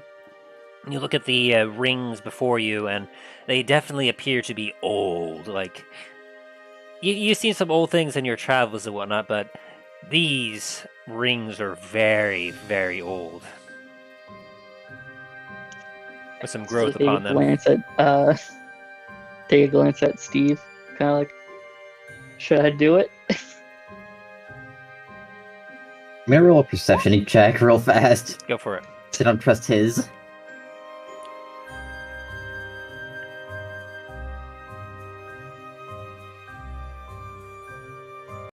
Oop, hang on.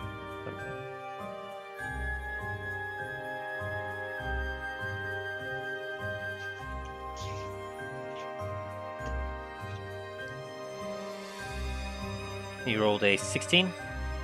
Correct.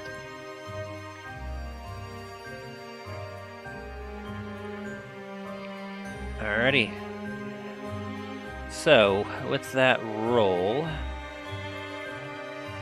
as you kind of walk up to the central console and you step within it, you notice immediately that as you step on the central area, you start to see some of the rooms beginning to glow a little bit brighter than they did a second ago.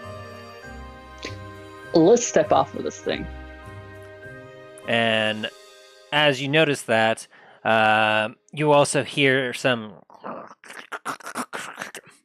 movement to your left and to your right. And as you, with that perception check, you actually beat them out on their stealth. You see two hulking figures begin to, moving in your direction. They appear to be something made out of vines. As let me see if I get a better picture. Yeah, they appear to be about medium in size, and they're humanoid of some kind. You can definitely see what appears to be some arms, but you don't see much of legs, as these almost living vines are making their way towards you, and you're able to see just in time as one of them, let's see, does it reach? No, that does not reach. Does that reach? You're both just out of range. We see as one of them kind of takes a vine and whips it towards you. Whoosh! But it just doesn't quite make it to you, as they seem to be gunning for you right now. Roll initiative. God damn it. I have a plan. Will it work? We'll see. Guess I don't need my advantage. Whew.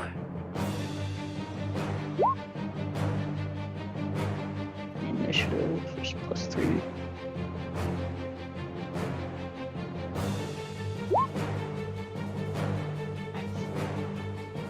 So then that is a natural 20 for Steve. Let's go. Let's go. Greyhound, you got a 12.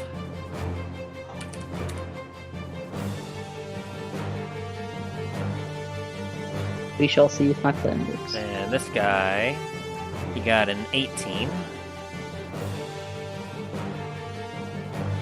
Hello. Alright. Hi. There we go. Hello, how are you? An Hey, how are ya? 18. And Hi, this how guy, are he you? got himself a 13. Whoops. You don't need to see that? I saw everything. I didn't have enough time to look at it and see what happened. Good. I was looking at my spells, god damn it. Yeah, same. Here, I was looking at what I could do. There we go. Alright. Yeah, I accidentally clicked one of their things that may have taken out some of some of the things about them, but it is fine now. As these two are approaching you, Steve, you were ready for it, as you were able to get it just enough sight in that you were able to break the surprise round. What do you do?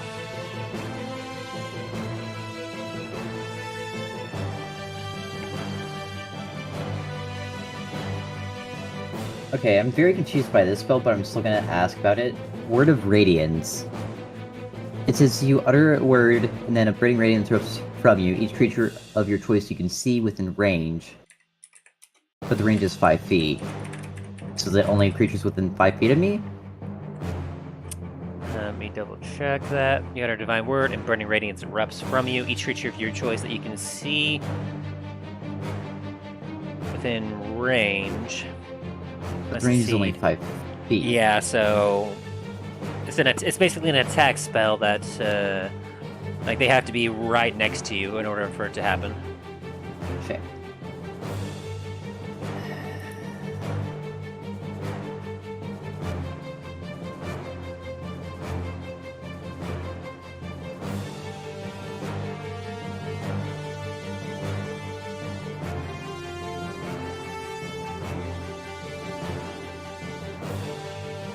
Okay, I'm gonna cast Guiding Bolt on this one here.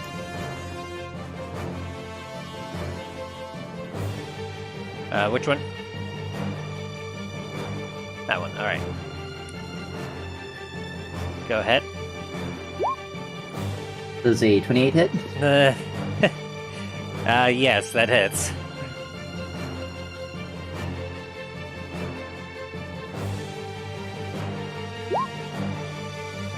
Takes 18 damage, and what else does it do? Next attack roll made against this target before the end of my next turn has advantage. Okay. So it is now lit up like a Christmas tree. A Christmas vine, I guess. Do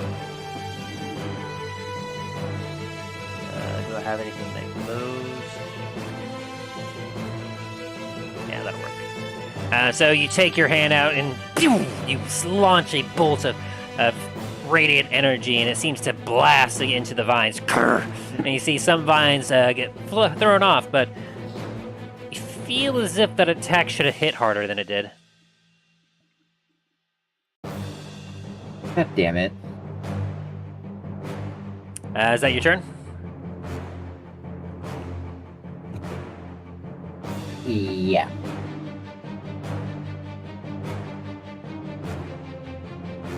Alrighty. It is now this golem's turn. Or this vine monster. 5, 10, 15. As Greyhound, you hear a thump, boop, boop, boop, boop, as a horde of vines just rush up to you. And That's not natural. I'm in danger. And it's going to swing at you for a 20. I'm going to cast Shield as a reaction. Ooh, and then you're going to block it? Yep. So it takes one of its thorny appendages and it swings it towards you, and you instinctively pull up your shield spells. You hold both of your swords together, and just you watch as the vines just scatter across the shield that erupts around you, and it swings again at you. This time for a 15, which does not hit. And it continues to try, as it continues to try to wail on you, the other one rushes towards you. The attacks this thing have? Oh, I was to say like 25. As the other vine monster rushes towards you, Steve. And it's going to swing at you once for 9. Which I imagine does not hit. No. And then it's going to then, after seeing it as it misses, it's then going to take both of its appendages that it has and it begins to wrap it around you. Does a 23 hit you? Are you sure it's not 12? Nope, unfortunately not. As 23 does it. you take 17 points of piercing damage, and I need you to make a strength saving throw? Yes, strength saving throw. Of 11.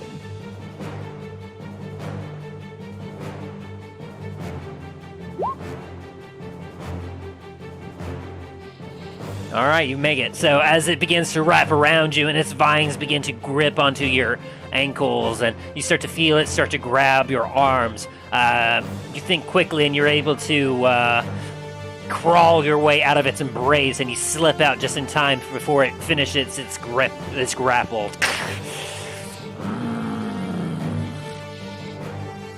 And Greyhound, is now your turn.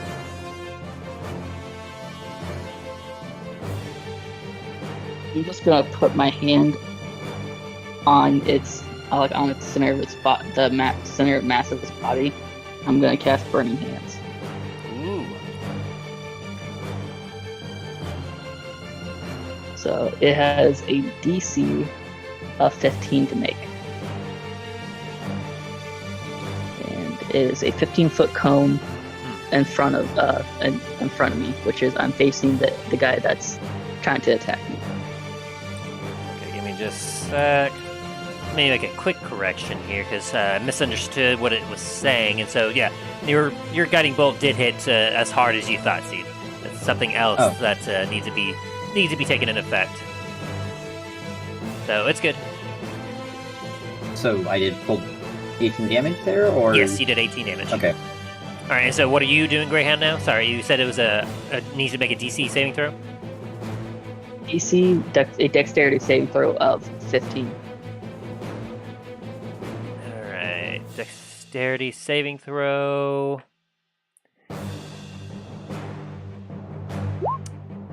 23. I assume that passes. This is half of 3d6. All right.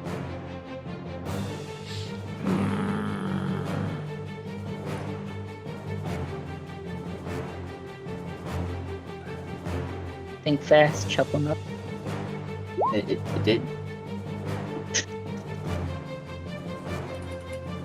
Alright, so that'd be 7 damage. That's it. 7 damage. As you Seven. you unleash a burning barrage upon it.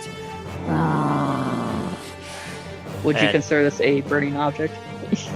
Big metal Actually, body. no. Okay.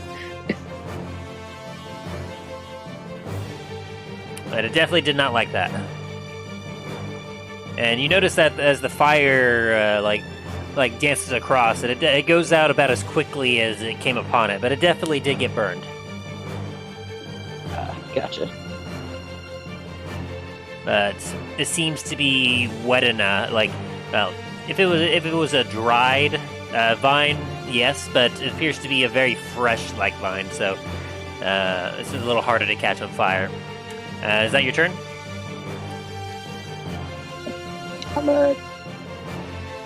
Yeah, that's my turn. All right, Steve, we go to you. I'm going to Divine Strike this one next to me. Alrighty, you have advantage. I do indeed.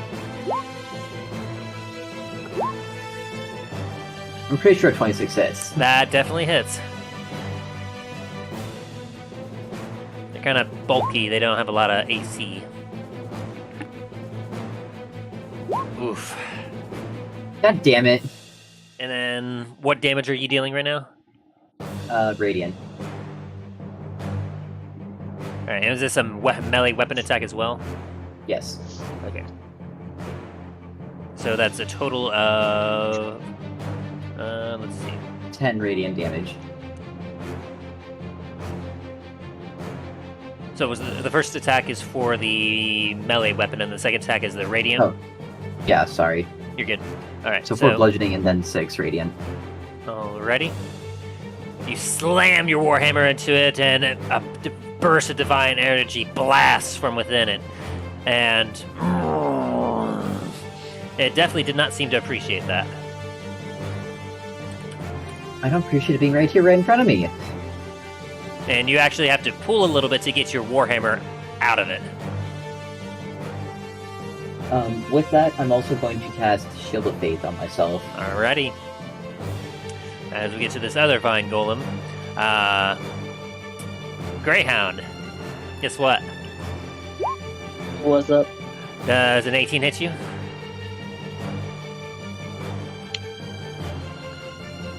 Sadly, yes. Then, unfortunately, you take 10 points of piercing damage as it begins to wrap itself around you. Uncanny dodge to make half of that. Alright. Make half of that. So you take 5 points of damage, and I need you to make a dexterity saving, or DC saving, strength saving throw. Strength saving throw. What's the DC?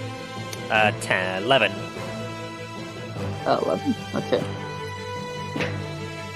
Plus 2. Nope. Strength is not one. Put on one.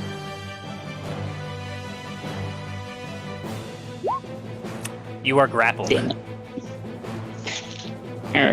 And Okay. with it having you in its vines as it wraps around you, your small diminutive form, you try to get out of it, like, oh, no, and you just feel you get wrapped up as you're completely grappled. And your zero now Steve hears becomes... the muffled. So your speed becomes 0, essentially. You cannot move anymore. As it swings at you for a 17. No, that does not hit. Ooh, it tries to, hit you while it's in its vines, but you're able to, take one of your swords and you're able to block it just in time. Ting! As it is attempting to swallow you, it seems. As the other... Oh, I don't like that. As the other golem, it's going to swing at you now, Steve, for a 20 and a 21. God damn it. They both hit. And he got good rolls there. And you take... Oh, I didn't know that was a thing. On a hit, the target must succeed a DC 14 or be pulled 10 feet towards the vine golem, which... Okay, that doesn't matter, because you're not... they had to be closer for that. So, you're already right next to it. So you take 7 and 12. So you take 19 points of piercing damage as it just... it starts smacking you with its vines. Okay, and then... What do I roll for concentration again? You roll a Constitution saving throw. And you have to beat at least half of the damage you took. Or minimum of 10. Your concentration has ended, unfortunately. God damn it. Actually, no. I'm using my fucking inspiration for this. On which one? Because you got hit twice, so you would have to make 2 rolls, and on one of them you already failed. I have advantage though, so that's why I rolled twice. Oh, I thought you were rolling for each Except- hit. Well, yeah. If you want to, you could re-roll the first one. So 18, that still passes. So then you succeed on the first hit, and now the second hit. Go ahead and roll Which again. would be... Okay. Sorry, there's a lot of rolls. 17? That still works. So you maintain concentration. Cool. As he boom hits you. Like, this thing is about, a little bit taller than you are, Steve. They're both roughly a little over 6 feet, but they hit like a truck. Why don't you tell me that? Or Holy shit. sorry, as a wagon, a runaway wagon. Got it. As Greyhound, it is now your turn. You are currently grappled. If you wanted to try to escape, you can use an action to try to make a DC 11 strength saving throw. I take a swing at this guy. Alright. Yeah, unlike other editions, being grappled doesn't mean a whole lot in this edition. It just means that you can't move. 23 definitely hits. And this is for my second attack. Does 18 hit? Definitely hits, and you're using your, which weapons? My scimitars. Scimitars, and they deal slashing? Yes. Excellent, good to know. So go ahead and roll I don't damage. know why, but I didn't like the way you said that. Right? I don't like that either. Stop laughing. Go ahead and roll your damage. Okay, what am I looking at here? So is that a total... Oh, so you did 5 and 7 slashing damage? Yes. Okay, so you did 10 and 14 slashing damage. Huh? As you take your scimitars and you slash at this creature, you see as your cuts cleanly through the vines, and you watch as you slaw off huge portions of its body, and it seems not happy with that. Get your goddamn vines off me. As that seemed to damage it a lot. I'm looking like there's more where that came from. And you've determined that they are vulnerable to slashing damage. I'm gonna yell at Steve. Hey, seems like they don't like being sliced. Fucking nice! I got a fucking hammer over here. Steve, it is now your turn.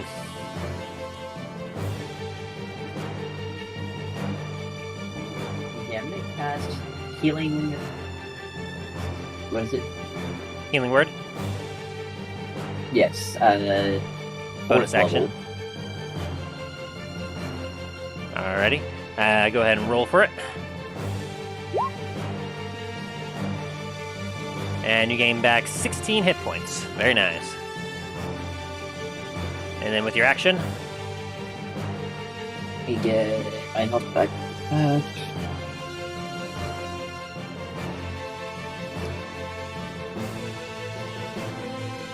Then with my action, I'm going to cast Toll the Dead.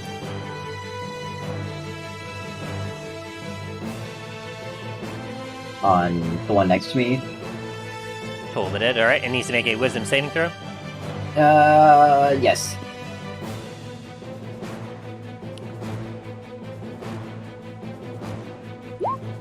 That is a 15. He takes 22 damage. Oof. Double check. Yep, he takes Necrotic. 22 damage. As you, once again, you flex your hand out and you all hear a resounding bong. And you see vines just blow away from his body. And both forms seem to be a lot smaller now since the start of the fight. And is that your turn? That'd be my turn. Alright, so now the golem that has you, Greyhound, is going to swing at you a couple more times. Boom! Boom! I'm assuming both those hit with a natural 20. Can I do uncanny dodge the half one? Yes, I'd recommend it on the natural 20. Yeah. Oh wow, the natural 20 did less damage, I think. Wow, that's... Come on. Yeah, I'm a half the 8 instead. Yeah, I'll allow that. So you take 7 plus 4, so you take 11 points of damage. And are you raged right now? No, I'm not. Alright, so you take 11 points of damage. And now you're out of the triple digits. Yeah. You have fucking triple digit health? God damn. Yes, I do. Alright, and now for the other Vine Golem, it's going to make another, it's going to try and brace you once again for 12. But I assume that misses. Me, I'm assuming? Yes. Yes, that is correct. That misses. And then it's going to reach around for a 24. You motherfucker. As it didn't like that, and it slaps you for 11 piercing damage. Okay. As Greyhound, it is now your turn. Actually, 1 second. I need to roll concentration. Right, minimum of 10 DC. 21. We're good. You're still good. Still good. Alright. I'm gonna do my swings. My swing, bada swing. Swing, bada. 1. And that's 2. 21, 24. Both That's hit. Go ahead, Nice roll success. damage.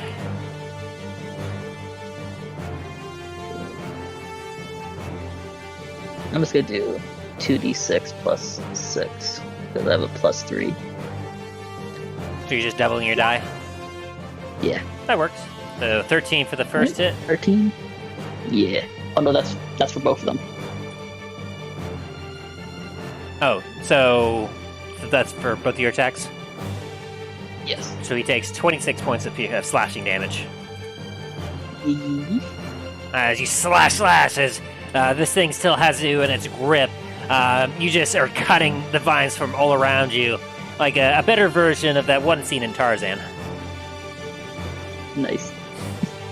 You know what I'm talking about. I'm not going to go any further than that. Yeah. And Steve, is that the end of your turn, Greyhound? Yeah, I used my bonus action to attack, so yeah. All right, Steve, it is now your turn. Oh, dead. Was that? Toll the Dead. Toll the Dead again? This I was one, gonna say, like, you say Steve's dead? How? Yep, Steve dive. He just was like, you know what, fuck this. While you were Killed slashing himself. and whatnot away, you see that Steve has been buried under a pile of vines. I was like, Steve, no! It's 11 both ways. Takes 14 damage. Boom! And you see as more vines are blasted away, and it seems to be a very thin monster now, as it seems to just only a few more vines remaining, as it's currently still trying to lash out at you. I highly doubt it, but I'm still gonna ask. Mhm. As a bonus action, can I use my shield to do a melee attack on it? Shield, well, I think in order to use a shield, you have to have specific training in that. Do you have, what is it called? That's a feat? If it's a feat, no, I don't. Yeah, Shield Master. I do not. So yeah, unfortunately, no. As this is also not a light property item. Fair enough. Alright, so you just kind of hold your shield up, and as you see that they're reaching, coming back around for an attack, as Greyhound. That's a 12 and 11 at you. Both don't hit. Alright, it misses with supposed to attack as it's swinging at you, but you're as quickly as it's coming at you, you're slashing and just cutting them up to pieces as they're coming at you. Whereas for you, Steve, that's going to be a 13 and a 10 to hit you. Oh, those both miss. As it seems to have gotten so weak that its vines are no longer holding as much shape, and it's having difficulty making attacks against you. And now we go to Greyhound again. Swing, badass swing.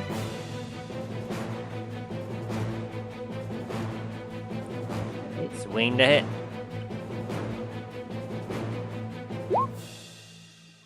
29 and... What the fuck? No, that's not right. Fuck. Alright, those don't hit. No. Unfortunately, they do not. As you keep slashing at them, you start to drop one of them. you find that your swords are starting to get caught in the vines, as it seems to be attempting to grapple them and throw them out away from you. Steve, it is now your turn. Roll the dead. One more time.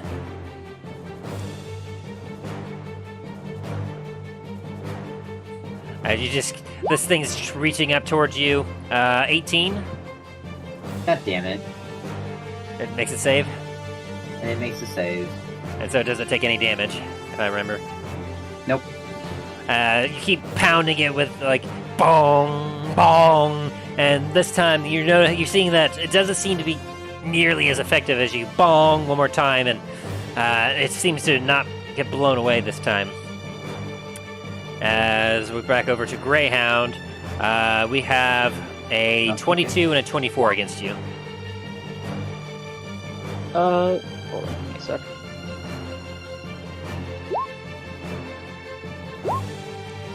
Yeah, that hits. Yeah. As you get dealt 11 and 9 piercing damage, respectively. Are you uncanny dodging the 11, I presume? Yeah, no, I'm uncanny dodging that shit. Alright, that'll drop it down to, I'll say, 5. As you take 14 points of piercing damage total. Gotcha.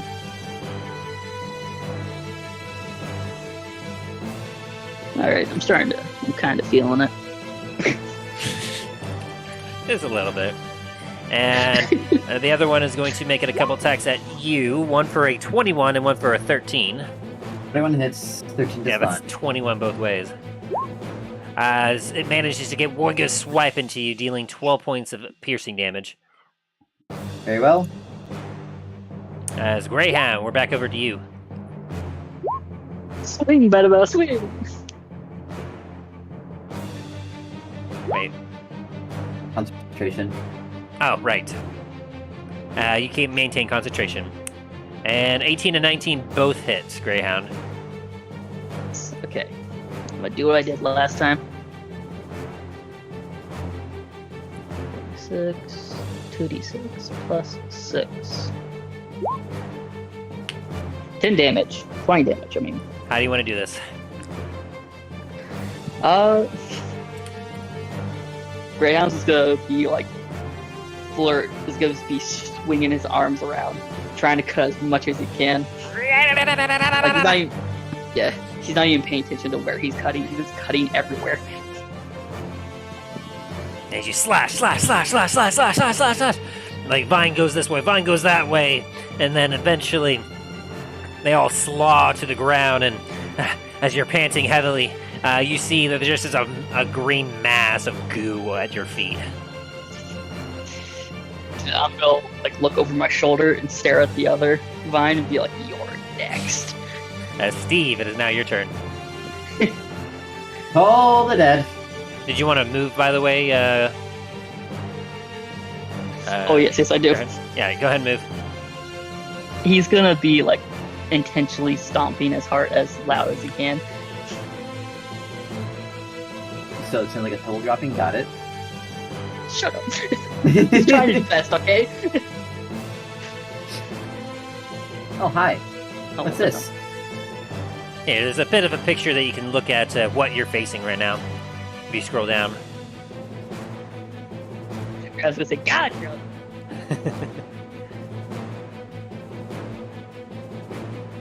Okay. Alright, so Toll the Dead, wisdom saving throw. Yep. 11 doesn't make it. How do you want to do this?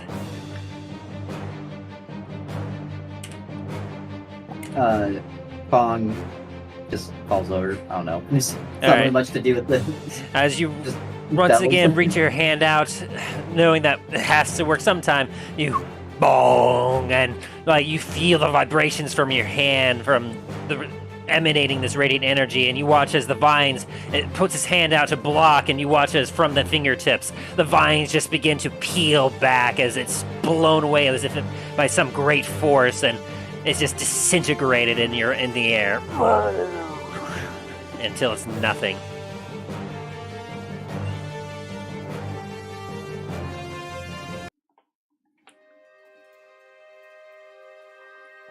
And at that point,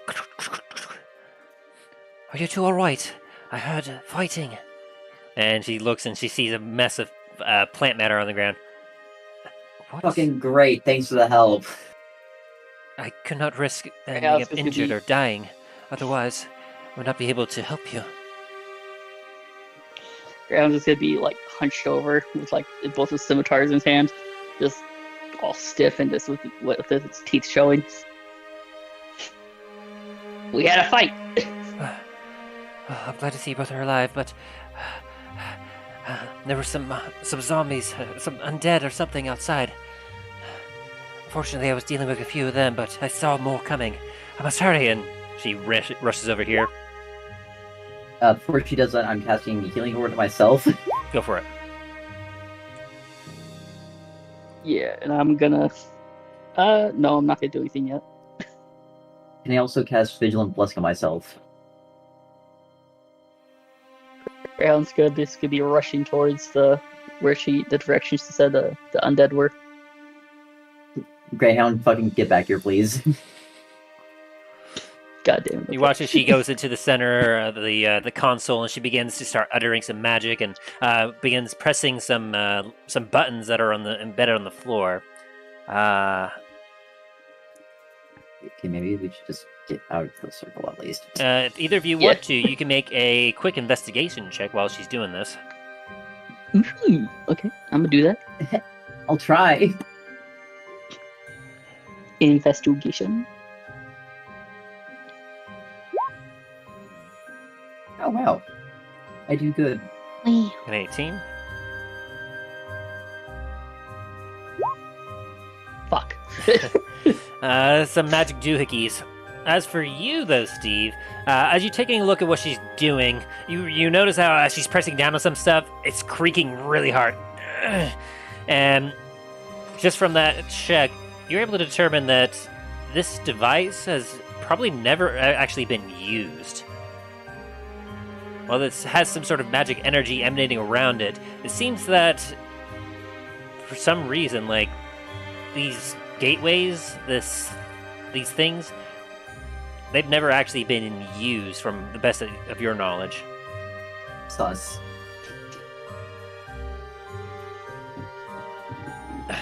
Alright, I've started to initiate the process, but if there's anything else either of you need to do so now.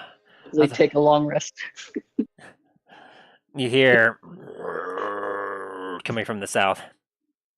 I'm gonna take this crit healing potion real fast. Go for it.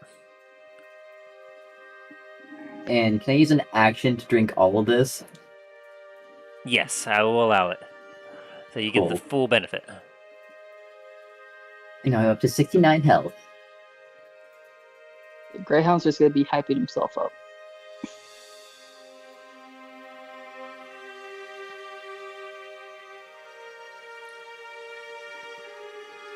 Alright. Being ready to fight.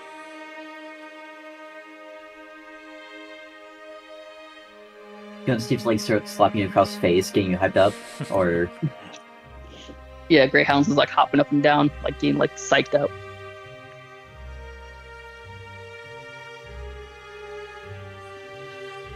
Let's go.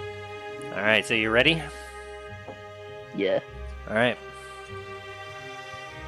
Let's see here. Should probably have some better music for this. So let's go to bot stuff. Oh, what would be something good for this?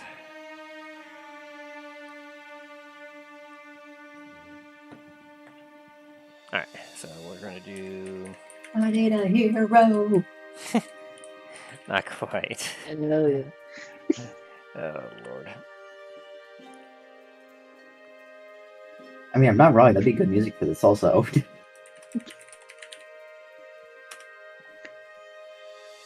Play the Skyrim music. Ugh.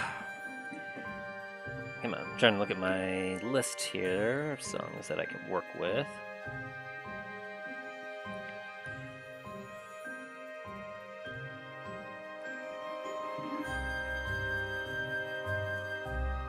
No, not those. Here it is. Greyhound is going to try and sneak if he can. Sleep. Sneak. All right, you As in go ahead hide. and go ahead and stealth.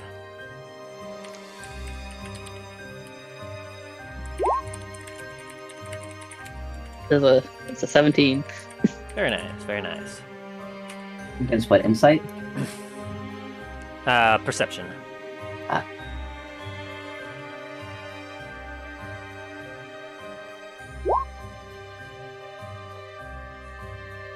I almost saw where you were.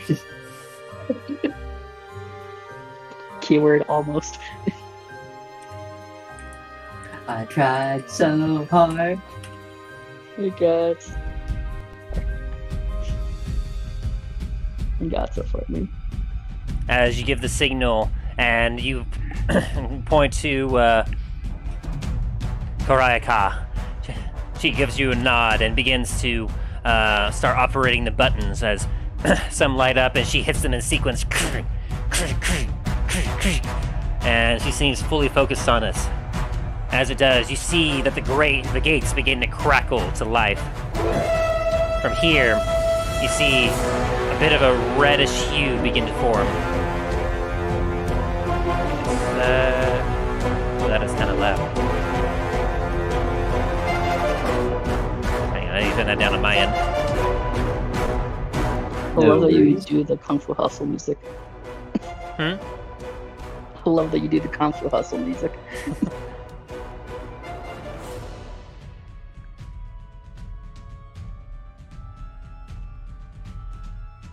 Boo. Boo. As the gates flicker to life with a red energy.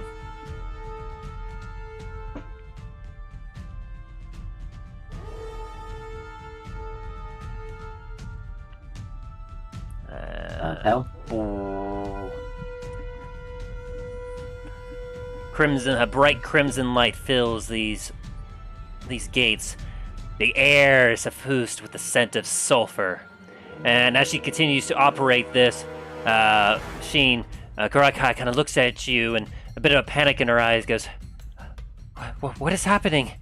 This does not look right. This is supposed to be celestial. And from each of these gateways, you hear a and you see lair boop. You see figures begin to come out of it. God fucking Christ. And you won't know what these are, Greyhound, but Steve, I'll allow you to a quick either religion or history check of your choice.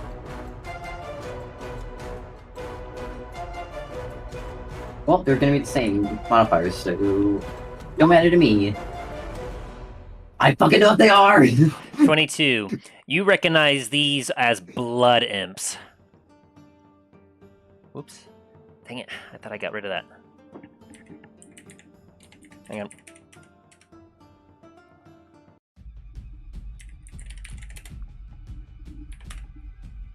There we go. You know that blood imps are agents of death. They're servants of a devilish being that serve the gods of evil. They oftentimes move quickly to make death sacrifices, kill others, drink blood, all in the name of their master. And you know for a fact that they despise the temples of gods. Anything that has anything to do with life or healing, they absolutely hate. And they're usually driven to a mad rage whenever they're close to an altars of such a deity. Neat. And currently pouring out of these, what you now come to understand are portals. You see 3 swarms pouring out, and you want to reuse your same initiative from before, or do you want to re-roll initiative? Reroll. All right, roll initiative. Before I roll initiative, can I enter a rage? Yes, I'll allow it as part of your setup. Gotcha. Okay. 16. Very nice. It's a good thing that backward slash didn't mess you up. Greyhound, Right. you're 12 again. 12. Yep. Very consistent with your initiative.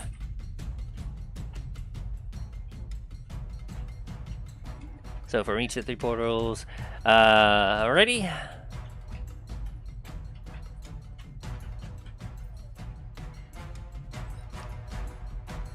Give me just a sec. Now I gotta add them all to initiative. Quick question, what kind of light are we in? Light. Mm-hmm. It is a little slightly brighter than what you were in. It's still daylight. Okay.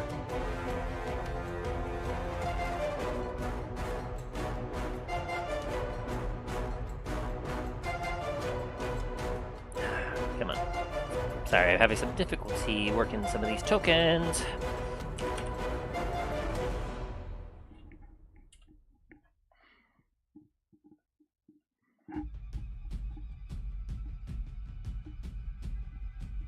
Alright, cool. Alrighty, then they're all connected once again, which means I need to boop you like that.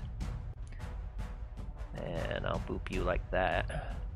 Sorry, one of the things that I've been dealing with is the fact that each of the individual tokens are represented by a single thing, so if I remove hit points from one of them, it removes hit points from all of them, which is not how that needs to work. That's weird. Yes. Alright. And so as this happens, and these blood imps start to swarm for him, and they all got terrible initiatives. Thank God.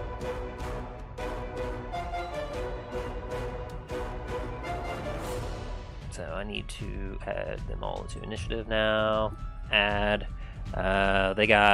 This one got an 8. Not an 89, 8.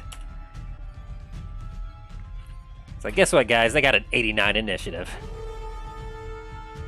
Oh my god. Melee just teleports over to us, rips our head off. Yeah, just like instant death. This one, he got a This'll die. 7.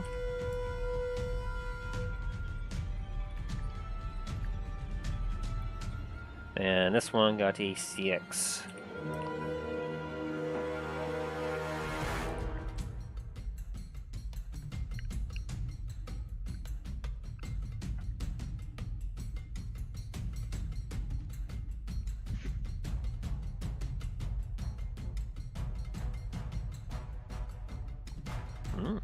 Interesting. All right, so now with the initiative set, these things are pouring out of the gate. These 3 groups of swarms. They look around. They see you all, and there's blood in their eyes. As Steve, it is now your turn. Well,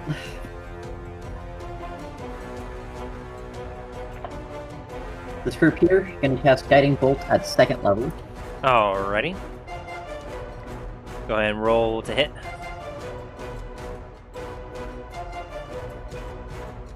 I think it's called Roll, right? Is that it? Just misses, unfortunately. God damn it. As you launch a bolt forward, they seem to just nimbly dodge out of the way. And do you have anything else you want to do? Oh. Wait, I guess. Alright, Greyhound. You see a host of additional enemies coming out of these gates.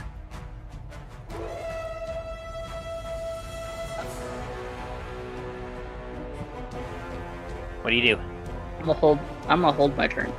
Alright, you're holding your turn. Which leads to this first swarm. I believe it's the one near the top. Yes. They're all flying, so 5, 10, 15. It begins to charge into the middle. But, let's see. It doesn't have that in range, but let's see here.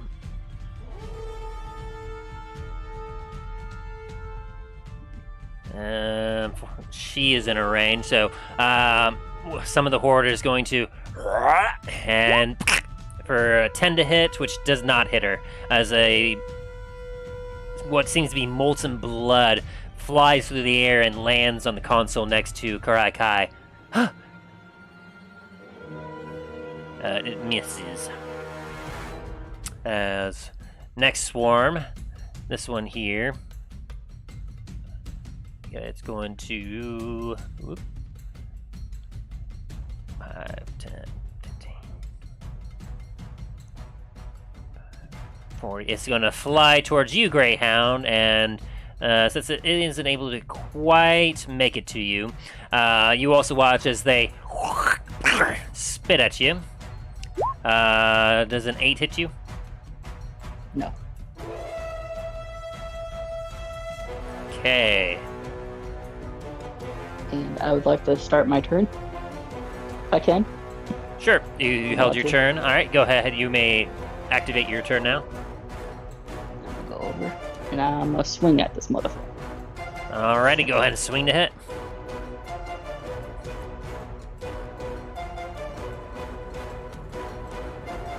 +7. Swing, swing. Ooh. That's a nat 20. That is, and the 16 also hits. Go ahead and roll damage. All right, I do another a third roll too. Right. For damage. So I do 3d6s. For which thing? Since I got net 20. Oh, it's double your damage dice. So for the first attack that you made, which was the 16, you roll normally. For the nat 20, you roll double. Gotcha. Okay. I'll just normally then.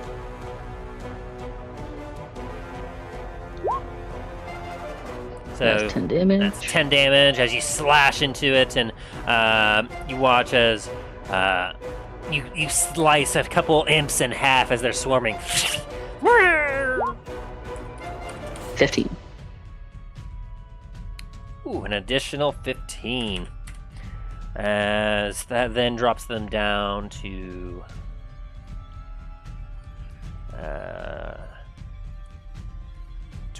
Alright. As you slash, and you see about 6 to 7 imps just fly out of the swarm and land on the ground as they kind of burn for a second and then they become ash. And is that your turn? Yep. Alright.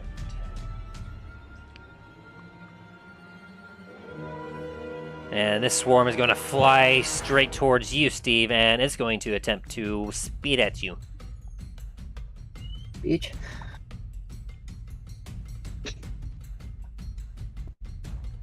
Hang on, still loading. Oh, it's coming. Whoop. Oh, what are you coming? Ooh, that was some lag. Am I still recording? Yes, we're Still still good. streaming. Okay, good. Sorry, I had a lag thing and I couldn't hear anything for 2 seconds. I was like, oh crap. And it spews at you for 18 to hit. Does not hit. It does not hit? Since they does not hit because they still have concentration on Shield of Faith. Excellent. So it spews at you, and you're able to just barely get out of the way as it lands next to you. And now, Steve, it is your turn. 10. Fine strike. All right, go to roll to hit.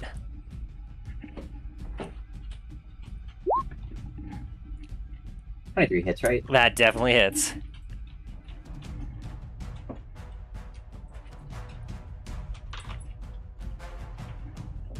Roll damage. As they swing your hammer at them, and you deal 12 points of damage. As you were able to smack a couple imps with your swing, and you watch as they fly off and then just kind of fall down on the ground and turn into ash. And is that your turn? That'd be my turn. Alrighty, Greyhound, it is now your turn.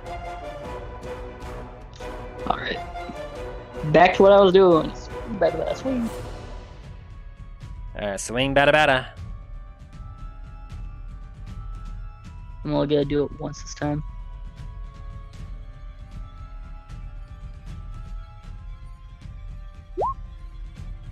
$25 hits.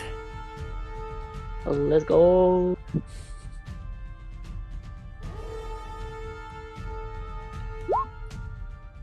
You 10 another damage. 10 slashing damage as you slash into the mass again, and you take out a few more. And there's in the swarm, there's a whole lot less.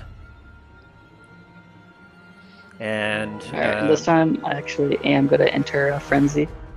You're entering rage. Rah! Yeah. And that's your turn. Yep. All right. This first swarm is going to 5, 20, 25, 30, 35, and 40. And it's rushing forward, and it's going to take a spit at her again. 7 is going to miss as well. As it is not too happy about that. But this other swarm here... She's not about that kinky shit. She's not about that kinky shit. Nope. This swarm is going to occupy your space. As they How begin dare to swarm you. around you. In case you're wondering why.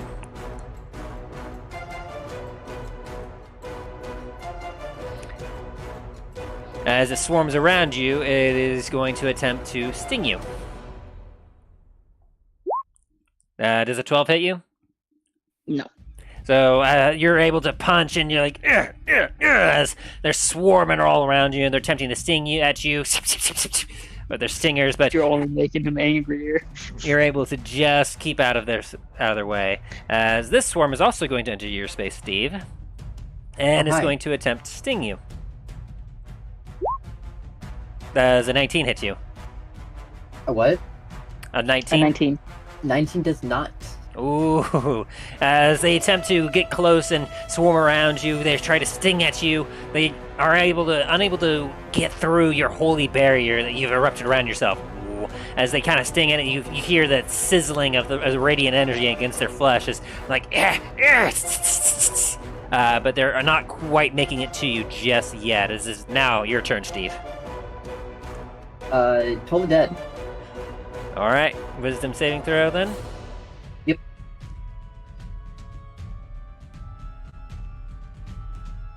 Give me a sec.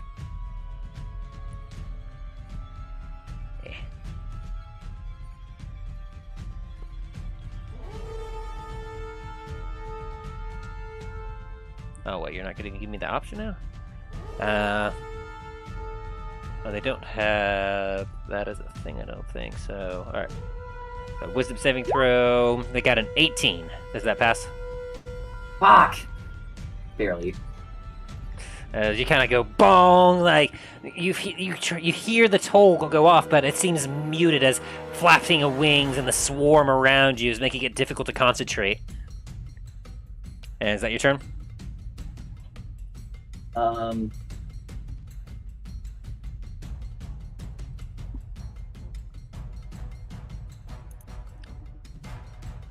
Wait, double check.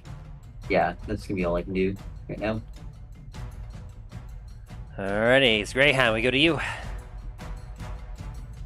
So I'm gonna switch my second scimitar to the shield. All right. Your AC goes up by 2. And yep. And I'm gonna take a swing. All right. Go ahead and swing at him. As the swarm is just constantly on you. 16 hits. That's wrong. That's +7. That's 18. Well, it still hits. So, yeah. All right, go and get your Alright. damage in there. +5. Okay.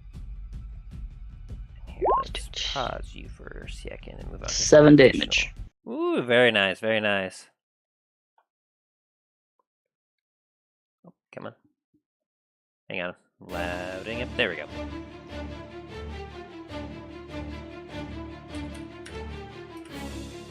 Dang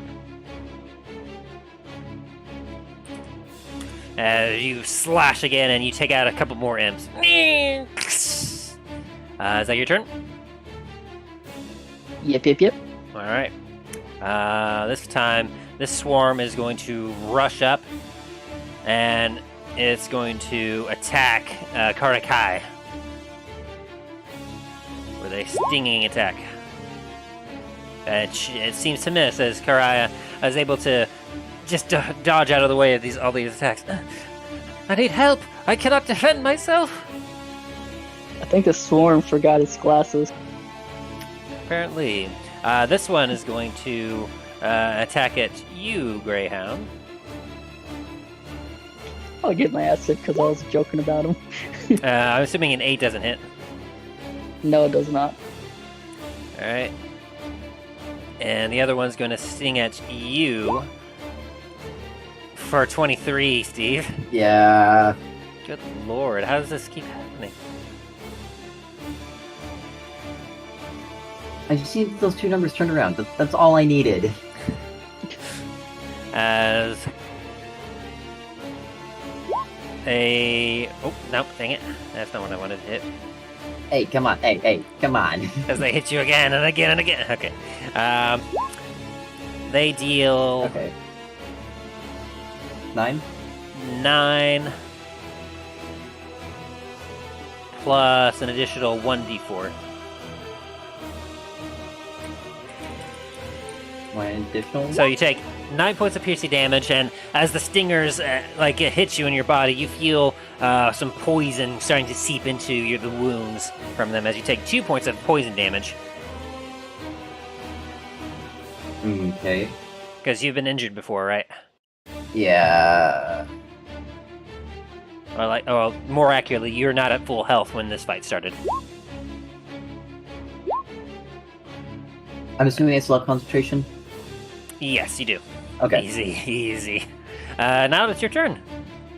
Okay, as a bonus action, can I intimidate this group over here to come attack me instead?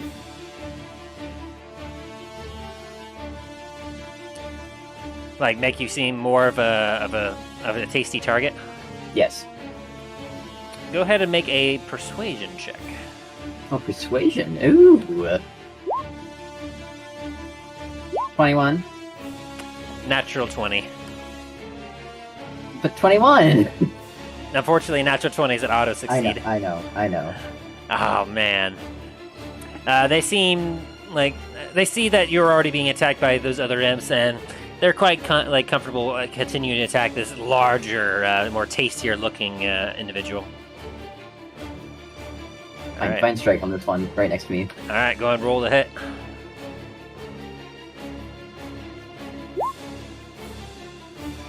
That's hits.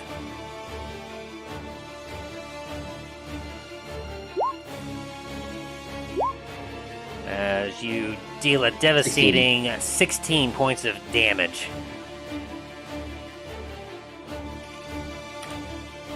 As you go wham, and a radiant explosion just poof, and they just scatter and end up burning on the ground.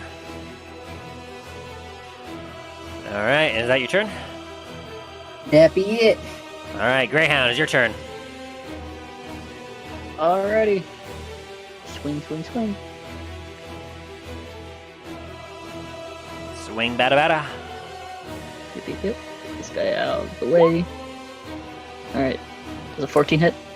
14. Oh, my thing went away. Boop. Yep, it hits. Just hits. Nice. I'll roll damage for this one. See if I need to do.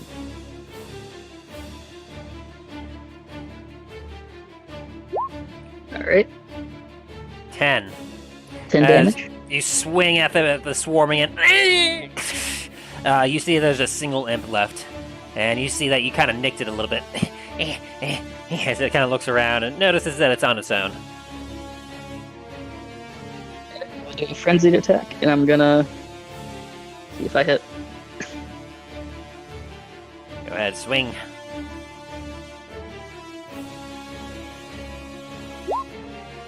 Yeah, how do you want to do this? Can I do something that I think you're gonna say no to? I want to grab this guy. I want to throw him at that's attacking her.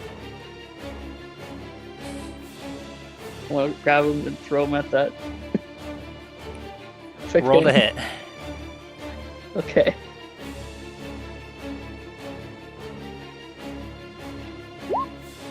$19. Roll 1d4 plus 1d6.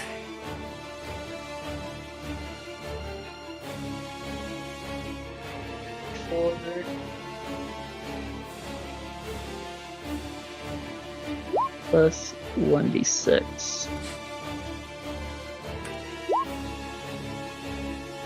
As you take the last imp and you hurl it at it with that natural 20. I'm allowing it. You hit a couple of the things in the swarm, and it explodes in a small puff of fire, and it kills not only it, but it also takes out another one in the swarm, and they seem to kind of look over your direction a little bit. I scream at them. I'm gonna run over to them. Alright, and that's your turn? Yeah, that's my turn. Alright. is because you got that nat 20. I love that, by the way. Yeah. That's awesome. All right, so this swarm here sees that you got a little bit of blood coming out of you, and it's like, and it's going to attempt to attack you for a 19. Me? Yes, Greyhound. Yes.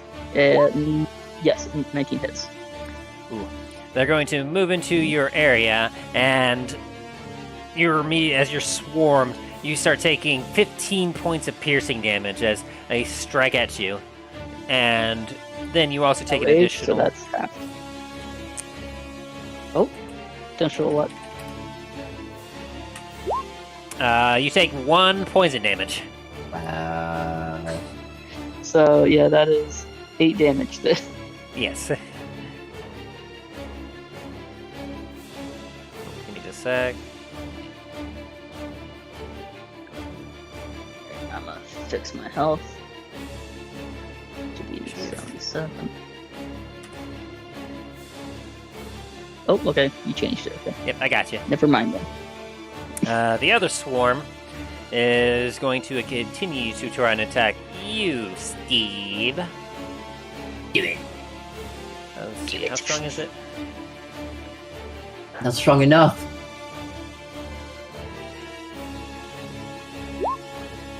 As an 18 hits you. Not strong enough. As it attempts to swarm around you, sting at you, it is your turn as they are not quite able to penetrate your armor.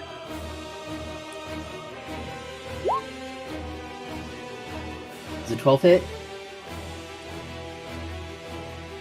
It does not hit. Okay. As you attempt to swing, they manage to nimbly dodge out of your way as you swing around at them. Starting to get a little frustrated, I think. Who, me or them? Yes. Okay. As Greyhound, it is now your turn. And I will say, at this point, Right. you're all starting to notice the blue runes that are on the structure around you are all starting to slowly turn red. I don't like that. I don't like that either. Alright. Swing, bad bad, swing. 17 and does a 21 hit. They both hit, yes.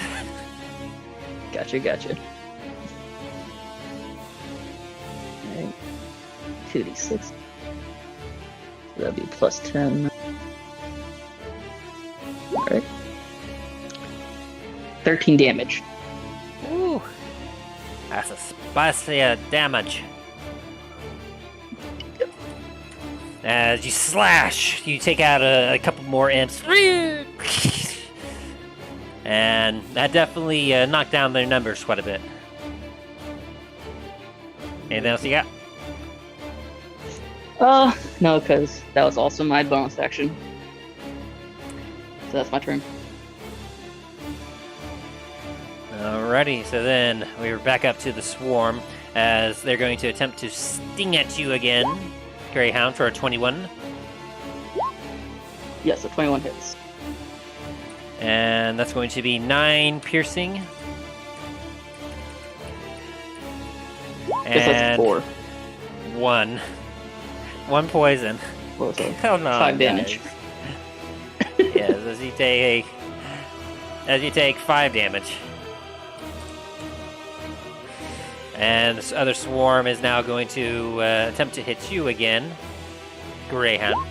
Or, not Greyhound, Steve. For 21 this time. God damn it. Just realized I haven't been utilizing my uncanny dodge, so I could have halved that even more. Oh, yeah. Sorry, man. That was good. You take Because 13 medium's good. points of damage as you take 11 piercing and 2 poison. 8. Steve, it is now your turn. Mind strike. Alright, roll the hit. Actually, 1 second. I need to roll concentration, actually. Oh, easy. Okay.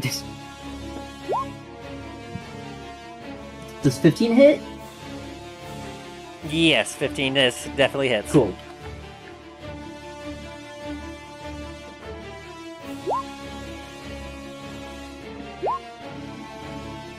14 damage. Boom! You deal 14 points of damage as you strike into them, and you watch more bodies of imps just fly apart. Fucking Christ, how many are there? It appears to only be about 2 or 3 left in the swarm. As Okay. Greyhound, it is your turn. Gotcha. Alright. I am going to do my thing. There we go. I roll. 24 and a 17. Both of those hit. Gotcha. 1, 2, 3. As 20 you deal damage. 20 damage as you continue to sloth a few, and you see there's about 4 imps left in this swarm. Greyhound's gonna be just gonna be screaming this whole entire time trying to swing at these things. Yeah. And it's going to sting at you for 21. Yeah, 21 hits. And for you, Steve, just to get that out of the way, 10 to hit you. Nope. Greyhound, you take 6 points of piercing damage and 3 points, which is not mitigated, of poison damage. So that's 9 points of damage.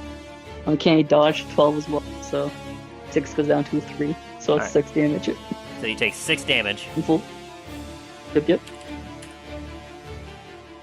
Hold on, am I doing that right? Can I add uncanny dodge to rage? That's your reaction, so I think so. Okay. Let me double check. Yeah, I It's don't want to technically be not magic. points when I can't. Let's see, uncanny dodge. There we go. Starting at 5th level, when an attacker that you can see hits you with an attack, you can use your reaction to half the attack's damage against you. Yeah, no other thing against it except you just do it. Alright. Well, if you don't want me to do that, or you think that's too broken, then tell me and I'll stop doing that. No, I don't. I mean, that makes you a great tank, I gotta say. Yeah. Alrighty, and so that means, Steve, we're back to you. Fine strike. Roll the hit. I'm pretty sure that hits, so I'm just gonna... Yes, that hits. You got a lot of offensive cantrips, by the way. 15? You, in one fell swing, you hit the last remaining imps, and you watch them scatter. Fuckers, get out of here. Free! Come get! And that's them. And since it's the top of the turn order, you're noticing that the outer layer of these rings are lit up in red now. Should those be red?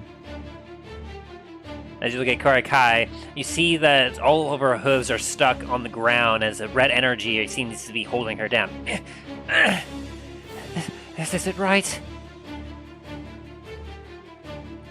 Greyhound, it is your turn. Alright. Do I see that that's happening to her? You're currently being swarmed, so you're not able to really see much right now. Gotcha. I'm do my thing then.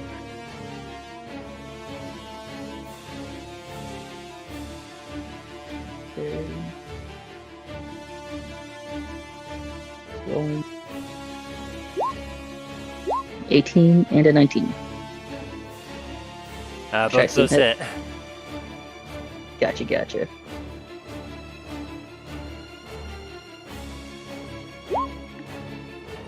$18 damage. As you with precision, you go for each of the 4 imps, and with one slice each, you take out 2. And you watch as they scatter. And then they hit the ground and turn into ash. Last one, can I bite it in half?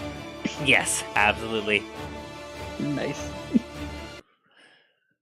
And with the battlefield calming down, you hear a hum of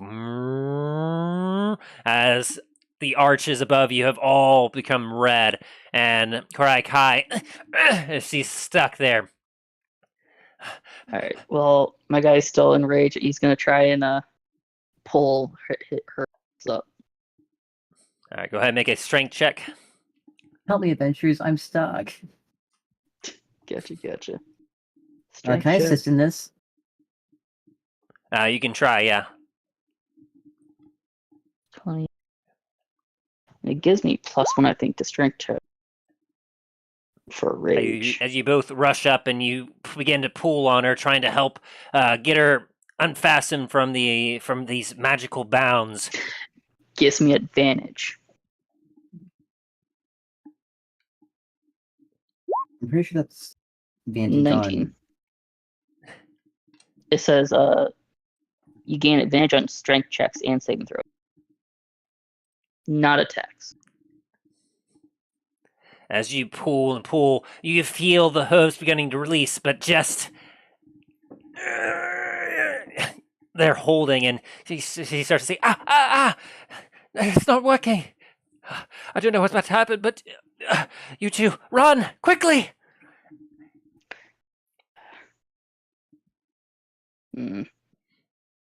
Greyhound's gonna.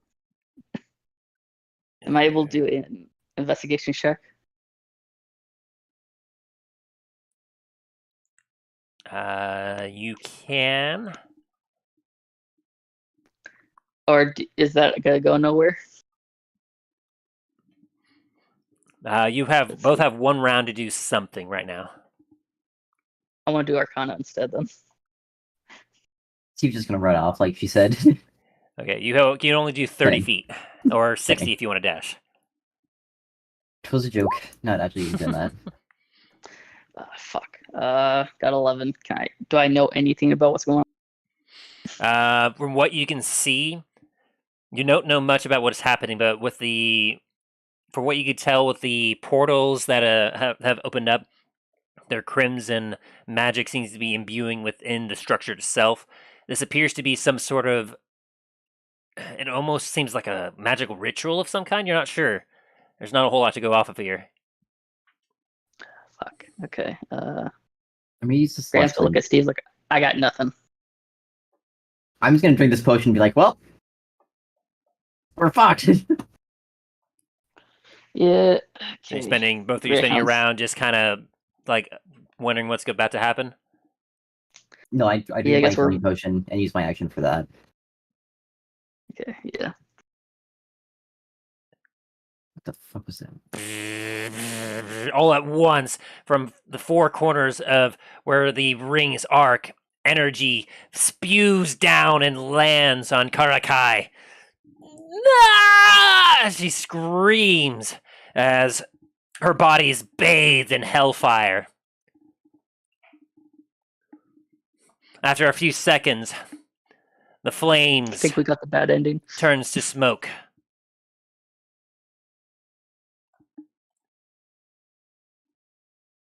And in front of you, Well, fuck. you see Karakai.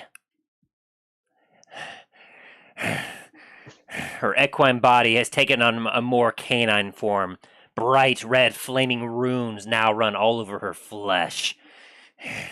She looks at both of you with cruelty in her eyes. The gate is so much more than I thought. And I need you all to reroll initiative.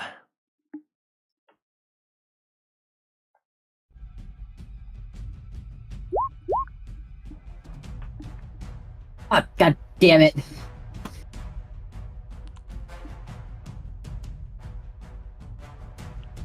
I never put my vigilant Fuck. blessing on.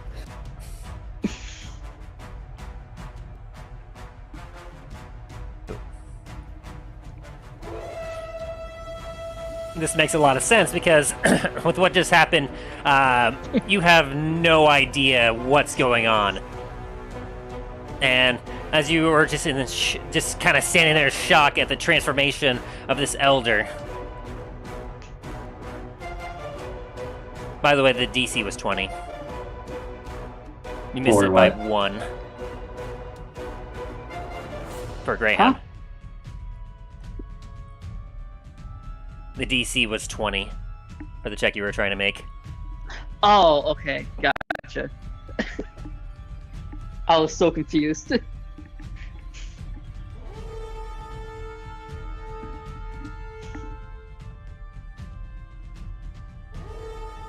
As this infernal Karakai,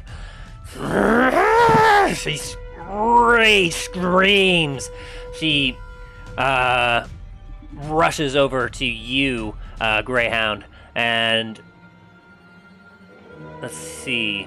Okay, yep. So on her initiative, she activates 2 things. Let me double check here.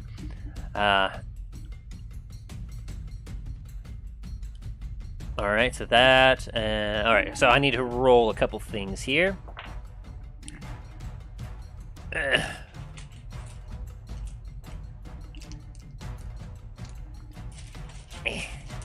Where's my die? Here we go. All right, so. All right, so. As she kind of stamps her hooves on the ground, boom, boom, boom, boom. You see rising up from the pedestal below her a partially solid barrier of sulfur seems to surround her, which gives her half cover. Sick. Fuck. Circle. God damn it. As she kind of stamps the ground and then okay. Let's roll one more time. So we'll have Steve be 1 and 3. You'll be 4 and 2. I rolled a 4, so Greyhound. A minor fireball erupts from her hands and explodes on you. I need you to roll me a dexterity saving throw. Thank fucking God it's him, not me. I mean, yeah, I am very tanky. Advantage on dex saving throws. That is No? exactly why I said thank God it was you. Against effects that you can see well. Not blind. Okay, yeah. I'm not blinded, deafened, or incapacitated, so yeah. I got advantage. Nice. Okay, so that's +3. It's rolling. 11? 11. Hang on. You did not make the DC. You take 9 points of fire damage as the fireball explodes in your face. Gotcha. Uncanny dodge. All right, down to 4, 5, 4? 4. You said 9? Yeah, 4. Alrighty. Okay.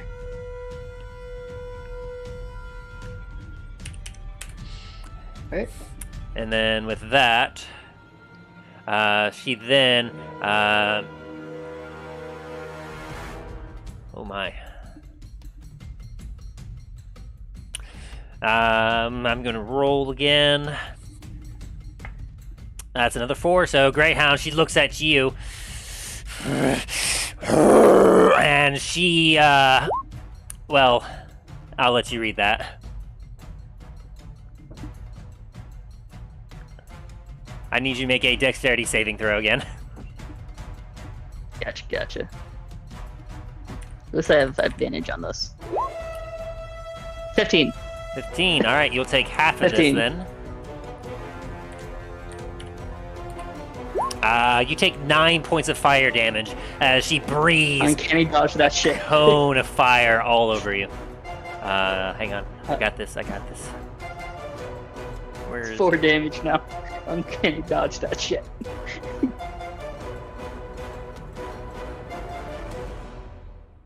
And she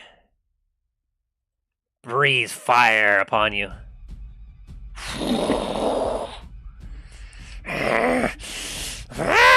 She screams as now it is your turn to Steve. My turn, Steve? Yep. Wow. You said this gives her cover, right? Yes. Half cover. Okay.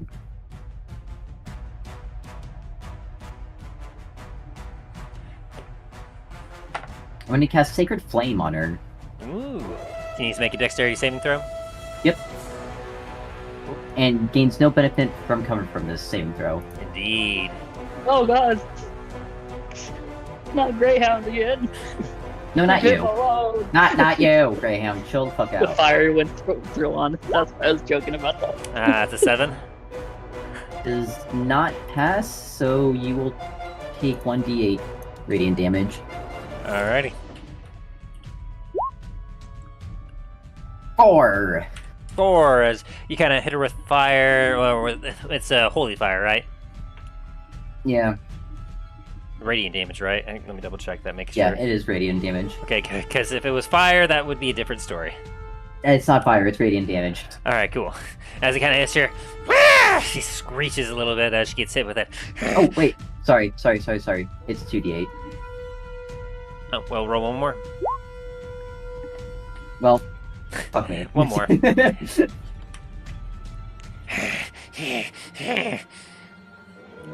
Yes, radiant. Alright. Alright, so she did not like that at all. As Greyhound, it is now your turn. I have a plan. Hopefully, I don't You know don't this word need- coming out of your mouth. alright, Greyhound is gonna try and jump onto the centaur high enough so he can reach its head. Jesus Christ. He's Make a gonna dexterity take out What? check. dexterity check. Gotcha. Acrobatics. Yeah, What'd you say? acrobatics.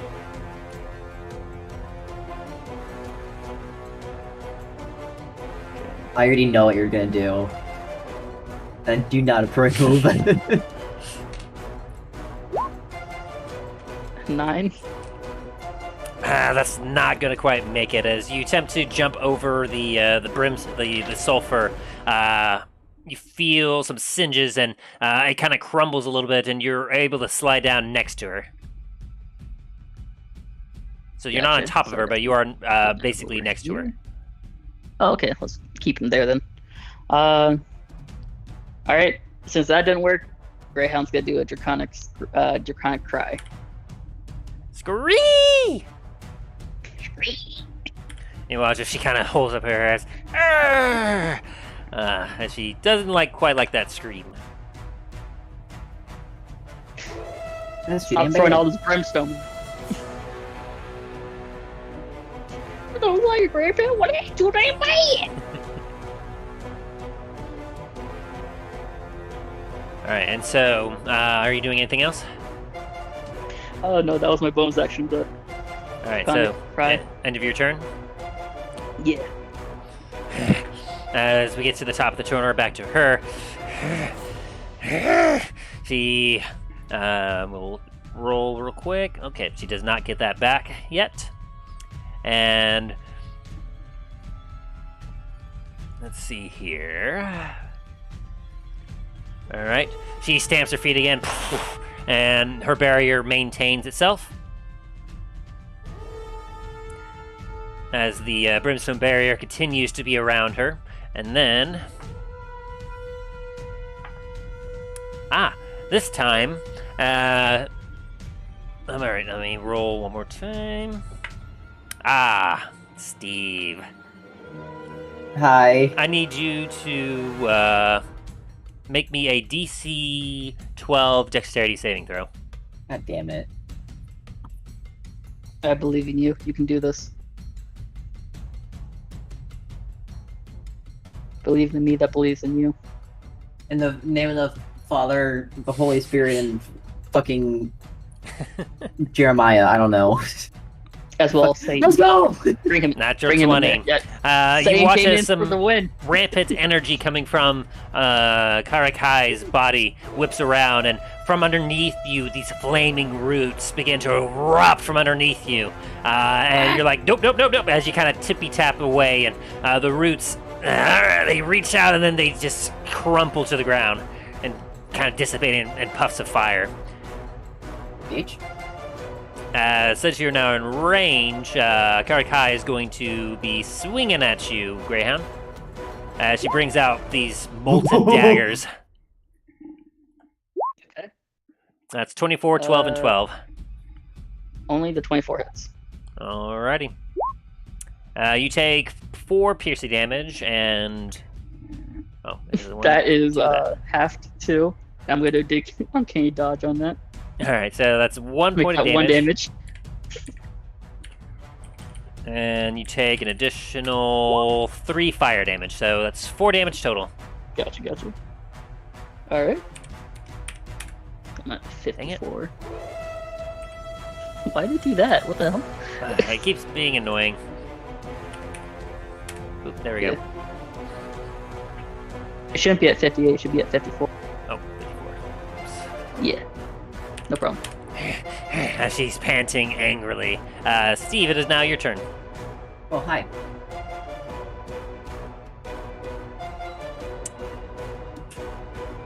Well, since we're so great the first time, I'm gonna do Sacred Flame again. Alrighty. She makes a dexterity saving throw. Correct him undo.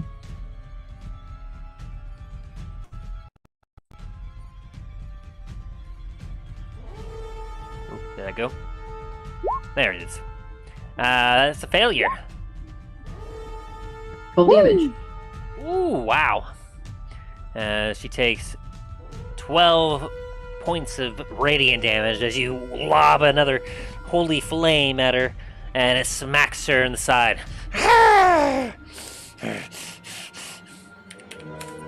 And she seems to be very upset by this. Anything else you got? That is it for now. Alrighty.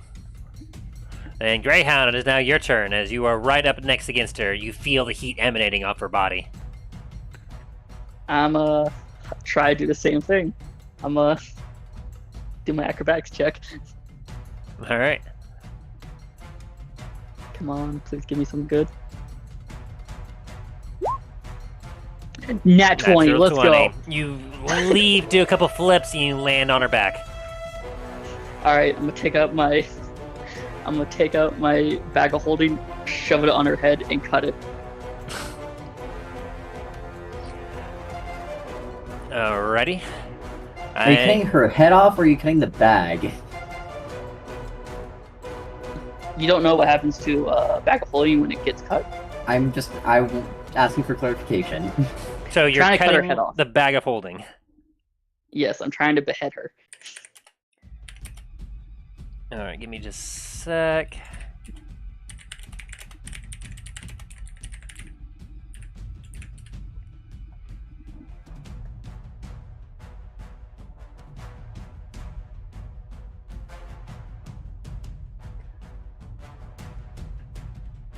Make a attack roll against the bag. Gotcha.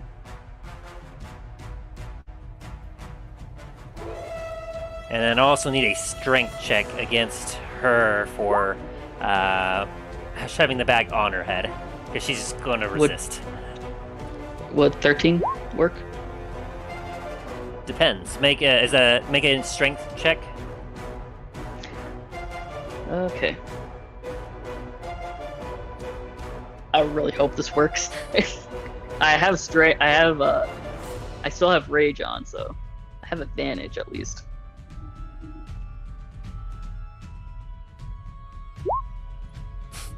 You are not able to, as you take the bag and you try to push it on her, she takes both her hands and grabs it, and she holds it off of her, and you are not able to get the bag over her head.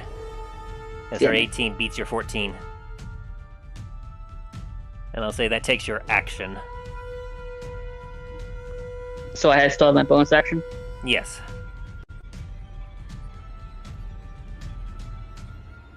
Well, I was going to say that your bonus action was the 13 to then attack the bag, but since the bag isn't over her head, I'll allow you to change that if you want. Okay. I think I'm going to do my Draconic Cry again. Yeah. Draconic Cry. Ree! She grits her teeth as you scream. Is that your turn? Yep. Alrighty, as we get to the top of her turn order. Roll, that's a 4.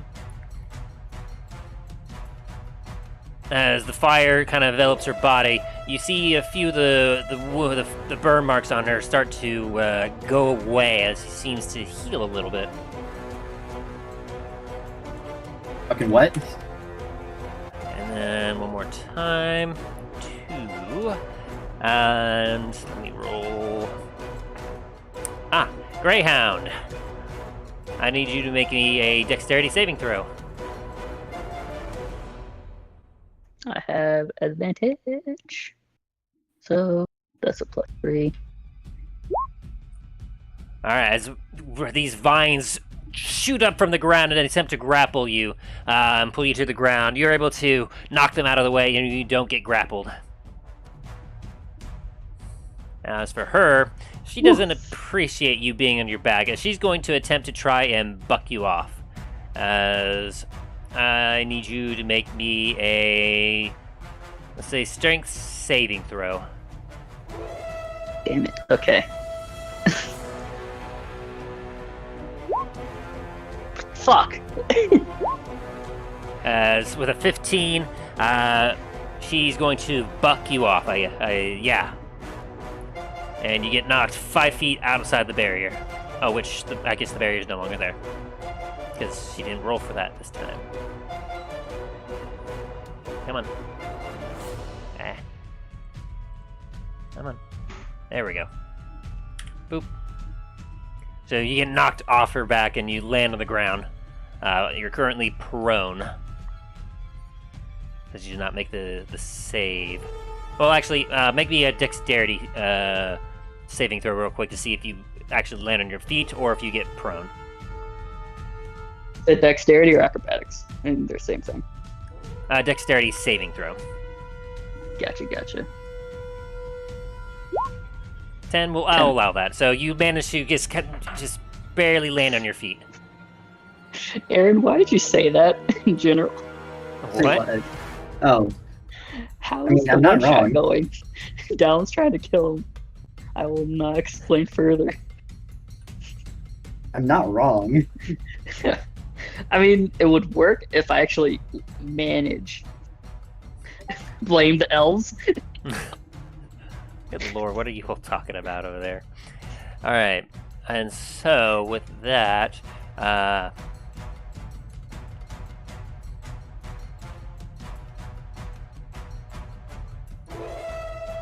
she is going to make a couple of attacks, since you're the closest one, at you. First off, she's going to do a hoof attack. Does a 23 hit you? Yes. Then you take 7 points of bludgeoning damage. 7, and I'm uncanny dodge on that shit. Okay. That'll drop it down to 3 then. Let's go! And then she's going to take another brimstone knife from her side and... Hello. Before that happens, Greyhound's gonna slam his fist on his chest and be like, "Come on, bring it! I can take it!" And she's going to slash at you. 2 more times for 10 and a 19. 10 does not hit, but 19 just barely hits. 19, you take 7 piercing damage plus 1d6. 3 fire damage, so that is going to be 7 3, so so 6. You take 6 more damage total. Uncanny dodge? You already Oh uncanny no, I dodged. already did that. Yeah. Okay, yeah, so... So your six, rage yeah. halves Okay. the initial slashing damage. Yeah. Okay. And Steve, it is now your turn. There's no barrier. Perfect.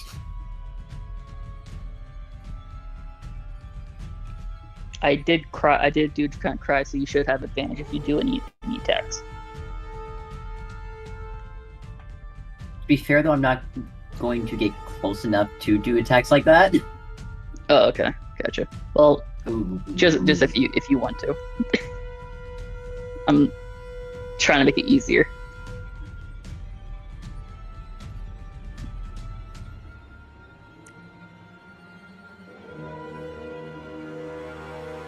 Actually, against what I just said, I'm gonna move 5 feet closer. How dare you lie to me like this? And I will never forgive this. I'm going to cast Inflict Wounds at 3rd level. Ooh. Go ahead and roll to hit.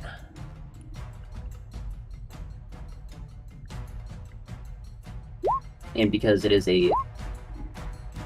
So 20 hits, got it. Yeah, right? so 20 hits. Thank fucking God. You still have advantage. Actually... Ah, shit. And then, Greyhound, have you been keeping track how many times you've used the screech? Because Yes, I have. you only have 4 uses total. Yes, I have been keeping track. Very good. 25 damage. Ooh. Necrotic damage. She doesn't like that. As necrotic energy courses through her body, you see black veins popping up along her body. And she screams in anger and pain as she swipes at you and you kind of back away. As that definitely hurt. I'm gonna flip her off and be like, bitch. Fuck you. Alright, Greyhound, your turn. Back at it again. Hop back up there.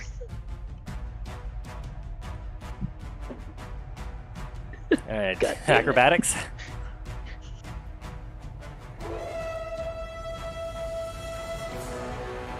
Come on. 17. 17 against her. Let's see. Let go.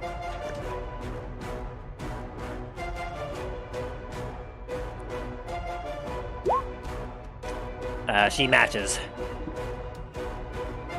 Since defender wins, so as you try to leap up on her again, she kind of shuffles away, and you land on the ground.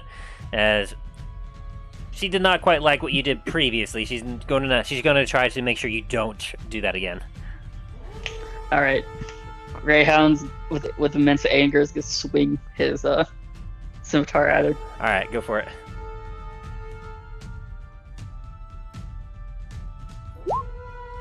I have advantage. 26 definitely hits. Yeah. Oh boy.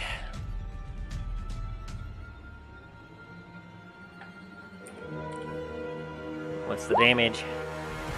9 damage. Ooh. You deal 9 damage.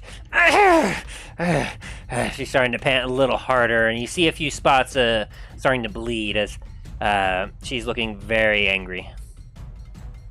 And with that, we get to the top of the turn order.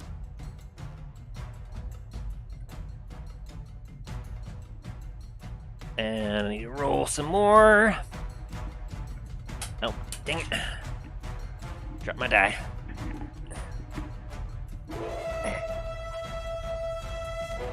Here we go. Alright. And I need to roll one more time. Alright, I need a dexterity saving throw from Steve. Are you sure about that? Yes. God damn it. 12? Why You not? just beat it. Greyhound? Thank God. As you manage to escape some more vines that are shooting up from the ground. Goddamn fucking vines. Alright. And Greyhound, I need you to make a dexterity saving throw. All right.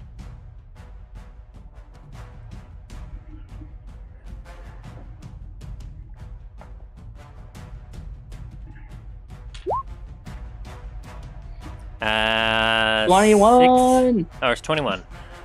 You take 4 points of fire damage as another small fireball comes shooting out of her hand. Phew! And you get hit. And then... Oh boy. Yep, she definitely did. Hang on a sec. Down to 41 health. Let's go. Fucking Christ, what's your entire life total? I have a lot of health. She's And going I to can negate damage, so. move around. She'll take an opportunity attack from you, Greyhound. Wow. I think I have advantage on opportunity attacks Actually, wait. when I'm in rage. Didn't he use his reaction to uncanny dodge? You did. You have no reaction. Hold on. So she moves around this way, Oh, yeah. and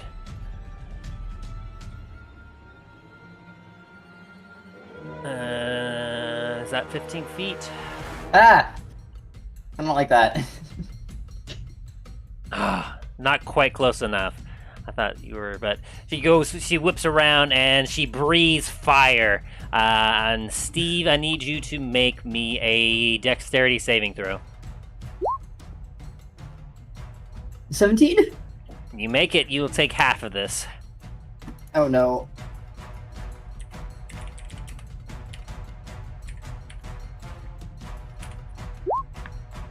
As you take 17 points of fire damage. Okay. Jesus Christ. She kind of runs around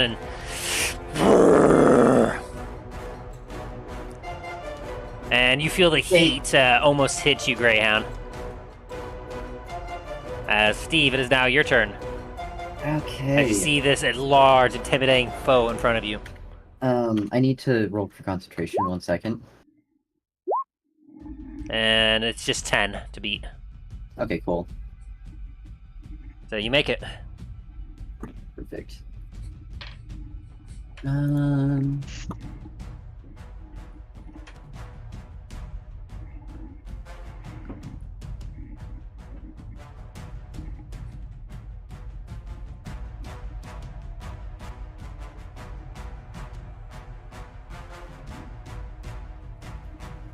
What you got for me, Steve? I'm gonna cast Moonbeam. Ooh. Moonbeam. That's one Right I here. don't see a whole lot.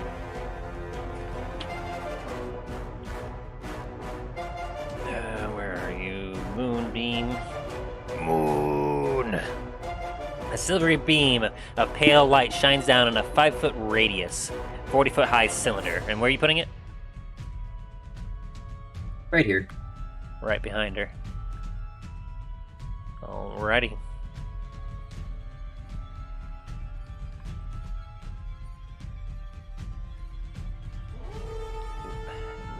Move, alright.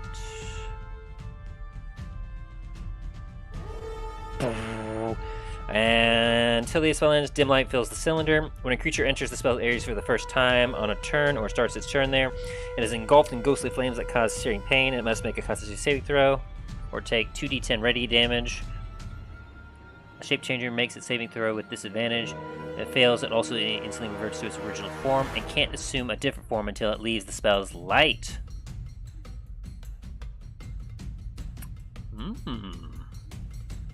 Interesting.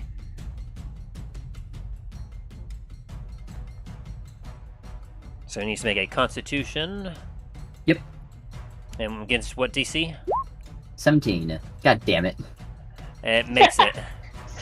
So it still takes half the damage, so Yes. let me roll 10. Fuck me. 3 points of damage as it's searing. She, as the back end of her is engulfed in this, she is very much in pain and does not like that. As Greyhound, it is now your turn. Actually, I still have a bonus action. All right, bonus action. I'm going to use my last spell slot and cast Healing Word on myself. By the way, Moonbeam is concentration, so your other thing is down now. Yes, I know that. Perfect. All right. And then what are you doing with your bonus? Casting Healing Word on myself. Excellent. All right, go ahead and roll that.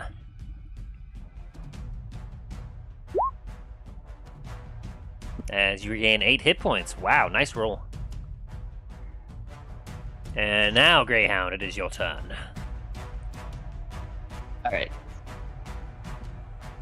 I would like to try something that I don't know if I'd be allowed to do yet, but Proceed. I'd like to do like what I talked to you guys about and attach my ethereal chains onto my scimitar and throw it at the lady and yank myself to her. If I can't do that, please. I'll say with your bonus action you attach it, and with your action you can throw it. So Okay. go ahead and make an attack, like a ranged attack. Gotcha. It's That 22. hits.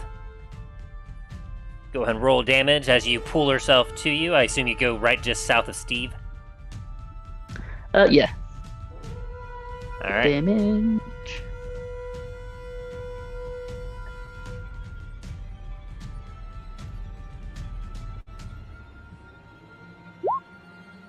$11 damage. Ooh, that's a spicy damage.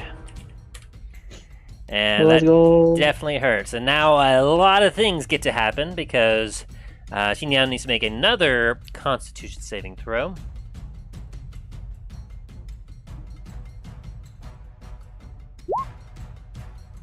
That does not beat your DC, does it?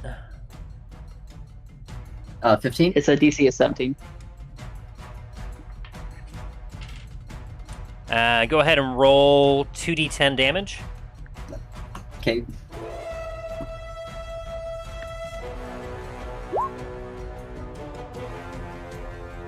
Ten damage.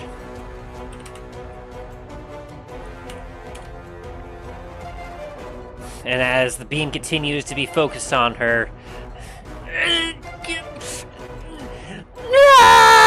she screams as the light bathes over her.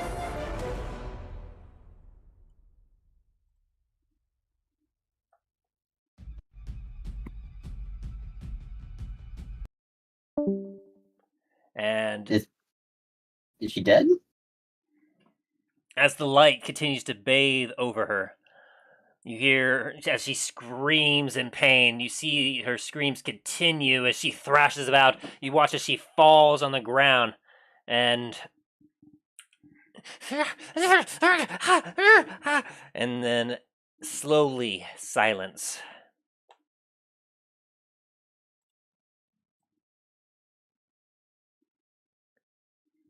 Do you keep your moonbeam up? Yes, because I don't trust that. Well, she's gonna come back from the fucking dead or some bullshit. Oh. Turn it This is off. awkward. Turn it off. All right, roll another 2d10.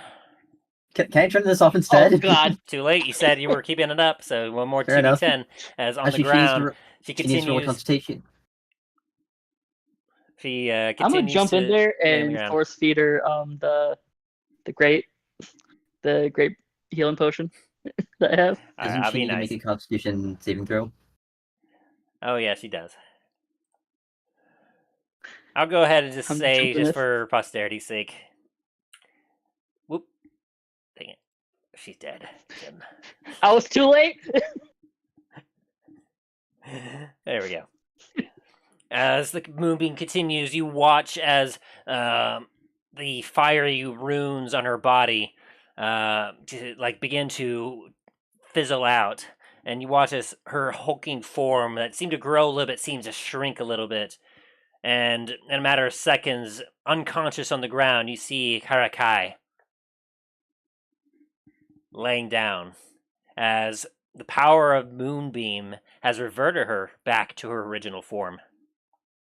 Nice! Something that they did not account for in the module, actually. Really? Wow.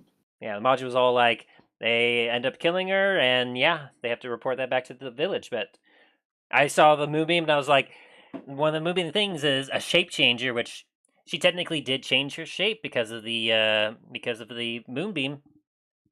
If she failed her saving throw, she reverts to her original form and can't assume a different form until it leaves the spell's light. And so Okay. I'm ruling that the moonbeam causes her to revert back to her original form, and you have saved her life. I'm going to have my Warhammer ready just in case this shit gets fucked again. Alright, but Greyhound's gonna force feed her the healing potion. Alright, was it a greater? Yeah, it was a greater healing potion. Alright, so that's 4d4 plus 4, or 18? Since you're using your action. It is, yeah, 44 plus 4. That should be 18, I think. And as you feed her Yes. the potion, 16. she coughs. Greyhound's gonna force her eyes open, kind of like just check them, make sure they're not like demon looking or something. What happened? I felt. You were beating the shit out of us. Did not appreciate that. She grips her head with her hand. There was so much fire, pain. Oh, Next time, don't fucking attack us. oh, I remember being stuck and telling you all to flee, and then I don't remember what happened after that. Long story short, you came back as a fucking demon or some bullshit and trying to beat our ass. What? That's impossible. No, it's very possible. It just fucking happened. She kind of We have the scars to show it. She sees the And burn and marks Greyhound on just you, shows all and the scars on you. she sees the remains of some brimstone barriers and some fire vines on the ground, and she kind of looks around as she's laying down there, and I don't understand. This was supposed to be a celestial gate. We were supposed to get aid against the undead forces from here. And she sees the portals as they're still there. They begin to flicker.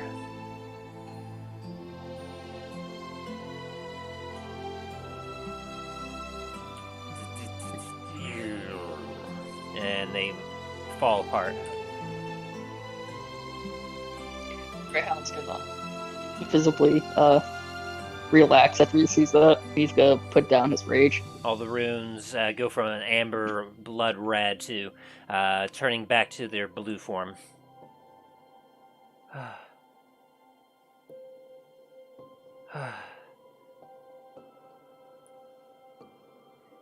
can't believe it. I don't know how to explain this. And I'd like you two to make a perception check real quick, as you're kind of looking around.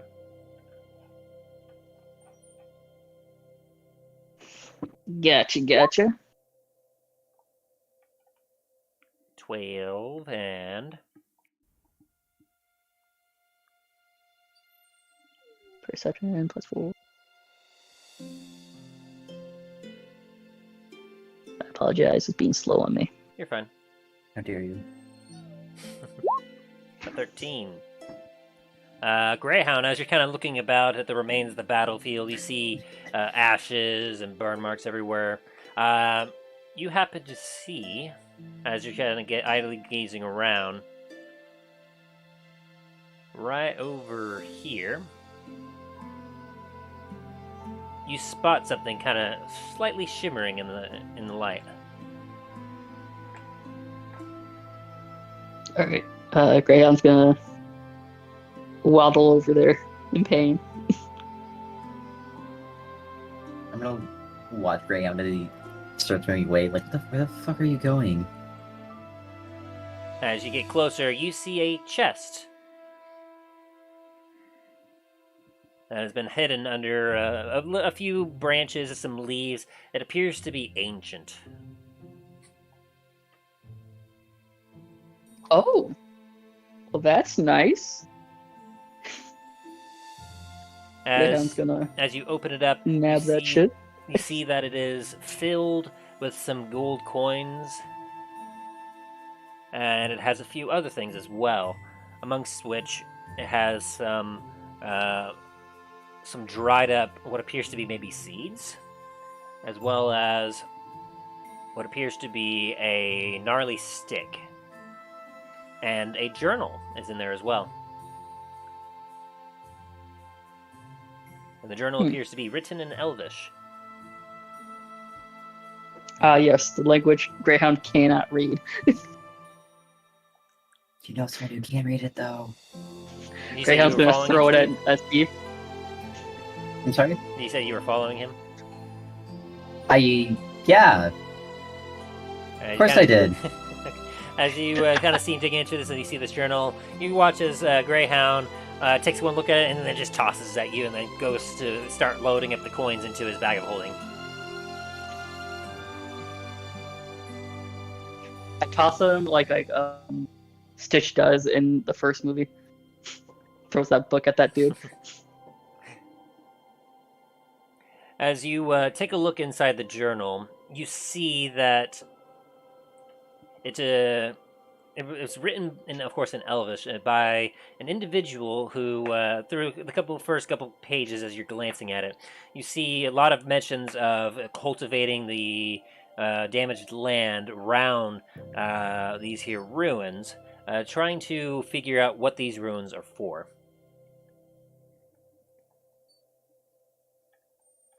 Eventually, you eventually get to a point where of the journal where you see this individual say,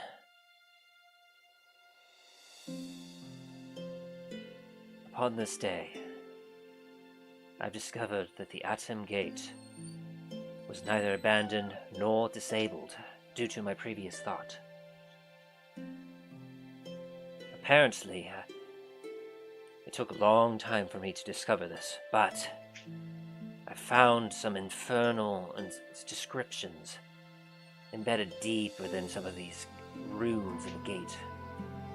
This is not a celestial gate as I first thought, but it is instead an infernal one. It seems that some being in the Nine Hells has attempted to use this to deceive any who may come across it in order to open a gate to the Nine Hells and unleash an army of evil. I cannot allow such evil to seep into this world and everything that I've cultivated it. Therefore, this will most likely be my last journal entry, as I'm going to seal away this here gate, and unfortunately I do not know what will happen to me afterwards.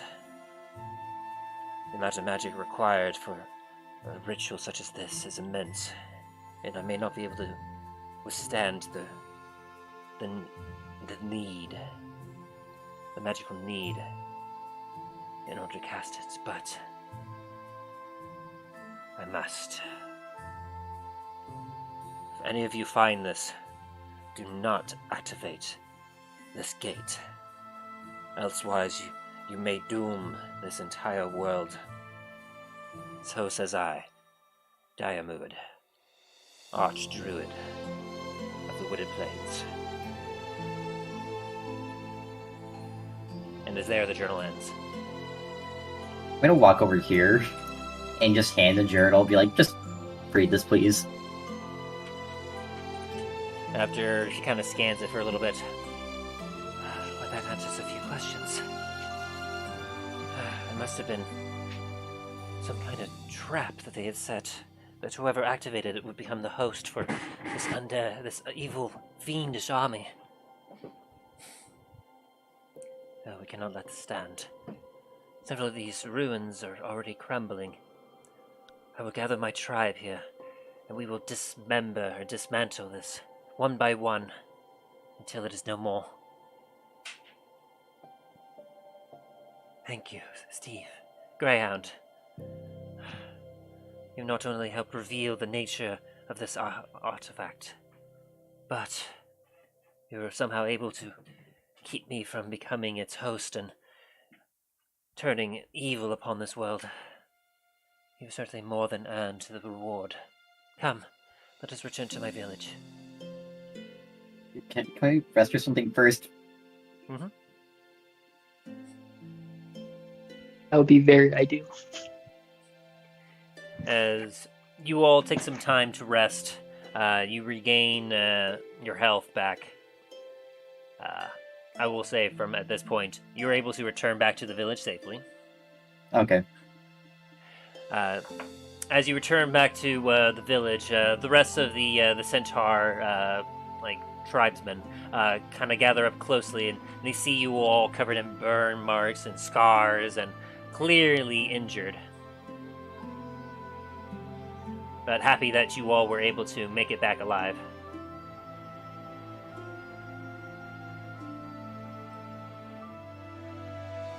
Sad I didn't get to use the. Bag of holding as a weapon. Yeah, sorry, it didn't quite work out in your favor. I know. Karakai tells her tribesmen that they have currently disabled. Oh yeah, she got to live. Karakai tells her tribe that through all three of your efforts, you were able to discern what the artifact was, and you were able to deactivate and disable them temporarily, preventing the undead menace from being able to take control of it and unleashing the evil themselves. But she indicated that they all needed to pack up their stuff, move to the front of it to continue guarding it as they work to disassemble and destroy the portals for good. That's wise. Karakai looks at you both. I owe you my life. If you ever need any aid, you may ask only of our tribe's help, and we will be glad to help you. But first, and she walks over to one of her tribesmen who holds up this orb, and she hands it over to you. As promised, this treasure belongs to you now. And you receive the amber-encased tree ant sapling.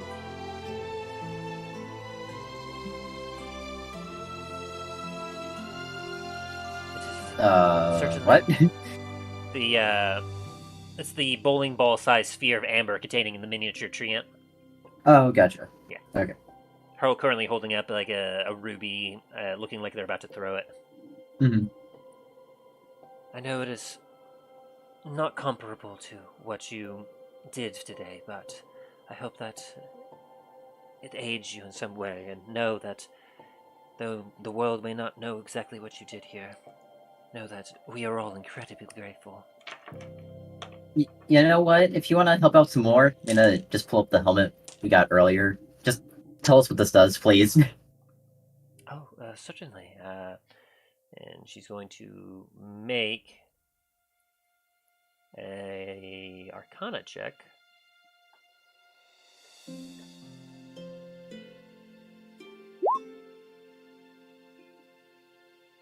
I'll use her. I'll have someone aiding her. Yeah. With a 12, she takes a look at it and she's like, I'm not quite familiar with Arcana. Isn't that? Oh! This is, yes, now that I'm looking at it a little bit better. She kind of holds it up and she looks at you, Greyhound, and she attempts to put it on your head. Do you allow it? Oh, please, this is not going to be harmful. Trust me. I mean, last time you said trust Okay. me, you turned into a fucking infernal. I didn't ask you to Ground trust me, squints at her. She puts the helm on your head, and you see through the lenses the green, and she takes a look at you, Greyhound, and in Elvish she says, "Do you understand me?" And you do. Ground's the pog face. You think that she's I speaking can. common. And you're confused because to you it sounds like common. And so you said, I can? I can? Steve, Can you you hear understand Elvish me? come out of Greyhound's mouth.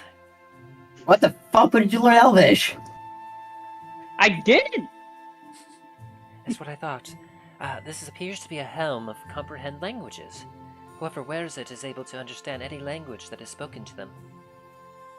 I'm gonna try saying something in Orcish for, Greyhound, Greyhound you hear here, yeah. in common whatever he says. I'm saying a little bitch. Can you understand me? Yeah, you motherfucker. Don't you say those words to me. Oh, shit. Guess it does work. And he replied in Orcish back to you.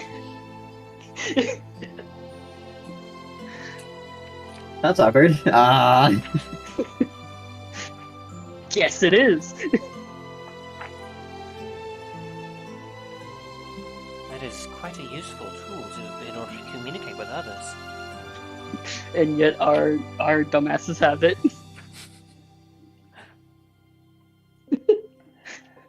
Lord. But yes, you know that with this, essentially while wearing this helm, at will you can cast the spell Comprehend Languages. Which the Comprehend Languages, the basic description of that is that for the duration of 1 hour, you can understand the literal meaning of any spoken language that you hear. You also understand any written language that you see, but you must be touching the surface on which the words are written. It takes about 1 minute to read 1 page of text. It doesn't decode your messages in the text or glyph, though.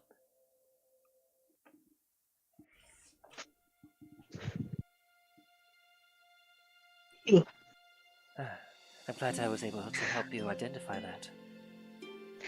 Greyhound takes off the cloak and is like, "Do you know what this does, or if it's special at all?" 1 moment.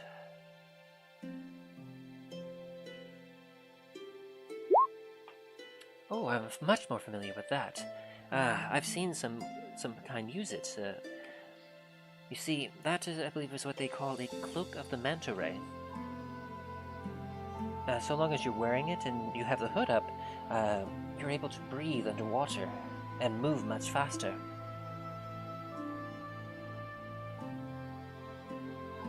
Very nice. Yeah, so the Cloak of the Manta Ray, so long as you have it on you, you have a swimming speed of 60 feet and you can breathe underwater.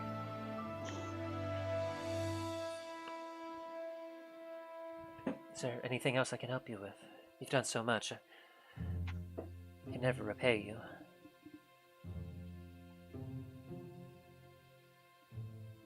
Just let us sleep here for the night, please. That's all we ask. Fucking tired. We're very tired. You're very tired. Of course, you may rest and we shall protect you. You've done a lot today. My people thank you. And so, as you two get yourself a long rest, as you stay with the centaurs, upon the morrow, they have all their stuff packed up, and you watch as they head back towards the Elven Gate, as they work to begin dismantling and taking it apart. You two return back to Goldbloom, where you find yourself in the room again, and the villagers are happy. Some of them are happy to see you. The barkeep tends to your needs, gets you to your room, your food, and you take the next couple of days easy as you enjoy the spoils from the treasure you got, which let me tell you what that is in just a second as it loads up. Hang on. Hold. Oh, it's coming. Hold. Oh, come on. It's lagging. Hold. Come on. There we go. Oh, come on. It's so slow. Boom. As in total from your haul, now you found within the chest, you found a total of 8,142 gold pieces. You also uncovered, let's see here, a potion of greater healing, some slippers of spider climbing, which, after tuning to it, one of you realized that you were able to start walking up trees as you were traveling, which is pretty neat. And you found a +2 chainmail. Yoink. Greyhound probably is the one that put on the slippers and noticed that you could just walk up trees. That's fine. And so, with your with the hefty income that you received from this job, quote unquote job, and the adventure complete, our two heroes, Steve and Greyhound, continue their adventures onward as they traverse the world, looking for more adventure, more gold, and more ways to prove their worth and honor. And that is where we're ending the session for today. Woo! Woohoo! Congratulations, gentlemen. You have completed the Elven Gate. Nice. Thank fucking I God for think we got the moving. best Holy ending shit. too. What new adventures, what new exciting things will happen? Find out next week as we return to the adventures in Dundris with our heroes Talos, Dane, Nampoodle, and Dallin as they traverse towards the capital of Lancaster. What will happen? Find out next time. When Thank you for watching.